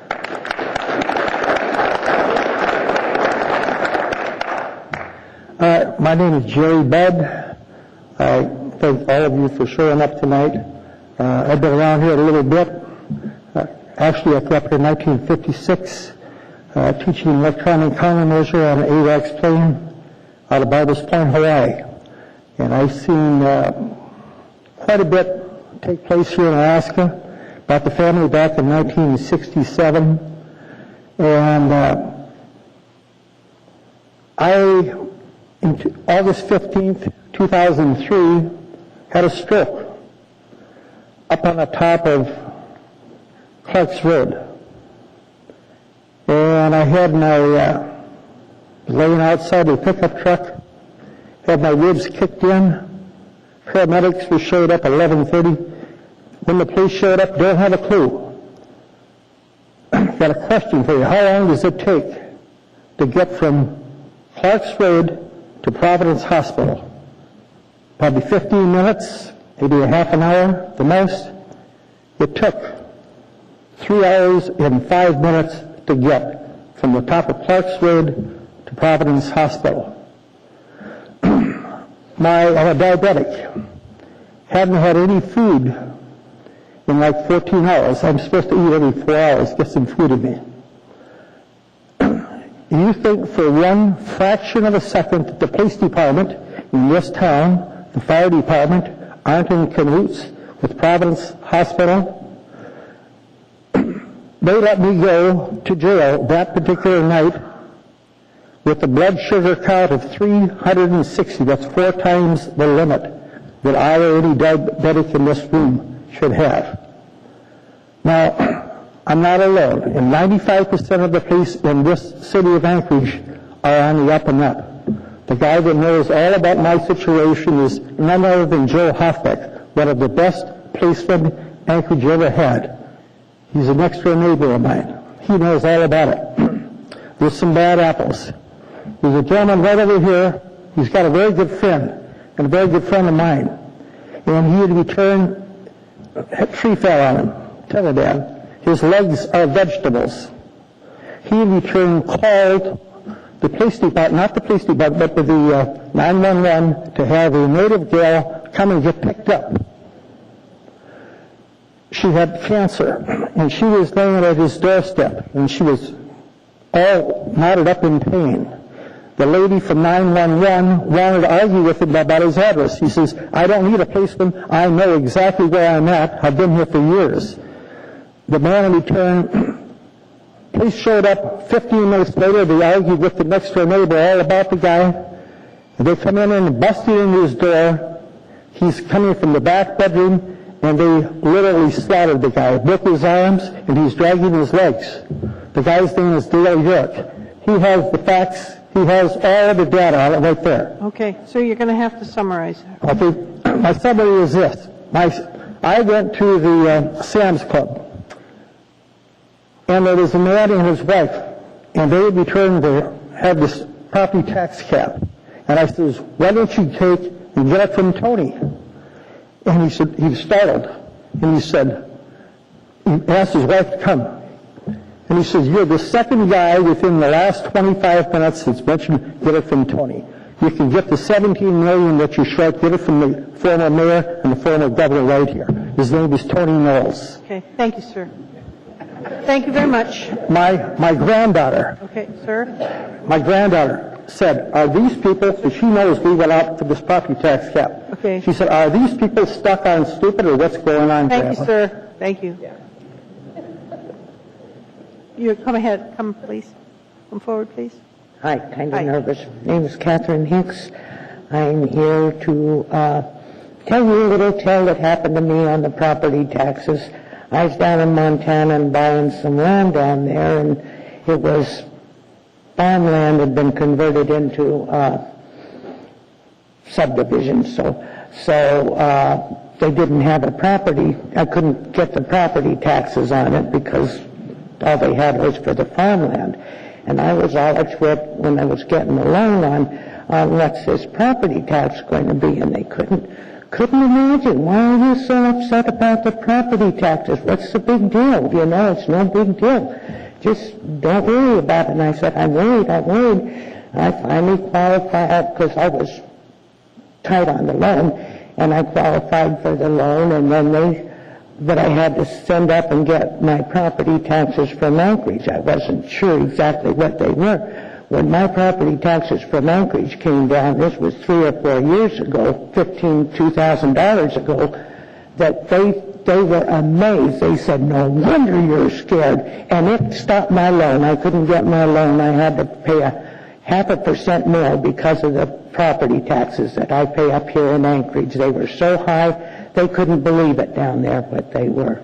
This is the state we're in, you know, and I realize that Montana has a sales tax maybe and this and that, but boy, my property taxes, I did go ahead and get the land, and my property taxes were $300, you know, compared to $6,000. It's a little bit of a change, you know, and we've just got to stop doing this. You guys can cut spending, and one other little comment I have is, I remember right after 9/11/01 when people used to they used to have ads on TV, and it said, we're Americans, and it showed all different brands of people.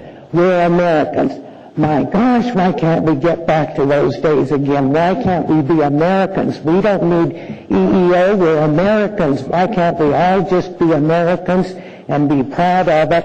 We shouldn't have 14 million languages in school. We should teach English. That's what this state was raised on and this nation was founded on. We don't need all this other stuff. If we'd all just remember that we're Americans. Thank you. Thank you, ma'am. Thomas Francis, and I want to start off by thanking all you fine folks. I'm with the We the People Foundation, State Coordinator, and Campaign for Liberty, and never in my life have I seen such an awakening of people that are tired of it, and I really want to thank all of you personally, and the state government and the federal government, because I've never seen people pay attention like this. And your time is all up because the gig's over. We need to look at the comprehensive annual financial reports. We got to smash these globalist agendas like Agenda 21 and the sustainable environment. These globalists are telling us how to do it. Like, you're the only one that cares about anything. We don't care about our state too. We don't already have implementations in effect to save and preserve everything. You guys just want to throw our money down the drain. Keep going, but the one question I have is, can a house that stands against itself stand? Thank you, sir. No questions? There appear to be no questions. Jesus rules. Thank you very much. Welcome, ma'am. My name is Donna Brooks. I'm a citizen and a product of Anchorage, Alaska. I grew up here. I've seen many changes. I'm speaking on behalf of OEO, a very small office. It's just the staff, 4 staff members. Celeste Hodge works tirelessly. She works all the time raising money for her office to put on functions. The municipality does not contribute to that. she has been very good in bridging the gap of the lack of diversity here in Alaska, bringing people together. I'd like to know, and this is rhetorical, how much do you spend on your legal fees in courts fighting cases that you know you're in error? And it's not for anybody to answer. I'm aware of them. We've had many problems in this state that have to do with the lack of diversity. You have all the same kind of ideas that do not reflect you're representing all the people in our community. EEO has bridged that. OEO has bridged that. And I hope you take into consideration that before you cut them down to one person. Without a secretary or a receptionist to keep things together, your office is going to fall apart. And I don't understand how you justify doing that. But that's all I have to say. I want to say that I appreciate having the opportunity to come before you, the Assembly and Acting Mayor. I appreciate having the opportunity to say that. But I hope you take into consideration OEO and their responsibility to all the people of this community. Thank you.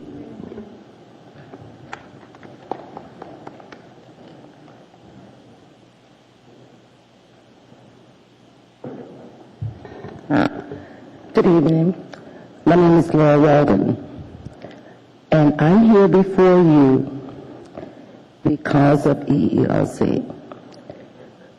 At this point in time, when you're talking about taking away something that affects a lot of people in a lot of different ways, as we stand here before you, who is making decisions on our lives,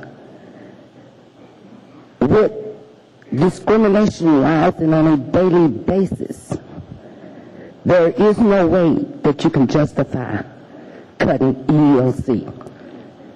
As many discrimination cases that has been coming in over the last 5 years has begun to escalate even more. So EEOC is something that's very important to keep the people in line. As we walk into offices, as we walk into this assembly, how many Afro-Americans are represented here? Who is representing us? It is not equal. And if it's not for those people watching over our shoulders to try to make everything equal, we would diminish. We're already regressing and not progressing. So we need those people in order to progress, even though right now we're regressing with all of the discrimination cases coming about. And there is no equal justice within the municipality, as well as in the state. From Juneau down, discrimination head is beginning to rise very, very high. There's no justification for it. So I urge you to take another look. Thank you, ma'am. Hello again. Hello, Rob Cummins with the Municipal Taxpayers League. I couldn't sit by without coming up here and reintroducing myself and saying a few words. First of all, I think we're on the right track here. I think we're, as Mr. Coffey said, we're heading in the right direction.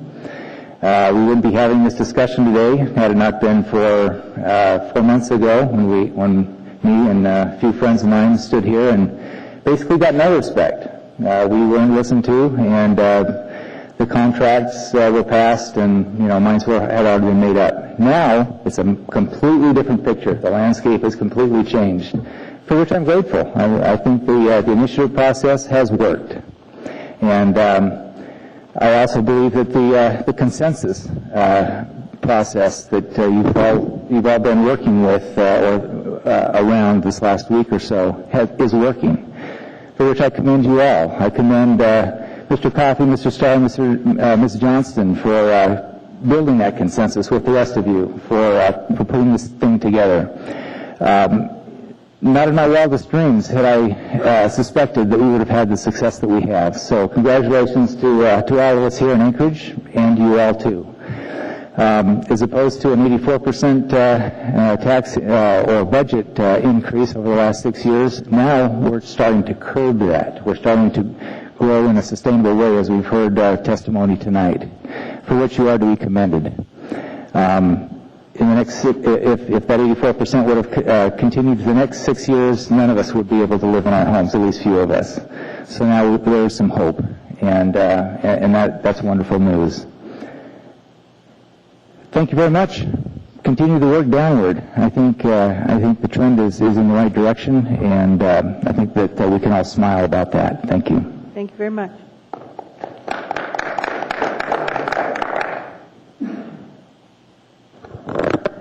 I'm Leanne Craig, and I want to thank you too for this lowering of $11.1 million from the budget.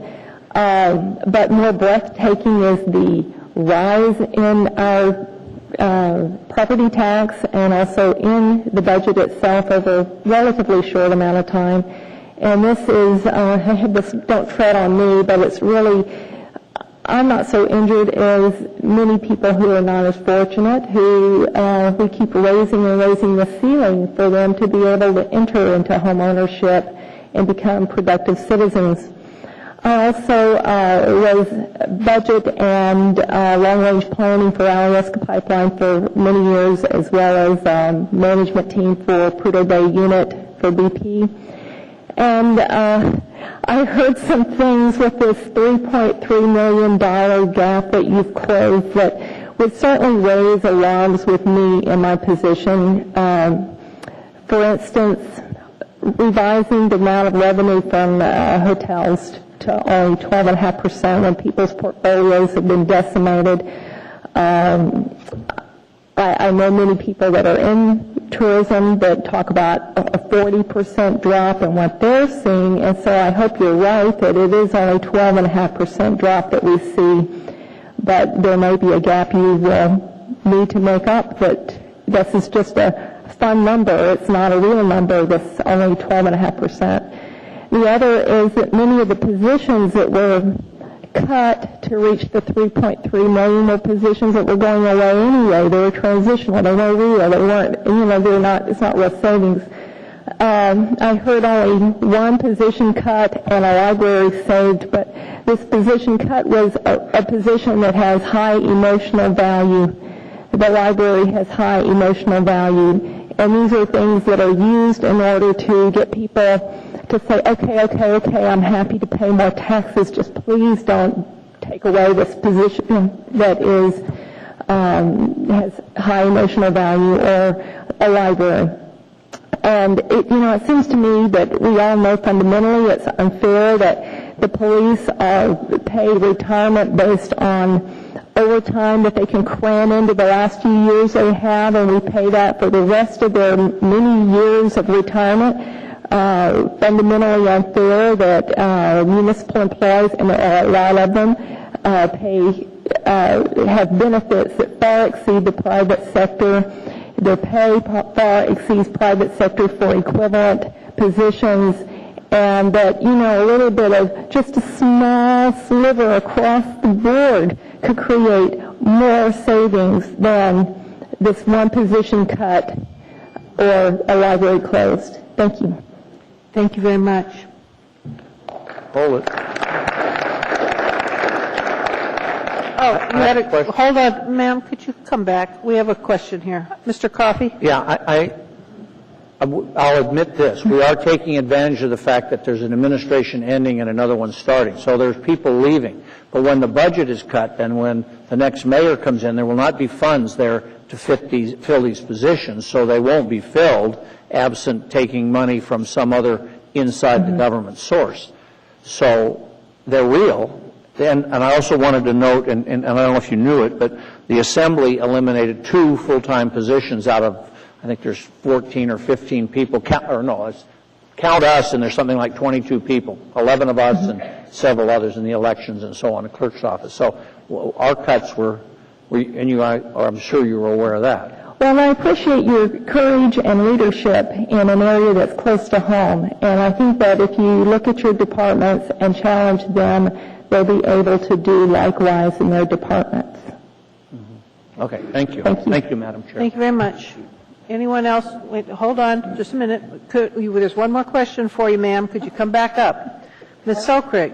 Do you know that the budget the compromise budget that's being proposed tonight actually assumes that the unions are going to come to the table and give a hand here, so the cut across the board and at the union level will either be there or there's going to be layoffs? I mean, that, and there's also the same as the expectation for our non-rep employees, that they're not going to see increases. So, I mean, the things that you've listed, believe it or not, are the things that I think this body has sat down with and looked at departments and said, hey, and if you look, what's happened in this proposed budget tonight is consistently we've gone through department by department and cut things. And so it's easy to say, well, why don't you do this? But actually, I mean, much of what you're talking about is already incorporated into this compromise budget. And, when you add up the changes from this time last year, it's $17 million. It's a lot. Well, and thank you for that. I would be interested, too, in knowing whether the concessions are on proposed contracts or whether these will be reductions from what they're currently experiencing. Currently. Okay, excellent. Thank you. Testify. Ma'am, I'm sorry, you're only allowed to testify once. Question. This is going to be on assumptions? Are we voting on I'm sorry, you can't yell out during the meeting. Oh, Mr. Baker. Madam Chairman, as unaccustomed as I am to speaking for this body, I was not going to speak this evening, but I happen to be watching this at home. And even though we know you, could you state your name? Larry Baker for the record. Thank you. I've sat in that chair, so I understand fully what you're undergoing this evening, as I've sat in several other chairs around this body. And I'm just going to briefly share with you philosophically, because, and maybe just a bit of history. I think this evening is only the second time in front of this public body that I've ever seen a member of the public escorted from the body. And, I guess as a citizen that has watched the public process with the mother of an assembly member here many years ago, and many of you that I've known for years in this body, I've never seen that happen to our city. And that concerns me, that the city would be divided in such a way that the public would come out. And I know, having sat here, how difficult it is that this room is filled when contracts come in front of the body, and it's filled with those people. Tonight, you see the members that really support everything of this community, the taxpayers. And I just want to bring to your attention a couple of factors that have not entered the debate that I think is really, really important to this debate as you think about the bigger picture of where taxation is going in this community. And it impacts two districts, particularly Ms. Gray-Jackson, your district, and Ms. Selkirk, your district, the university students that both of you that are a big part of your constituency. Property taxes impact those students because the property owner has to raise the taxes to make to that student. He can't afford his tuition. He can't afford his books. Yet the property taxes are just a factor that is out of his control, so his rent goes up. And I was on the university campus just a few days ago, and a grandchild that I knew of, a parent, came up to me and said, you should do something about that. And I said, well, that was 15 years ago. I can't do anything about that today. And the other factor I think that you need to think about, I'm not talking about the budget document, but it's in the bigger picture of things, is the senior citizens. You heard testimony this evening earlier from senior citizens, but 10% of our senior citizens are renters. 10%. Now, when when the landlord has to raise his rent because the property tax goes up, the senior citizen that can barely afford their food and barely afford their medicine, how do they afford more rent? So, you need to balance all that, and it's a balancing act. But you've heard a lot tonight, and I don't know what version's on the table, whether it's version A, B, C, D, or Q, or F, or what it is. I have no idea, and I don't know if it's a done deal or not deal. I know how the deals are done, but think about the community, I guess. That's really what I'm here to tell you tonight, because I think Mr. Birch, and my time's out, I'm sorry, but Mr. Birch will recall in Fairbanks, the community was divided, and all of a sudden assembly members were recalled. We don't want to go through that in our community. The same thing happened on the Kenai Peninsula a few years ago. Okay. We need to bring the community together. I'll open for questions. Sorry, I overspoke my 3 minutes. There appears to be no questions at this point. Oh, good. Thank you. Thank you.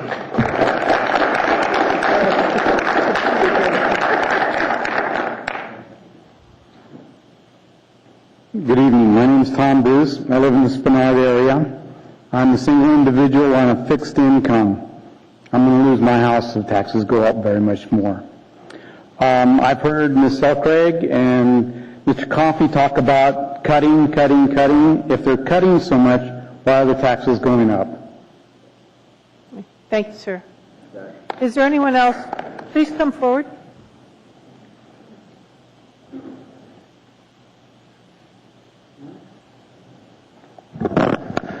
Madam Chairman, ladies and gentlemen of the Assembly, thank you for staying so late. And, my name is Ray Metcalf, and I'm going to try to offer some magic here.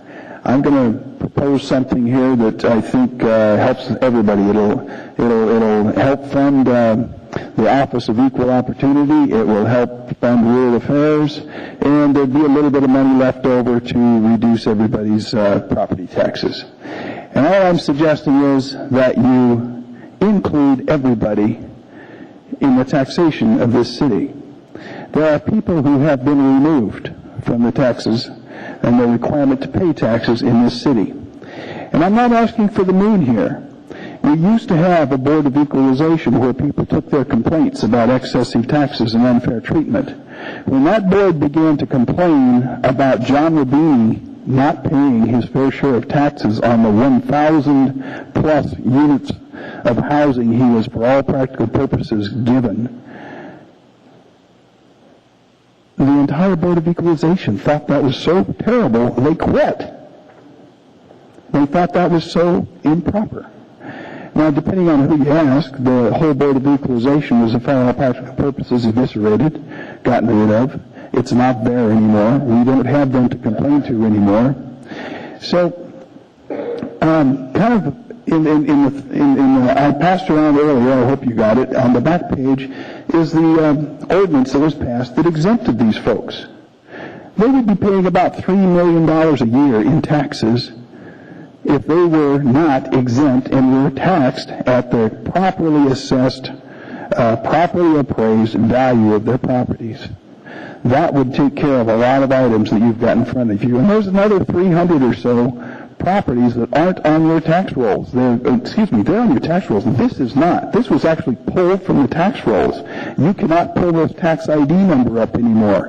It was so controversial, Mr. Begich had it removed. It's not on the database that you can dial into and enter the tax number and pull up these properties. They've been removed because they were too controversial.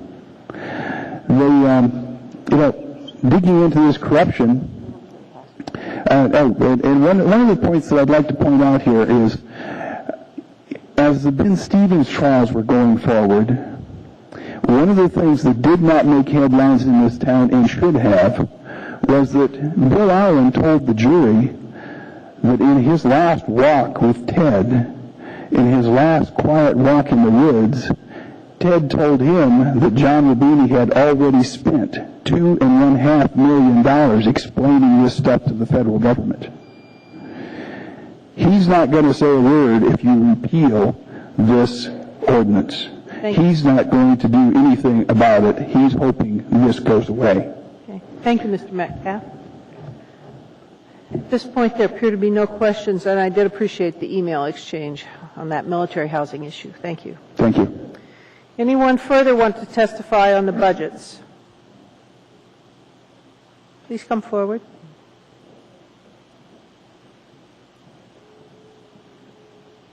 Hi, I'm Cindy Height, and I wasn't going to testify tonight, but I do need to clarify something. I was also listening to the radio tonight with on Eddie, and I did hear Ms. Johnson say pretty much that was a done deal, and I thought that was very curious. So I think that needs to be on the record as many times as possible so that you guys can understand what that means. Thank you. Thank you very much. Is there anyone else here who would like to testify on the budgets before us? Hearing and seeing no one, this public hearing is closed. We're going to take a short break so we can stretch our legs, and then we'll come back and debate budget.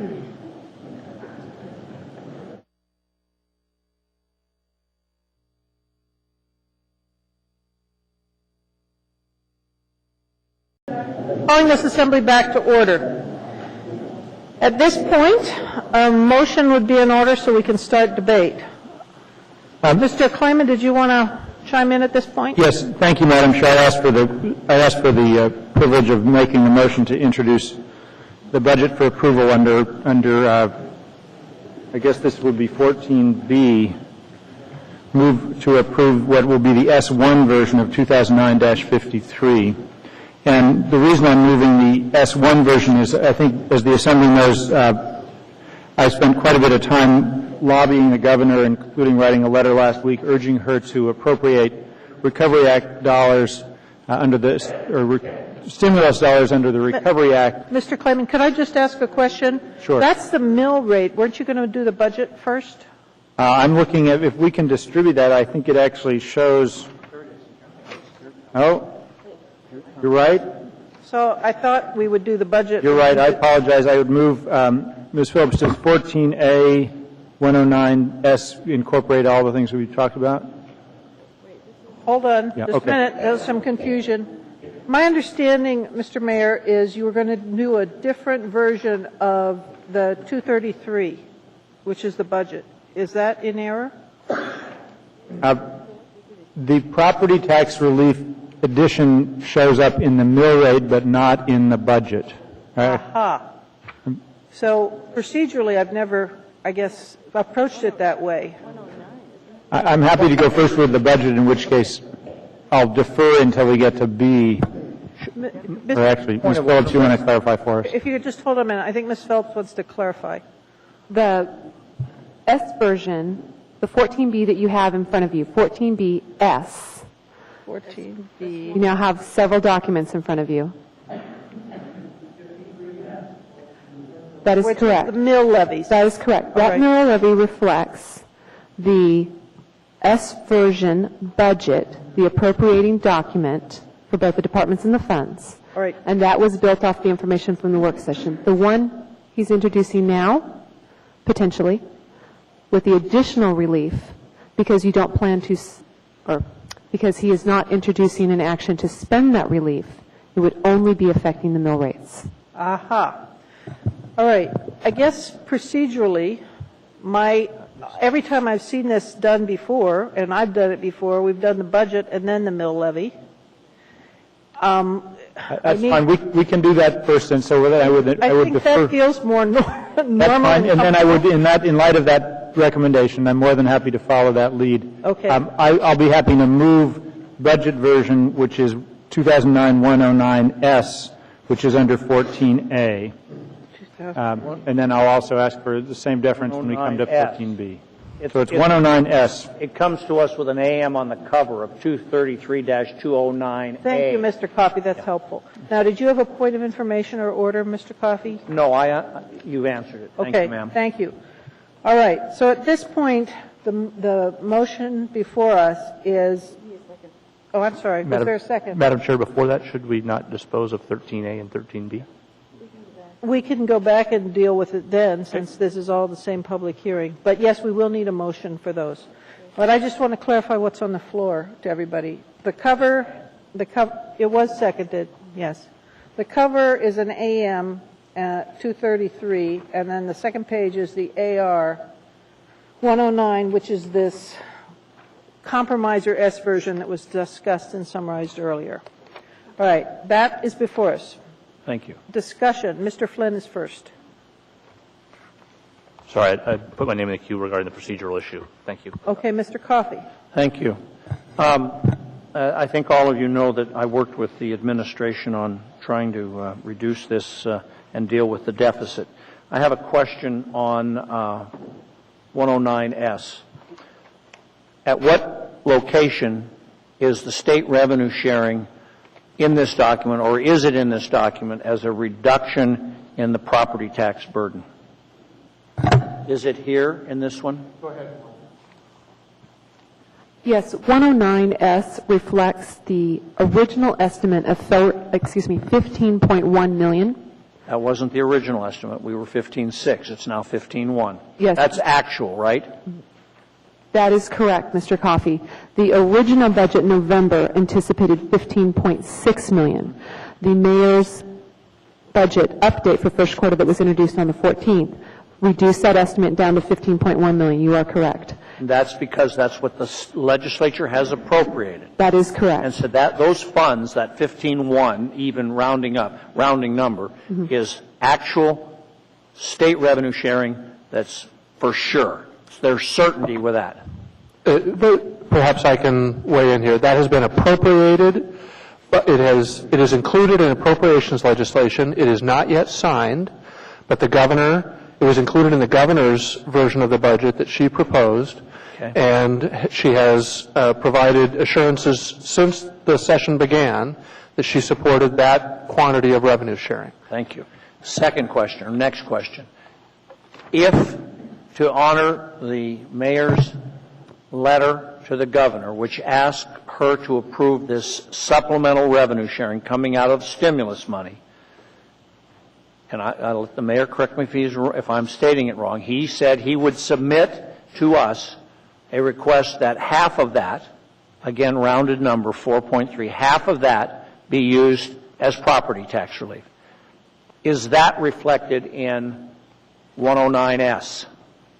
Go ahead. No, it is not. It is let me restate that. 109S would not be affected because this is appropriating your expenditures, and you are not planning to spend this money, is my understanding at this point.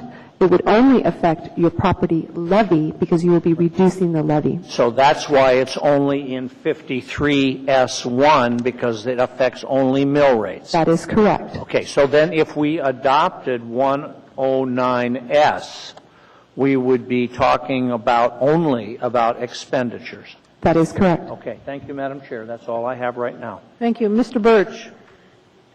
I had a question I think has been clarified, but as one on the wage concessions, we have concessions identified for AME, Local 71 AP, DEA, plumbers and pipe fitters, and the non-reps.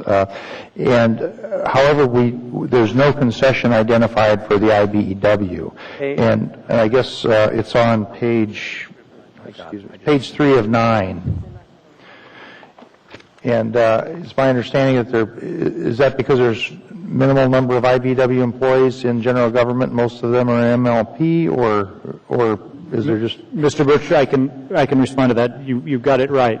There are minimal numbers of IBEW employees in general government, and there were in the discussions with IBEW, they wrote letters which you're familiar with about the signatory clause, and as a product of those letters, we concluded that the signatory clause no longer applied, and the IBEW, I'm not sure they wholly agree with our conclusion, but we've moved forward.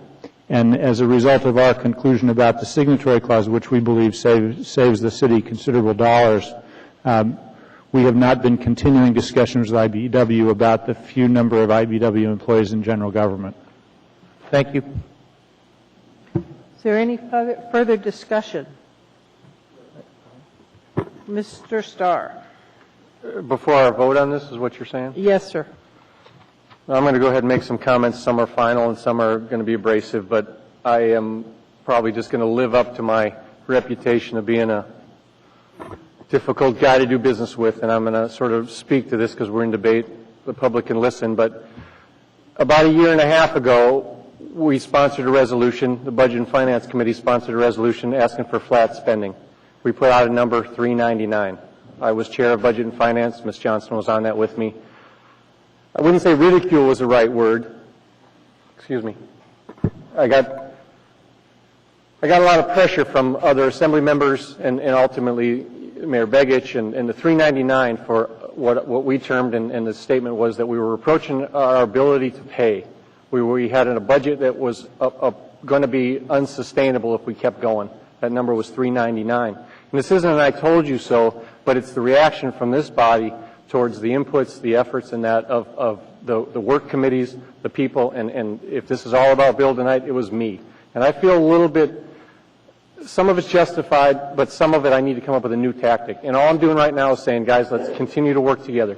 Was the deal done? It isn't so much that. It's the ability to dialogue, the ability to talk. And time again, we get shut down. We shut each other down. And it's a lecture right now because I'm still angry over the process.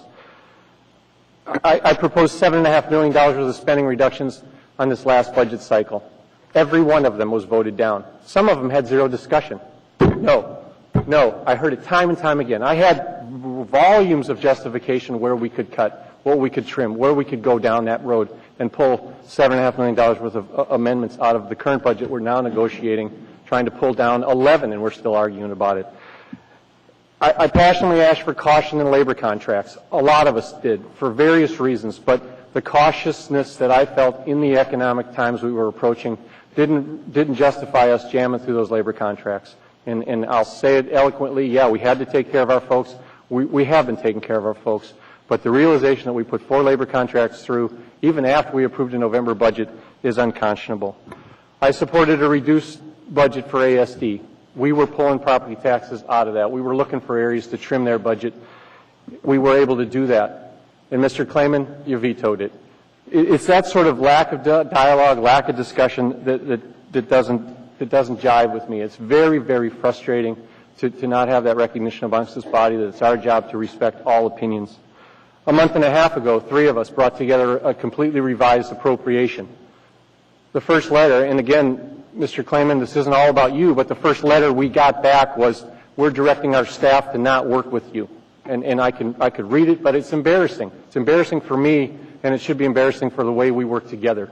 And it was really embarrassing because I needed the help. I needed the help of the staff that you restricted me to get. I needed the access to the information to do my job, and I couldn't do it. That plan pulled $19 million out of spending.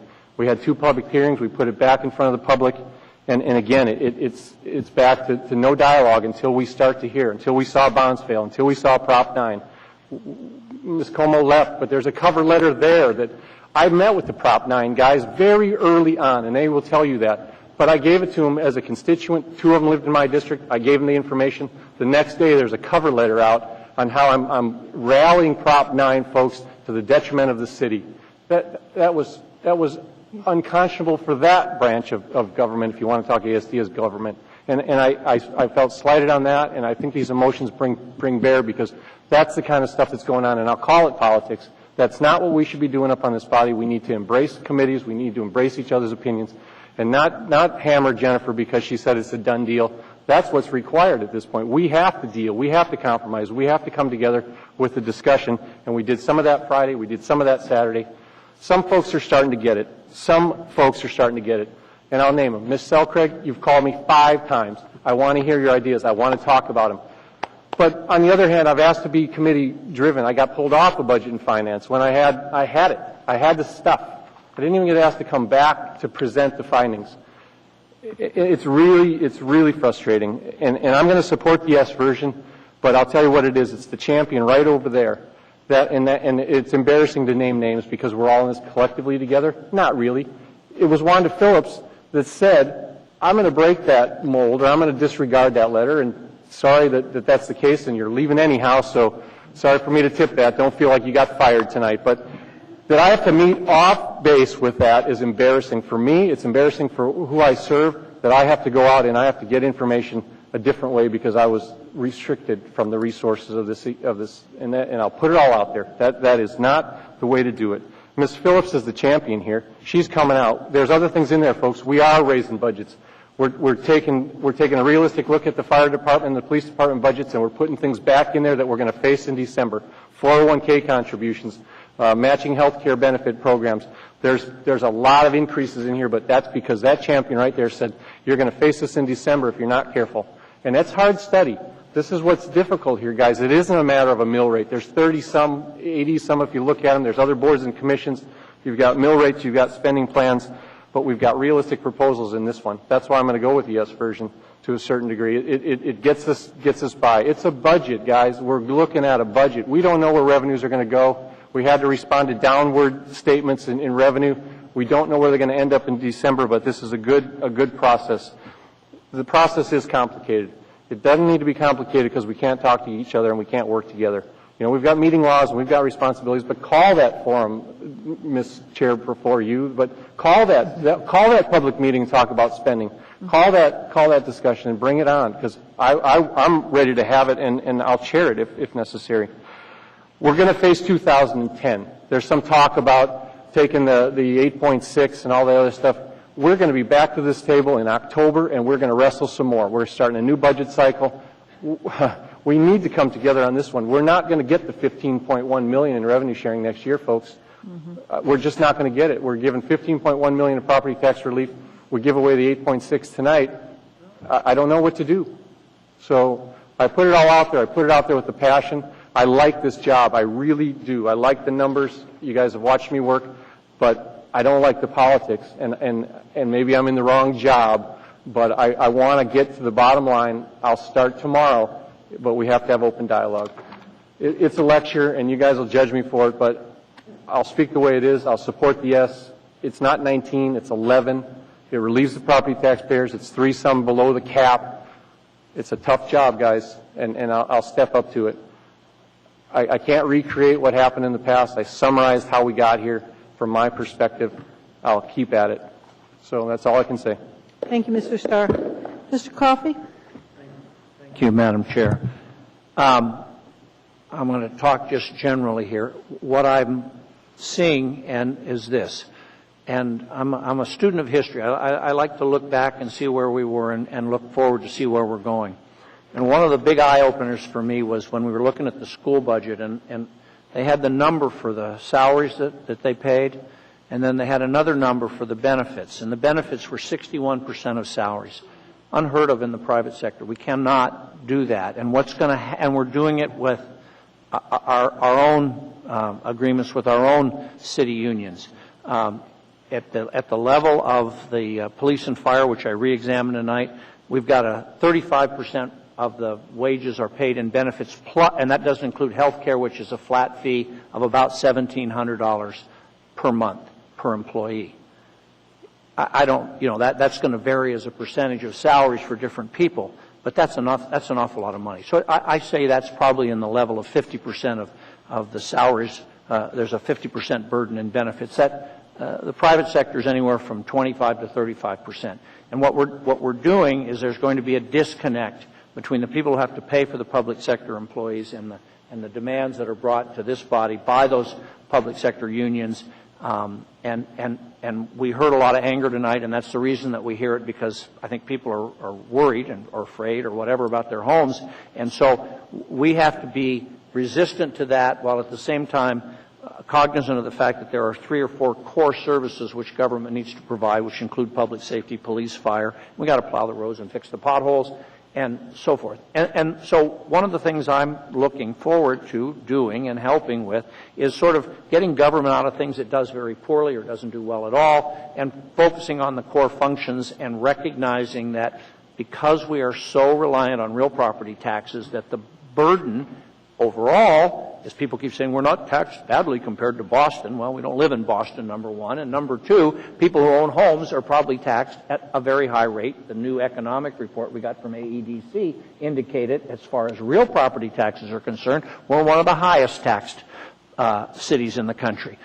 Okay, we don't have a sales tax, we don't have an income tax and all that, but people live in their homes, and it's really, really important that home ownership in Anchorage be protected. Okay, so there's sort of the fishbowl that we're in. You know, I was looking at the budget that Mr. Begich brought to us, and I think they'd probably lynch some of us tonight if we did this. Here's what he projected in property taxes. Mr. Begich assumed a 4.5% annual increase for 2010, 11, 12, 13, and 14, which would take real property taxes up from $250 million to $312 million in the next 5 years. I mean, there's not enough room in this whole place to handle that kind of thing if we did that to the property tax owners. Last year, with Mr. Starr's help, we didn't hold the line, but we put the brakes on. I think it was about $2.5 million that we were able to reduce the budget from what was proposed. And this year, we were faced with two very serious situations. First, our investments went right down the toilet because of what happened in the whole country. And we rely on our investment income to help defer or help pay expenditures. And if you get a $10 million in interest income from your stocks and bonds and so on, that's $10 million less that you have to get from some other source and so on. What we've done over the past 4 or 5 years is we've been in a growth pattern, and the growth at the end of the year covers the expenditures that occurred early in the year. And it keeps rolling real good until you get to a point where it falls off the table like it did, and we've got $17 million in a hole. So what my goal and my efforts here with the administration and with my colleagues was to say, let's get this thing back. Let's reduce the deficit, not by raising taxes, but by cutting expenditures, adjusting things like fund balance, which are necessary for our bonds ratings, and doing the things necessary to get taxes at or near the level that they were in November of last year. We're very, very close to that, folks. And so with the revenue sharing we have, and then with the mayor's proposal that I supported when he sent the letter to the governor, which I'm going to support tonight, if we afford the property tax relief there, our actual taxes will be lower than they were last year total. It will be different for other people, but it will be lower than what it was last year, as would be adjusted by the approved tax cap. For example, the approved tax cap has new construction. Well, somebody builds a new high-rise building, we're going to tax them, and there's more tax revenue, just like there's more demand for city services. So that's in the cap. Bonded indebtedness. People voted last year to pass a lot of bonds. People voted on it, so there's a $1.8 million increase right there. Population growth and inflation are the other factors. But if we can do what the mayor's proposing and so on, we can get the actual tax rate, less the adjustments based on the cap, to be lower than they were last year. And we will have handled a $17 million deficit, and we will have reduced 25 of the 28 departments. It would be 26 of the 28 departments were it not for a runoff election. That happens to be in our budget because the election supervisor happens to work in the assembly. That's one of her duties. So we had to put $200,000 in to pay for it because we didn't get Mr. Sullivan 45% of the vote. We got to have an election. So what do? So what I'm trying to indicate is this, is that I am of the opinion that the tax burden that falls on the citizens of Anchorage for real property taxes is at the level that can't be sustained over time, and we've got to get a handle on it without raising taxes. And so this holds the line and hopefully starts a reversal of the trend that we've seen over the last 6 years. And it's not easy. I mean, the hours that we have spent wrestling with this, collectively and individually, and the meetings after meetings after meetings, because there is a wide variety of opinion on what is essential to local government, and we don't all share the same views and the same beliefs. So, is it exactly what I want? No. Is it exactly what she wants or he wants? No. Is it better, and does it afford a break to the homeowners? Absolutely it does. And particularly if we pass what the mayor's proposing when we get to the mill rate with another 4.3 rounded in real property tax relief, which will bring it to 19.4 And Mr. Starr's right, we're not going to see it again next year, so we're going to have a worse time next year. It's going to be even more work. Plus, we're 12.5 short in the police and medical retirement fund because their investments went down the tank.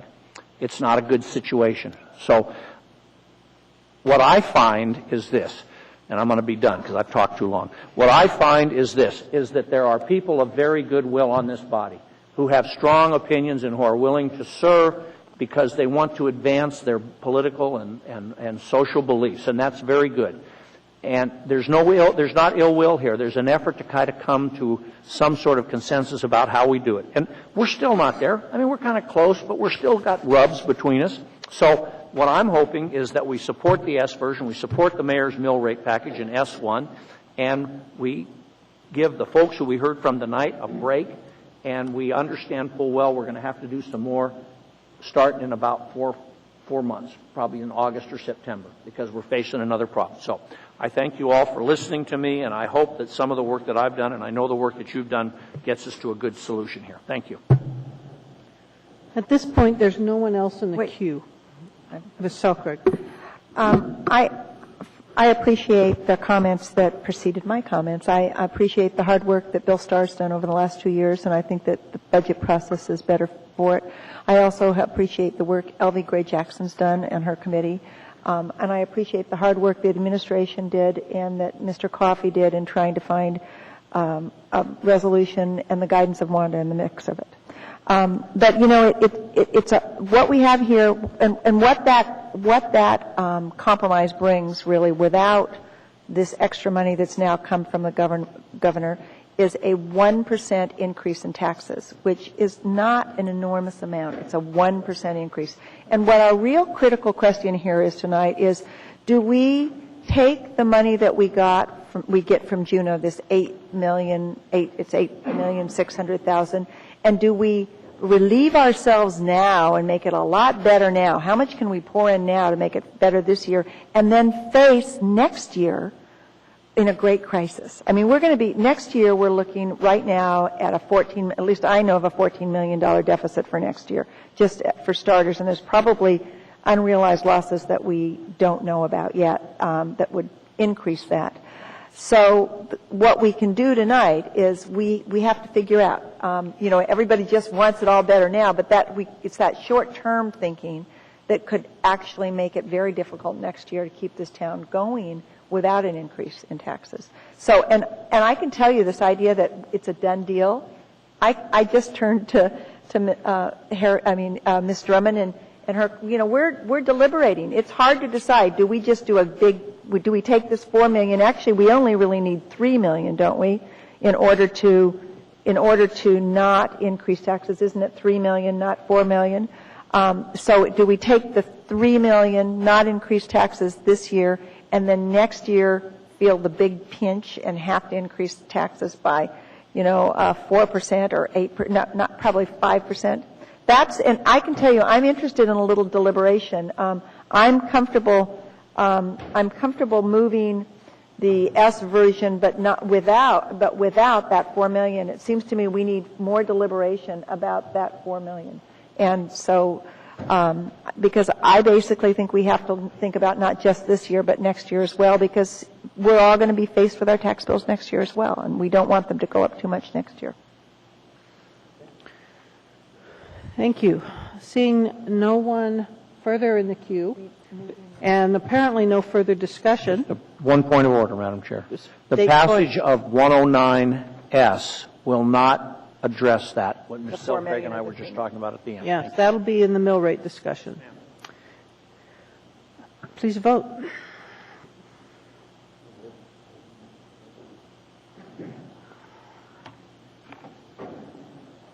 Is it going to be on the board? It does pass unanimously. All right, I'm going to ask, if you would, this time, let's deal with all the other budget ones and then move to the mill levy. Madam Chair, move to postpone 13A indefinitely. Is there discussion? Is there opposition? Seeing no opposition, that is postponed indefinitely. Madam Chair, move to postpone 13B indefinitely. Second. Is there discussion? Is there opposition? Seeing none, that is postponed indefinitely. Madam Chair, since there was an S version, I don't think we need to deal with 109, the original one, do we? It just goes away. That's my understanding, too. All right. At this point, then, Mr. Clayman, we're now ready for the mill rate discussion. Thank you, Madam Chair. I would now move for the approval of 14B under AO 2009-53S1, which I'll ask Ms. Phillips to distribute at this point. Second. And this. Okay. Could we just have a quick pause while we get that in our hands? We have it. Oh, you have it now. I'm looking. This is the formula. Okay. Does everybody have it? Apparently they do. All right. Go ahead, Mr. Clayman. Wait a minute. Hold on. Does everyone have it? 53S1. We're sharing. Tell me when you're ready. All right. Apparently we're ready now. Go ahead. All right. Thank you, Madam Chair. What the S1 version of 2009-53 reflects is it reflects the lobbying that we did with the governor's office to get the governor to approve on a statewide basis approximately $20.6 million in stimulus dollars that would be distributed throughout Alaska, of which approximately $8.6 million would come to Anchorage for general purposes as the government sees fit. And in my letter that I sent last week to the governor's office, I stated to the governor that if she approves these stimulus dollars, that I would encourage in the strongest possible terms for the Assembly to take half of that money and use it for property tax relief this year. And so the S1 version reflects approximately $4.3 million in further property tax relief to Anchorage homeowners that would be applied in addition to the $15.1 million that was already part of the budget for 2009 under the first quarter budget revision. So that's the introductory part. And Madam Chair, at the conclusion of the debate, there was a comment, I think I put my button a little too late, but I just wanted to make a couple of notes about the operating budget, but I can do that later. Just a couple of comments to add. But that's all I have. All right. I've had a request from someone apparently has a cell phone on that's causing the interference. Mr. Clayman, did you have anything else at this point? Not in terms of 14B. Okay. And that was seconded, and so that's before us. Mr. Birch. I just had a question on this.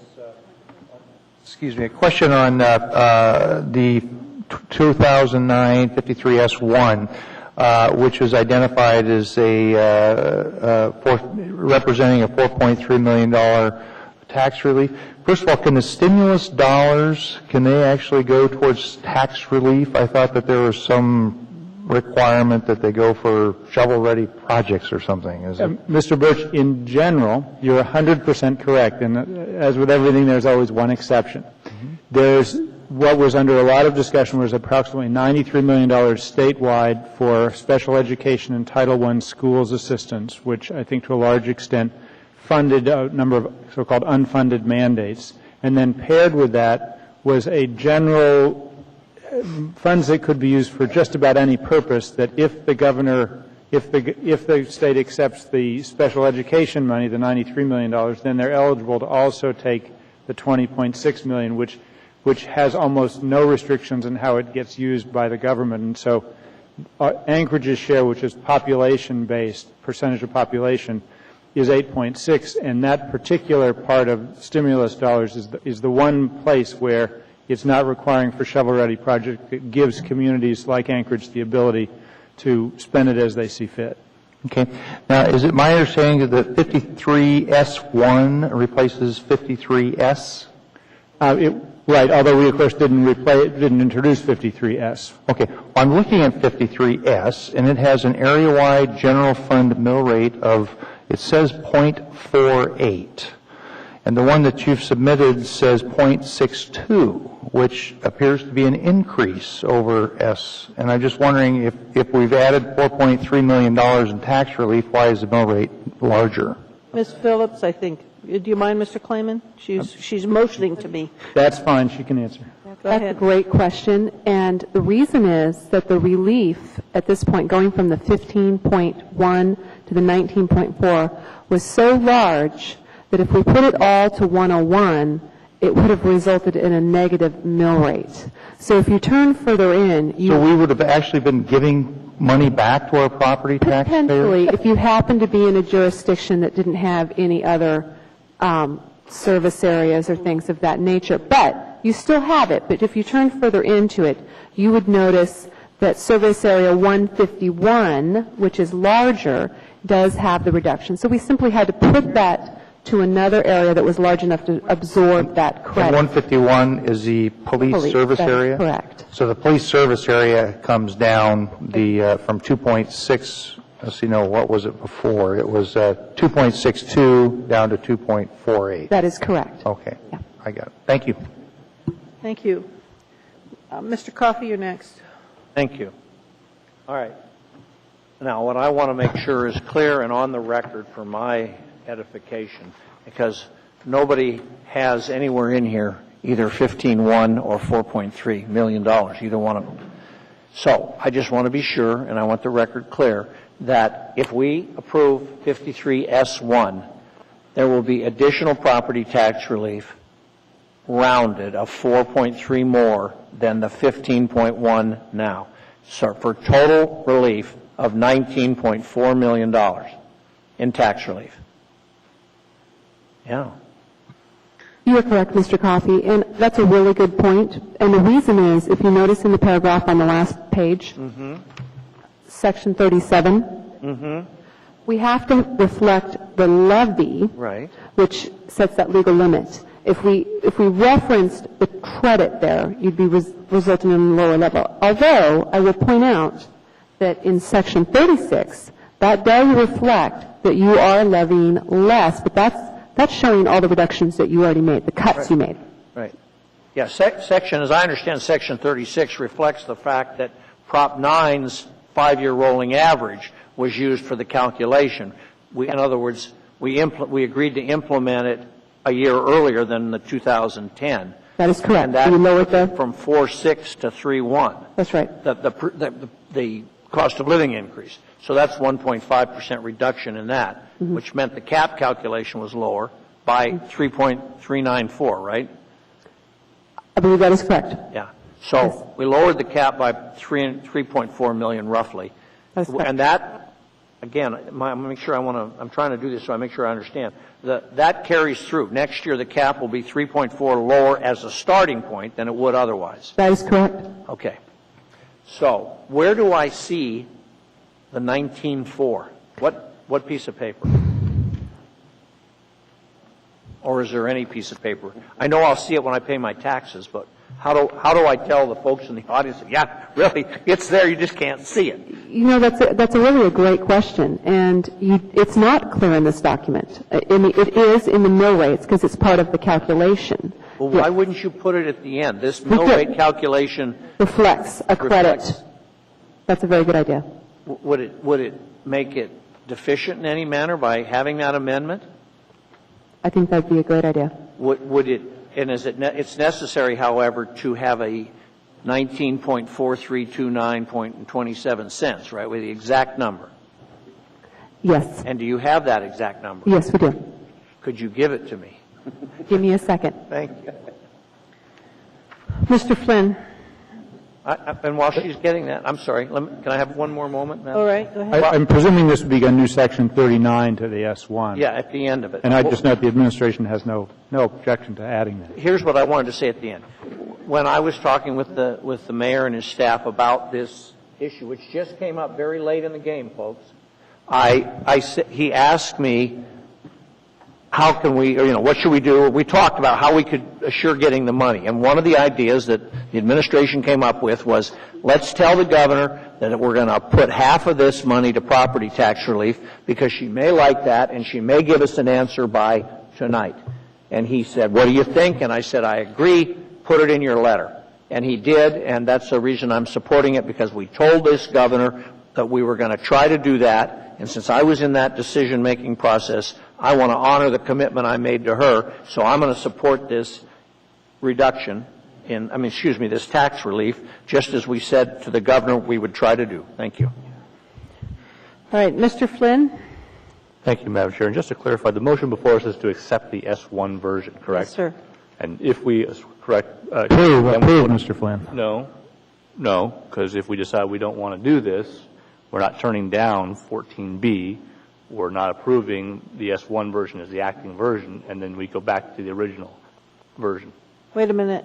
Do I have that correct? Mr. Flynn, I think the thing I moved was the S1 version, so that's what's before you. And then if this doesn't pass, then you start over. Right. I would agree with that. Okay. Madam Chair, I appreciate the commitment that Mr. Klayman and Mr. Coffey, and I forget who else signed the letter, made to the governor. And if I were... Mr. Flynn, I was the only one that signed the letter. Okay. Whoever's in the discussion. I wasn't in that discussion, and I don't have enough confidence sitting here tonight that we're going to have those dollars to commit them to our mill levies. I'm reading the governor's press release here, and she's quoted as saying, "As I am required to certify that stimulus dollars will create new jobs and stimulate the economy, I acknowledge the legislature's action. And now I must make sure that by applying the four funds that they've resolved to accept, we do not grow government, but instead put people to work and grow Alaska's private sector economy." Folks, that's not good enough for me. I think the better course of action is to put these dollars in the fund balance, and if they in fact come through, then when we get to work on the 2010 budget, we can apply some additional property tax relief. Thank you. Thank you. I do want to let the body know that at 10:30 I'm going to ask that we take up four items that the administration tells us are necessary. There are 5 people in the queue. Mr. Starr, you're next. Yeah, through the chair, Wanda, Ms. Phillips, rather, we lowered the 151 mill because is the concept that that's probably the only fund that's really truly area-wide because it hits Chugiak, Klutna. Is that why we did that one in particular? That is correct. It's the next best one next to 101 that can touch as many of the taxpayers. Because if you did fire, that doesn't get Chugiak, and if you did road service areas, you know, obviously it was on the fly too. So you are correct. Okay, great. Thanks. Mr. Gutierrez. I know. Thank you, Madam Chair. I too share Mr. Flynn's concern that the language is a little wishy-washy. I have a couple of questions, first to the administration. Beyond what's in the newspaper, do you have any assurances from the governor's office that this money is actually going to come? Mr. Abbott?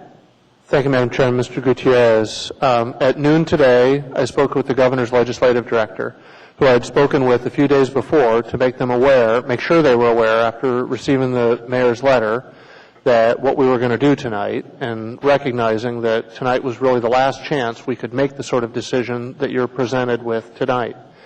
He called me back today, said the governor has agreed to accept the stimulus money in the form in which in this particular case of this specific appropriation, in the form in which the legislature appropriated it. They do not have the bill even transmitted to them at this point. There is no device for the governor to sign. That's not her fault. That's just simply a procedural piece. The legislature has not yet transmitted the legislation. I told him that we were considering making a commitment of, in this case, $4.5 million that would essentially be irrevocable. And he assured me that the governor was going to stand by her commitment to see that the money came to us in the form in which the legislature appropriated it, and that we could bank on it as a result of that. I'm speaking at this point with a cabinet-level official in the state government who I have no doubt heard this exact message from the governor. So it is not, until July 1st, this money could potentially be, there's some level of uncertainty with it. I do not believe it is a significant amount of uncertainty. I believe the mayor can chime in based on a separate but similar conversation with the governor's budget director, Karen Rayfeld. And Yes, Madam Chair. I'll echo. I spoke with Ms. Rayfeld last week to lobby on behalf of these funds, and then she called today, and I spoke with her. And she also confirmed that the government would be taking all necessary steps to get these funds. And there's a portion of the press release that Mr. Flynn referred to, which is the introductory portion, but in the governor's press release, there's additional language when she talks about community revenue sharing, and it notes the legislature also approved $20.7 million in community revenue sharing, and then the press release uses these words: these dollars will be added to the $60 million included in the governor's budget. And then she notes, as a former city councilman and mayor, I support local decision making instead of growing state government. Local governments can best meet a community's priorities and are held accountable for every public dollar spent for local projects and services. And so, while I certainly agree there's portions of the press release that are arguably more ambiguous about the governor's intent as to community revenue sharing, I see this portion of the press release, as well as my conversations with the OMB director, as indicating that the governor is very committed to this distribution. So I also don't think there's a significant risk of the money not coming through. And to follow up on that point, what happens if she changes her mind? What if we approve this tonight and she doesn't come through? Then we would have levied $4.3 million less of property taxes, and we would have a $4.3 million less in revenues at year end.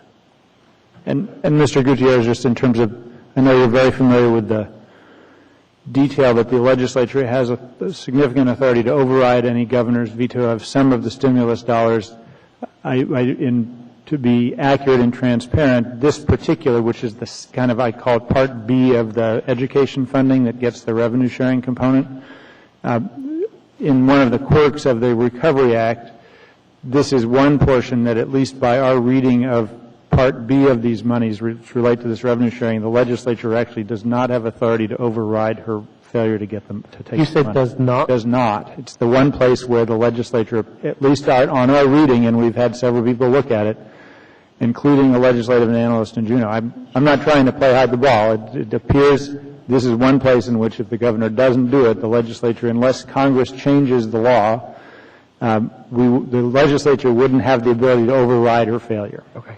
And Madam Chair, one more question from it. My original question before Mr. Flynn prompted others.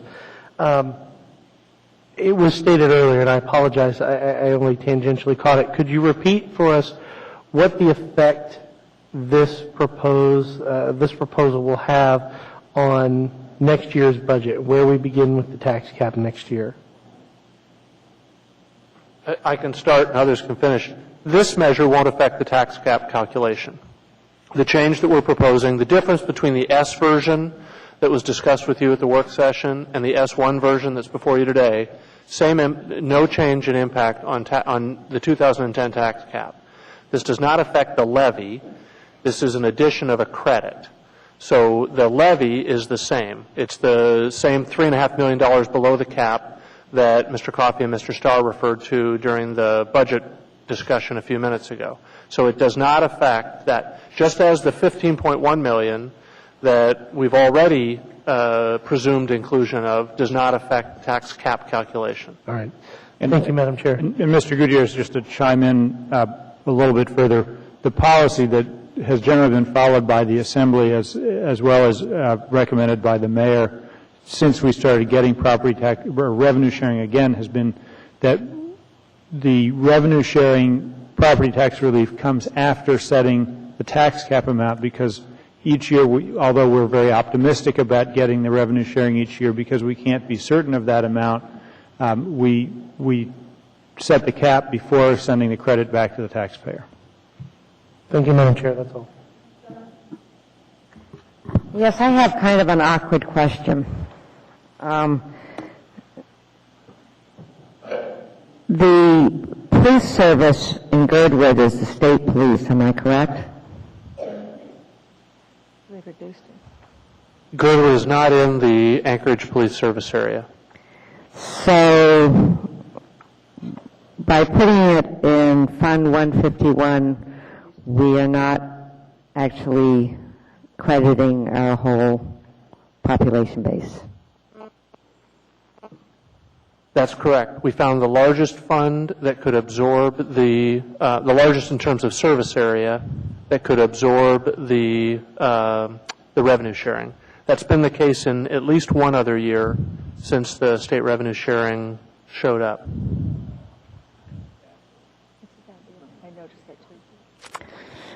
I might have a problem.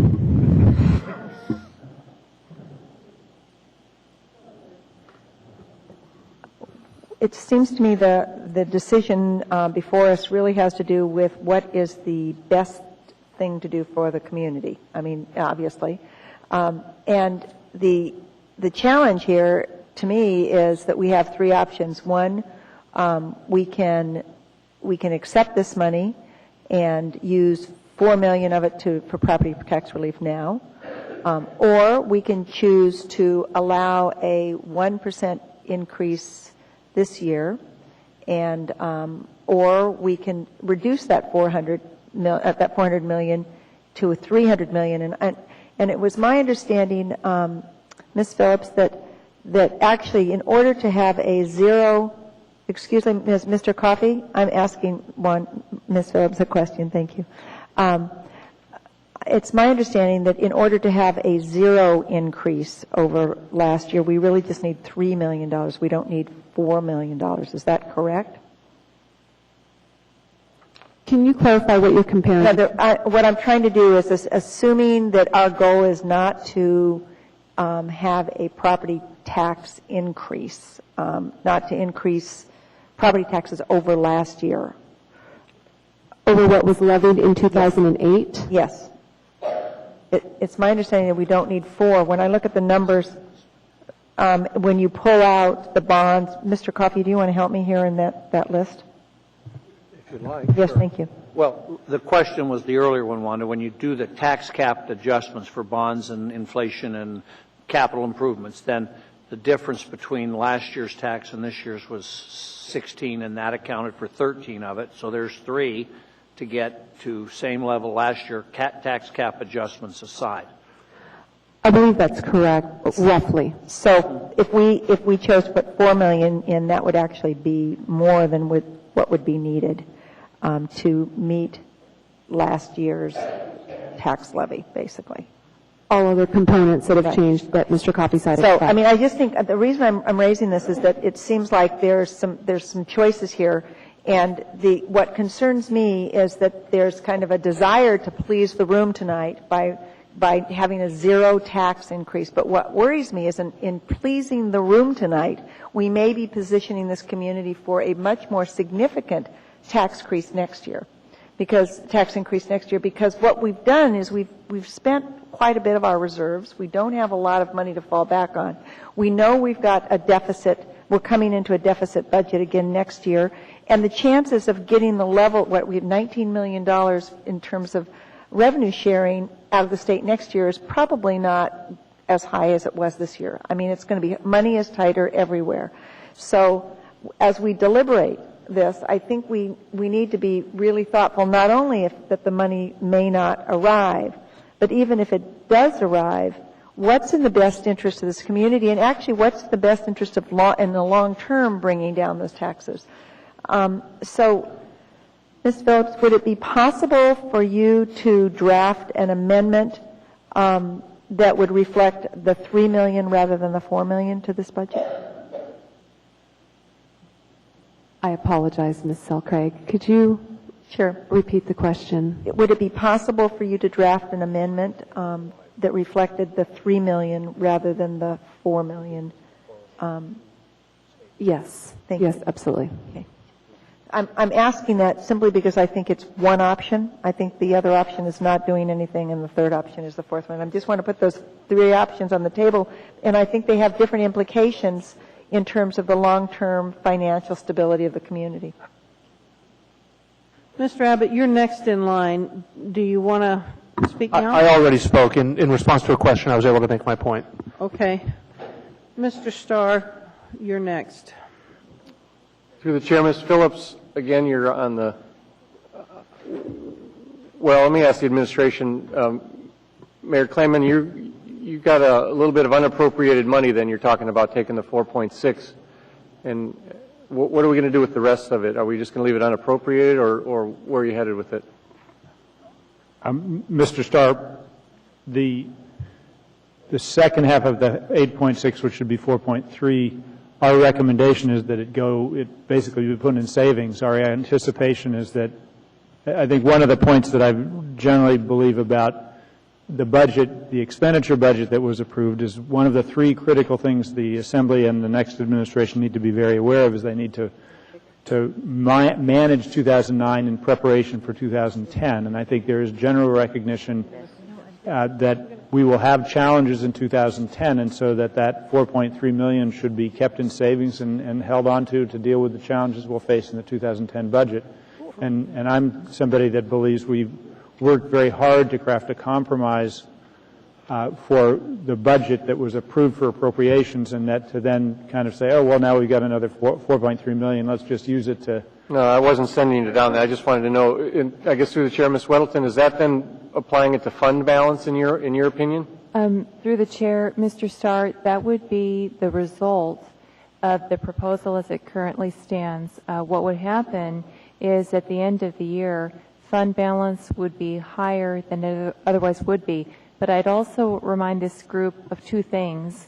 Number one, the RCA rejected the AWW dividend last week, which was a revenue item budgeted for 2009. So the first thing we'd want to mentally do is subtract that $600,000 from the second portion of the state's relief. And the second thing I'd remind this group of is that when it approved tax anticipation notes, this year, unlike most years, the interest earnings on the TANS proceeds will not exceed the interest expense on TANS proceeds. And if you recall the Assembly memorandum, it noted that the TANs might eat into fund balance. So in other words, we have two things that will partially offset the savings that we're proposing, which makes the savings that more critical. I guess, and one of the things that's critical tonight is so that we can get the tax bills and the tax collections underway is we have to set the mill, but the second formula like that, we could direct it tonight into a fund balance, the emergency reserve, which is now 1%. We could say send it there, but we could do another appropriation action, either as we see revenues change or something else, correct? Through the chair, that's correct. As the year progresses, and for instance, hotel-motel revenues come in at expectations, then this Assembly would have the opportunity, as needs arose, to increase its expenditures via a supplemental appropriation, and the source of funding for such items would be this fund balance. Well, and typically, and not being sarcastic, typically we grow the budget throughout the year anyhow, so I would imagine it's going to continue on to where the budget that we approve today will be bigger by December anyhow, so either through grants or other spending choices. But where would be the number then if we took the extra 4 point and added it to the 1%? What comfort level are we coming back to? Because we pulled it down from 2 point something now to 1.0 for our emergency reserves. What will they be back at? Through the chair, very roughly, if you subtract out the impact of those two items I previously mentioned, the impact of not spending the second portion of the extra state assistance would be that the operating emergency designation, if you don't spend it throughout the rest of the year, if you actually save it, would be that the OED would be approximately 2% at the end of 2009 instead of 1%. And I would remind this group that the minimum is 2%. I'm with you.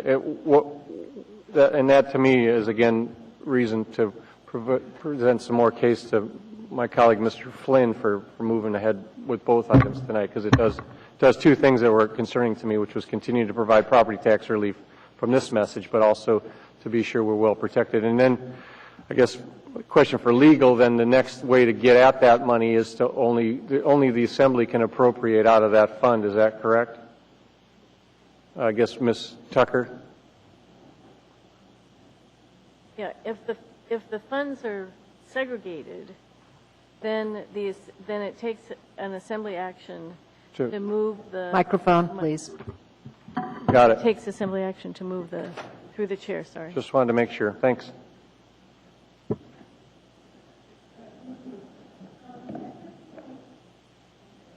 At this point, we've got a little bit of a problem. We're running out of time. We have an item that is under a deadline, item 14G for the ABC board, and I wondered if the Assembly would mind if we dealt with 14G and 14N, and then the next tier is the Girdwood one, which is 14H.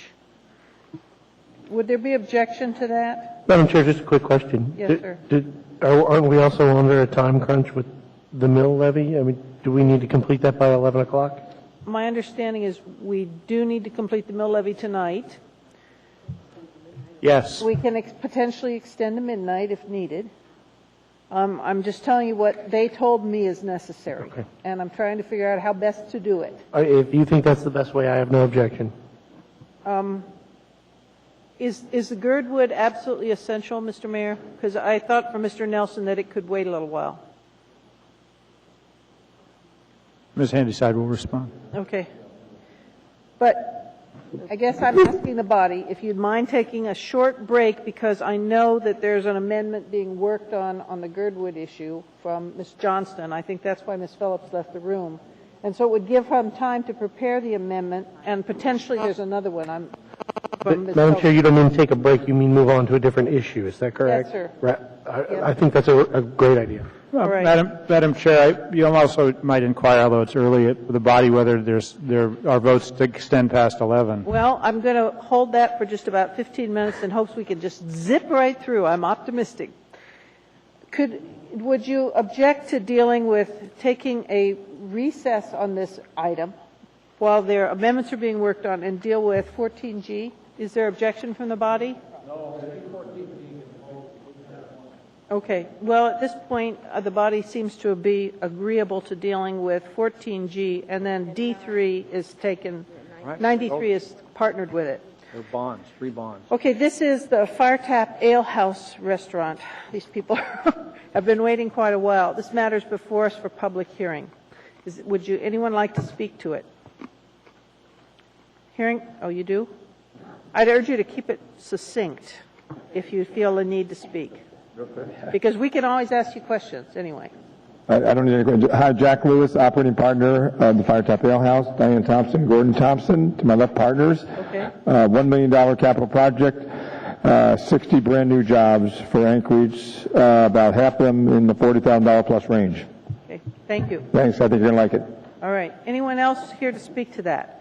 Hearing and seeing no one, the public hearing is closed. Second. All right. Is there discussion? Mr. Birch. I just wanted to say this is a tremendous shovel-ready project for South Anchorage. And I, for one, am thrilled and look forward to your success. Thank you. Any further? Seeing no further discussion, please vote on item 14G.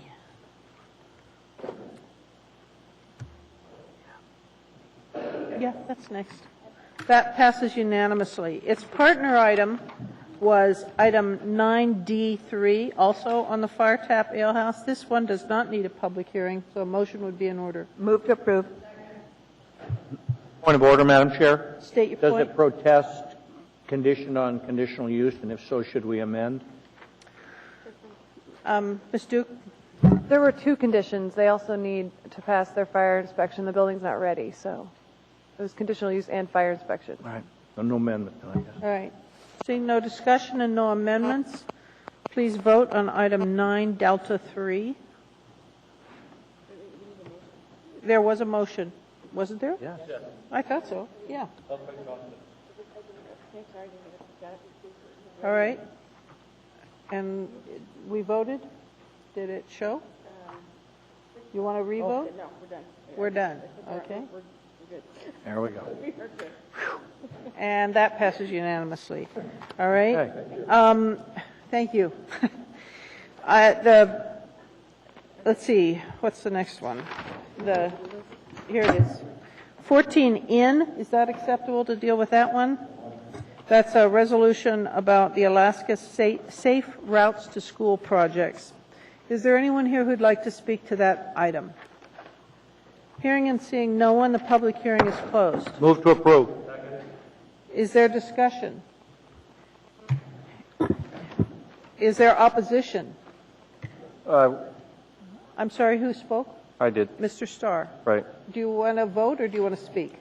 Well, just to put some caution to the discussion as we start to allocate these funds, because there's a need for maintenance of school zones as well that doesn't really appear in the allocation. So I'm going to support it, and I think that's appropriate. But service areas now are being asked to maintain high-risk travel areas for schools, and there's not always a reimbursement that's coming with that. And so as ASD looks to the other, and it's a good solution, it provides that, but for example, in our area, we do a lot of snow plowing and a lot of service for that comes out of Parks and Rec money. And so as we start to look at allocation opportunities, it's usually through a conversation with Mr. Lamson, and that's how you get the money and a few other things. But I just want to note that when those applications come in for maintenance dollars, I think it's applicable to the safe streets because it's that. So I urge support, but I'd like to see the debate when we appropriate it by job site that we do it right. Okay. Any further discussion? Seeing none, please vote.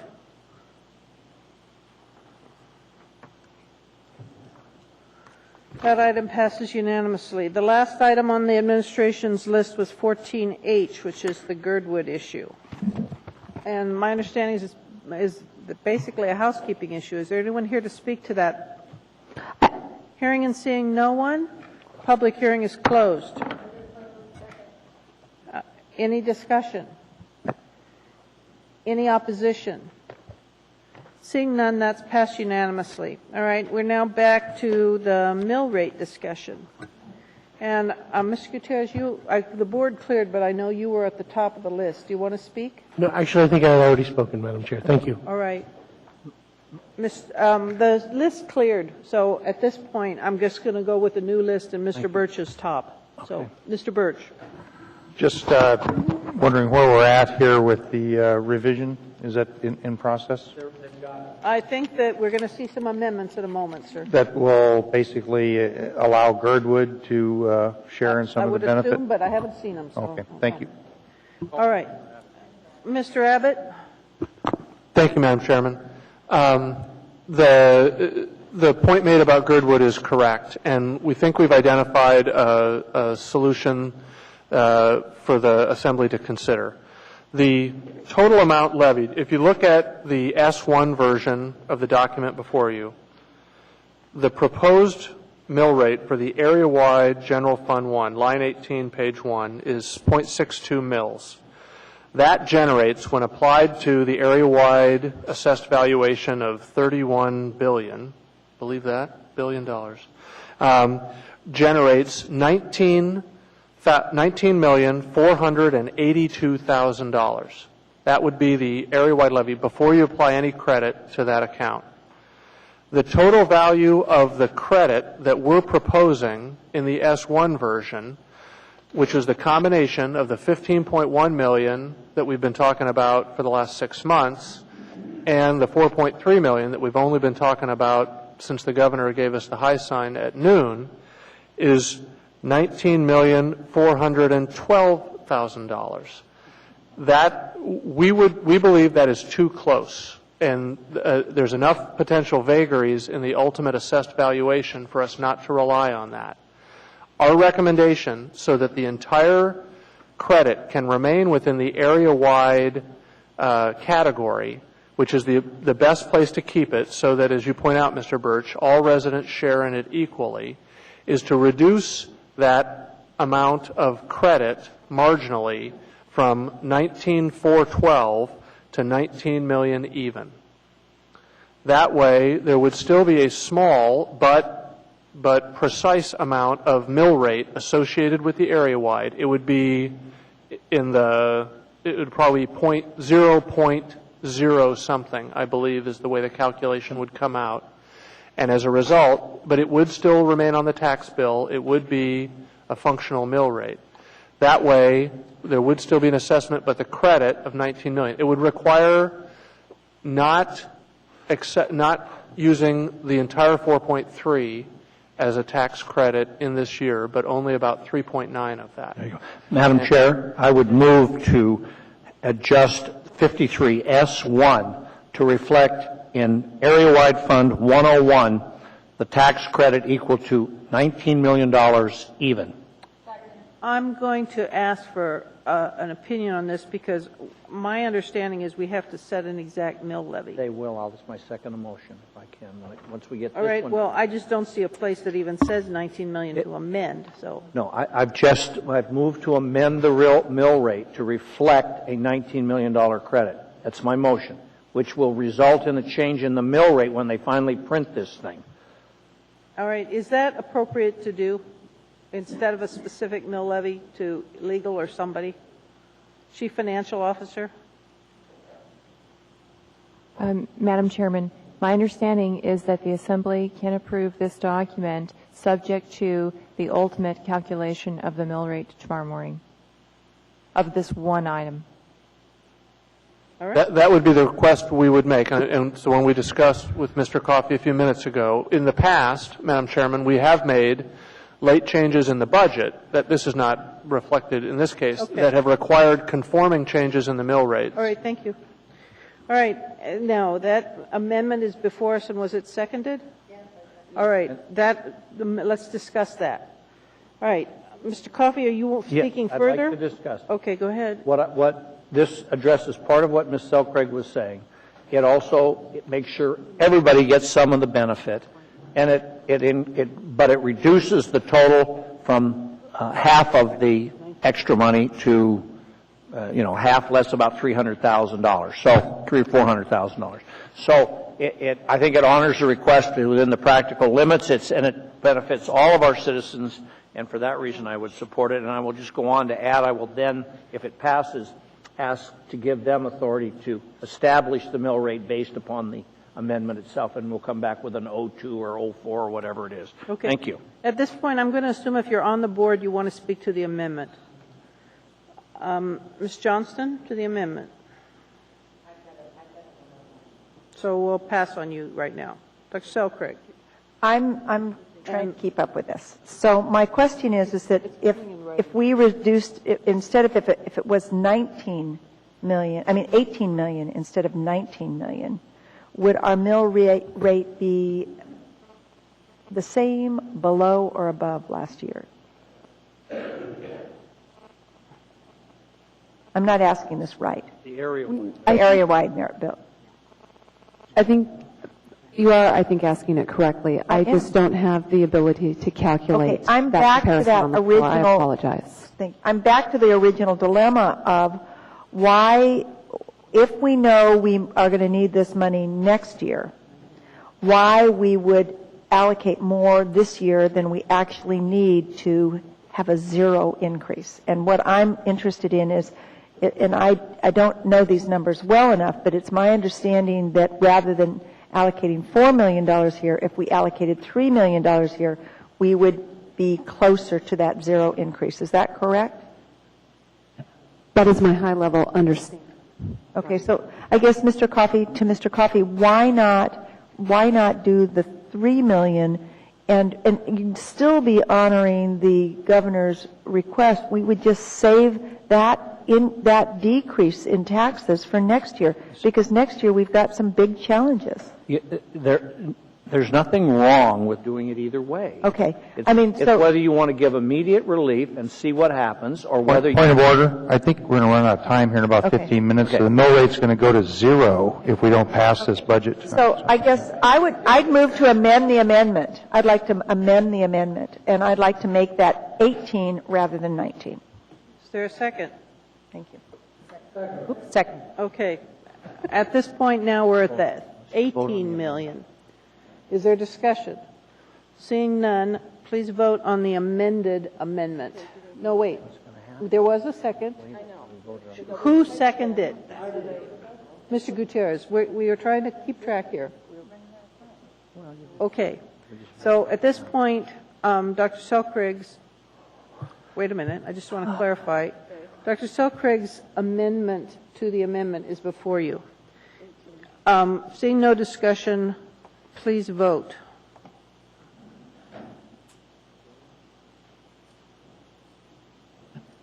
Okay, Dr. Selcraig's passed. And at this point, then, we have an amended amendment before us. Is there any further discussion? Well, let's pass this one first, or deal with this one, because in its final form. She wants to further amend the S1 version. We've got one amendment passed. Why can't she make another? We've got an amendment to your amendment. Well, actually, I think Mr. Coffey's right, because in effect, your amendment was a substitution of the amount. And to all practical impact, we've basically dealt with that one. Didn't I? Unless there's an objection to that ruling. I amended his amendment, so do we have to? No, because basically your amendment was a substitution. You substituted 18 for 19. Right. Okay. With that, go ahead, Ms. Johnston. I would like to amend this Section 33. It currently is listed tax of 2.48 mils. I would like to increase that tax rate to 2.61 mils, since we made the adjustment in the other part. Second. 2.64. Where are you? Page All right. line I'm going to 10. restate what I heard. I heard on Section 33, you want to change the 2.48 in the S1 version to 2.61. Is that correct? That's correct. All right. Would you like to speak to that? This is where we had before taken, we had credited the mill rate. Now we're just replacing it back to where it was. Okay. Ms. Phillips, do you want to add anything? All right. Is there any further discussion? All right. Is there objection to that amendment? Seeing none, that is approved. All right. At this point, we've got the amended document before us. Is there any further discussion? And I apologize, the board got ignored briefly. Is everyone that's on the board still want to speak? Because we've only got about 5 minutes. Just a point of clarification on my other one. So I don't know where I'm at in the queue, but Well, you're second. I've got 4 people in the queue. And we've got, could I at this point ask the body if there could be a motion to extend just to finish this? Move to extend till 11:15. Second. Is there objection to extending? Seeing none, we've got a little breather. All right. If you could hold that, Dr. Selkrig is above you on the list. So go ahead, Ms. Selkrig. I'm sorry, I've spoken. Okay, she withdrew. Mr. Starr. through the chair, Ms. Whittleton, do we need a directive amendment to you to take the balance of that money and apply it to the fund balance of the 2% that we're looking for? Through the chair, no, sir. If you take part of the extra state assistance and apply it toward property tax relief today, the default effect will be that if you are careful not to spend it via supplemental appropriations through the rest of 2009, it will end up in fund balance. In which one, though? The emergency reserve or the 2.0 fund is what I'm after? 101, sir. Correct. Okay. That's all. Thanks. Thank you. Mr. Birch. No additional comments. Thank you. Mr. Abbott. Thank you, Madam Chairman. I just want to, I'm going to make a request on behalf of OMB here that there be clear direction that OMB will recalibrate the mill rates based on the Assembly's amendment to levy a total property tax credit of $18 million to the area-wide mill levy. That was going to be my motion, yes. And then to rebalance the other mill rates consistent with the budget that was adopted half an hour ago. I'll make that a motion. All right. Wait a minute. Okay, so, Mr. Coffey, could you restate? What I'm moving is that we give authority to the OMB, Office of Management and Budget, to do a recalculation of S1 to reflect what we've just done, which is restore the Anchorage Metropolitan Police to 2.61, and to do a calculation that will get the area-wide Fund 101 mill rate appropriately calculated with the $18 million credit. Okay. And that doesn't, and we're approving it and giving them that authority to make that clerical correction. Thank you. And I want to please ask you to, could you possibly write that, Mr. Coffey? Or could Mr. Abbott write that, since it was his idea here? Thank you. All right. Is there further discussion on that? Is there opposition to that? Seeing none, that is adopted. Is there anything else on this mill rate item that needs to be discussed? Seeing nothing further. Oh, wait a minute. Mr. Coffey?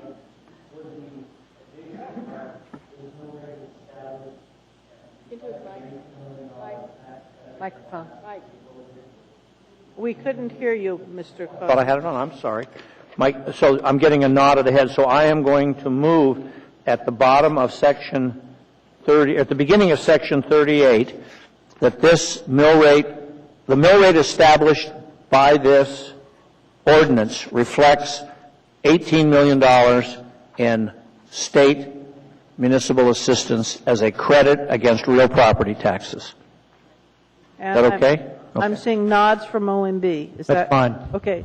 And was there a second to that? All right. Is there discussion on that?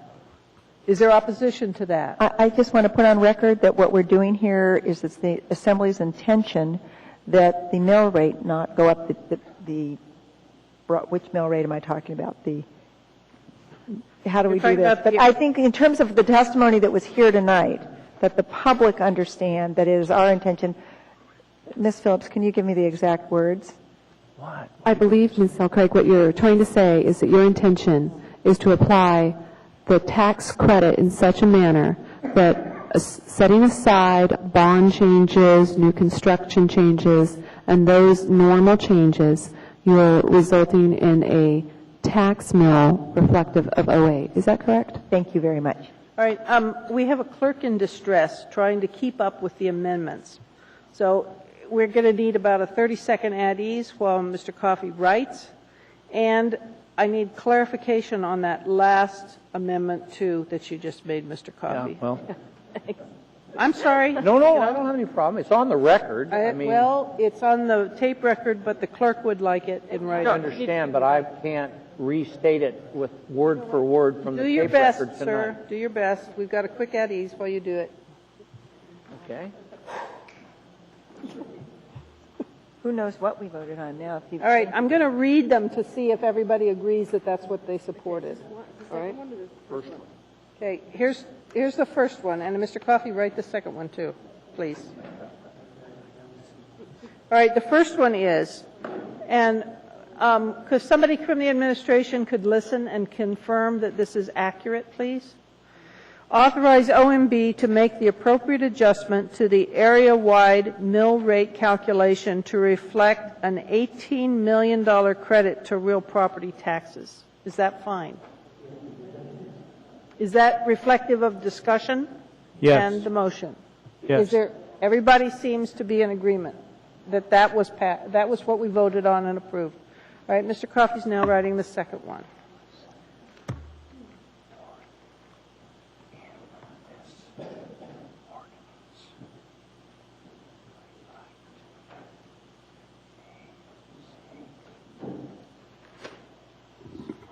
Madam Chair, while you're contemplating, don't we have to set 14C tonight as well? Yes, we do. We do. Thank you.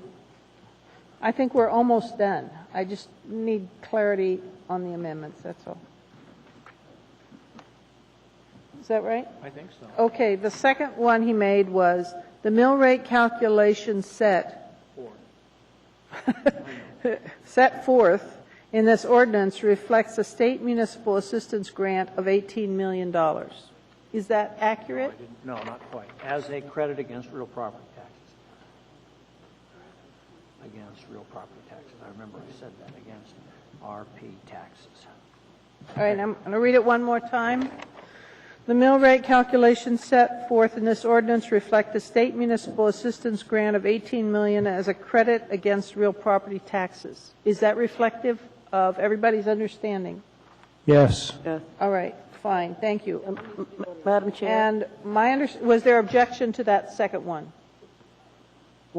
No objection. All right, the main one is before us. Ms. Gray-Jackson. All right, is there any further amendments or discussion on 53S1? Seeing none, is there objection to the amended? All right, then let's vote. Please vote on the amended 53S1. We're voting on the amended final version. Dr. Zelkrig?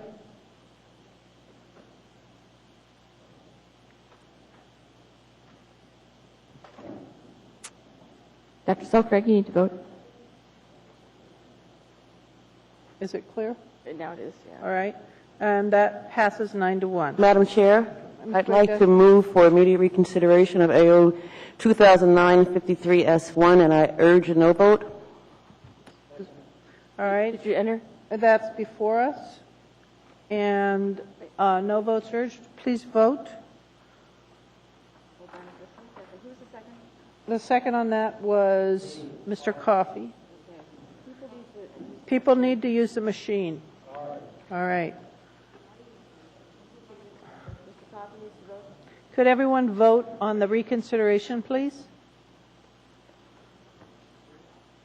All right. The reconsideration was failed by 9-1. All right. We now are on.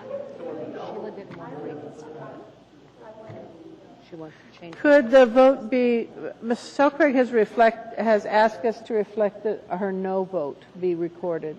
Is there objection to that? Yeah. Nope. All right. Thank you, Madam Clerk. If you could Madam record Chair. that as a no. Ms. Gray-Jackson. Thank you, Madam Chair. I'd like to also move to reconsider AR 2009-109S, the actual budget resolution, and I'd urge a no vote. Second. That item, the budget is before us for reconsideration. Seeing nothing in terms of discussion, please vote. Okay, it's like the people who use machines that enter.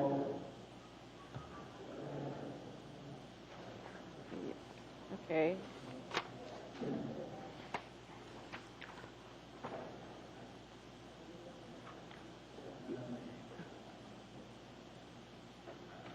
Waiting for that to show. It's right there. There it is. Okay, that the reconsideration failed. Then that last item that we absolutely have to deal with today is 14C, the school district's mill levy. No, you need a public hearing. Well, my understanding is that was in the combined. Right, absolutely right. Okay, and the motion has been made, and Ms. Gray-Jackson seconded. Is there discussion on the school district mill levy? Mr. Starr. It's my intention to vote no, so. All right. Madam Chair, Go ahead, Mr. Coffey. it's up 3% from last year. It was 694. Okay. Anything further to discuss? I would just, nothing to Mr. discuss, Bird? but it's my intent to vote no on this as well, to reflect my disappointment in the inability of our body to affect a 0.5% reduction during the budget process. Thank you. Okay. Madam Seeing Chair. no one further in the queue. Madam Chair, I'm sorry. Go ahead. I just Mr. wanted Coffey. everyone to understand that there's a statutory priority that the school district gets over us once their budget's approved. They get it, and if we cut their mill rate, this mill rate, or don't approve it, I'm not sure it has any consequence at all. I think that they would just take it out of our hide. So. Seeing no further discussion, please vote on the school district mill levy.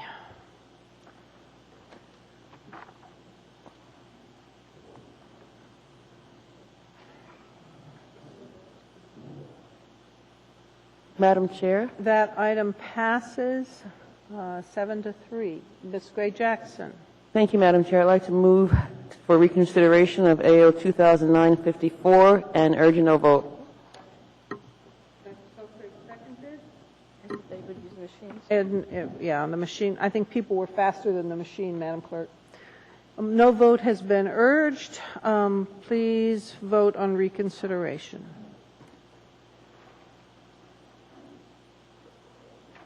And that fails unanimously. At this point, we finished all of our required business. A motion? Madam Chair, very quickly, we have an employee who's been outstanding and a vital part of all of these efforts, and this is her last meeting tonight, and just wanted to say a big thank you to I Ms. even had a Wanda big Phillips. sticky right in front of me. Ms. Phillips, would you like to say something at this point? I do. Thank you for indulging me in this. I know it's late, but it is my last meeting, and I wanted to thank the Assembly. The Assembly has gotten a little bit of a bad rap through the years of burning through budget directors, and I just want to tell you that that has not been my experience. Each and every one of you have treated me professionally and wonderfully, and there's two Assembly members that I really have to point out that are near and dear to my heart, and they couldn't be more different from each other. and that would be Ms. Elvie Gray Jackson and Bill Starr. Both of them have been wonderful to me, and their guidance, their challenging me, pushing me often at times, I really believe has yielded a better product. And I have just enjoyed working with both of them tremendously. Bill has a uncanny nose for issues long before they surface, and Elvie's wealth and understanding of how to move things through the system and the process has been a great asset to me. And I just want to take this moment to say thank you to all of you, particularly to them. Thank you. And speaking for all of us, you will be really missed. You have been invaluable to us, and a sincere thank you.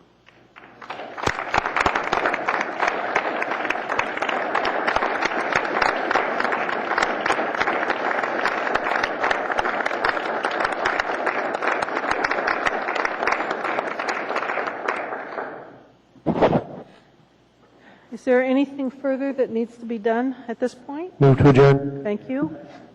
We're adjourned.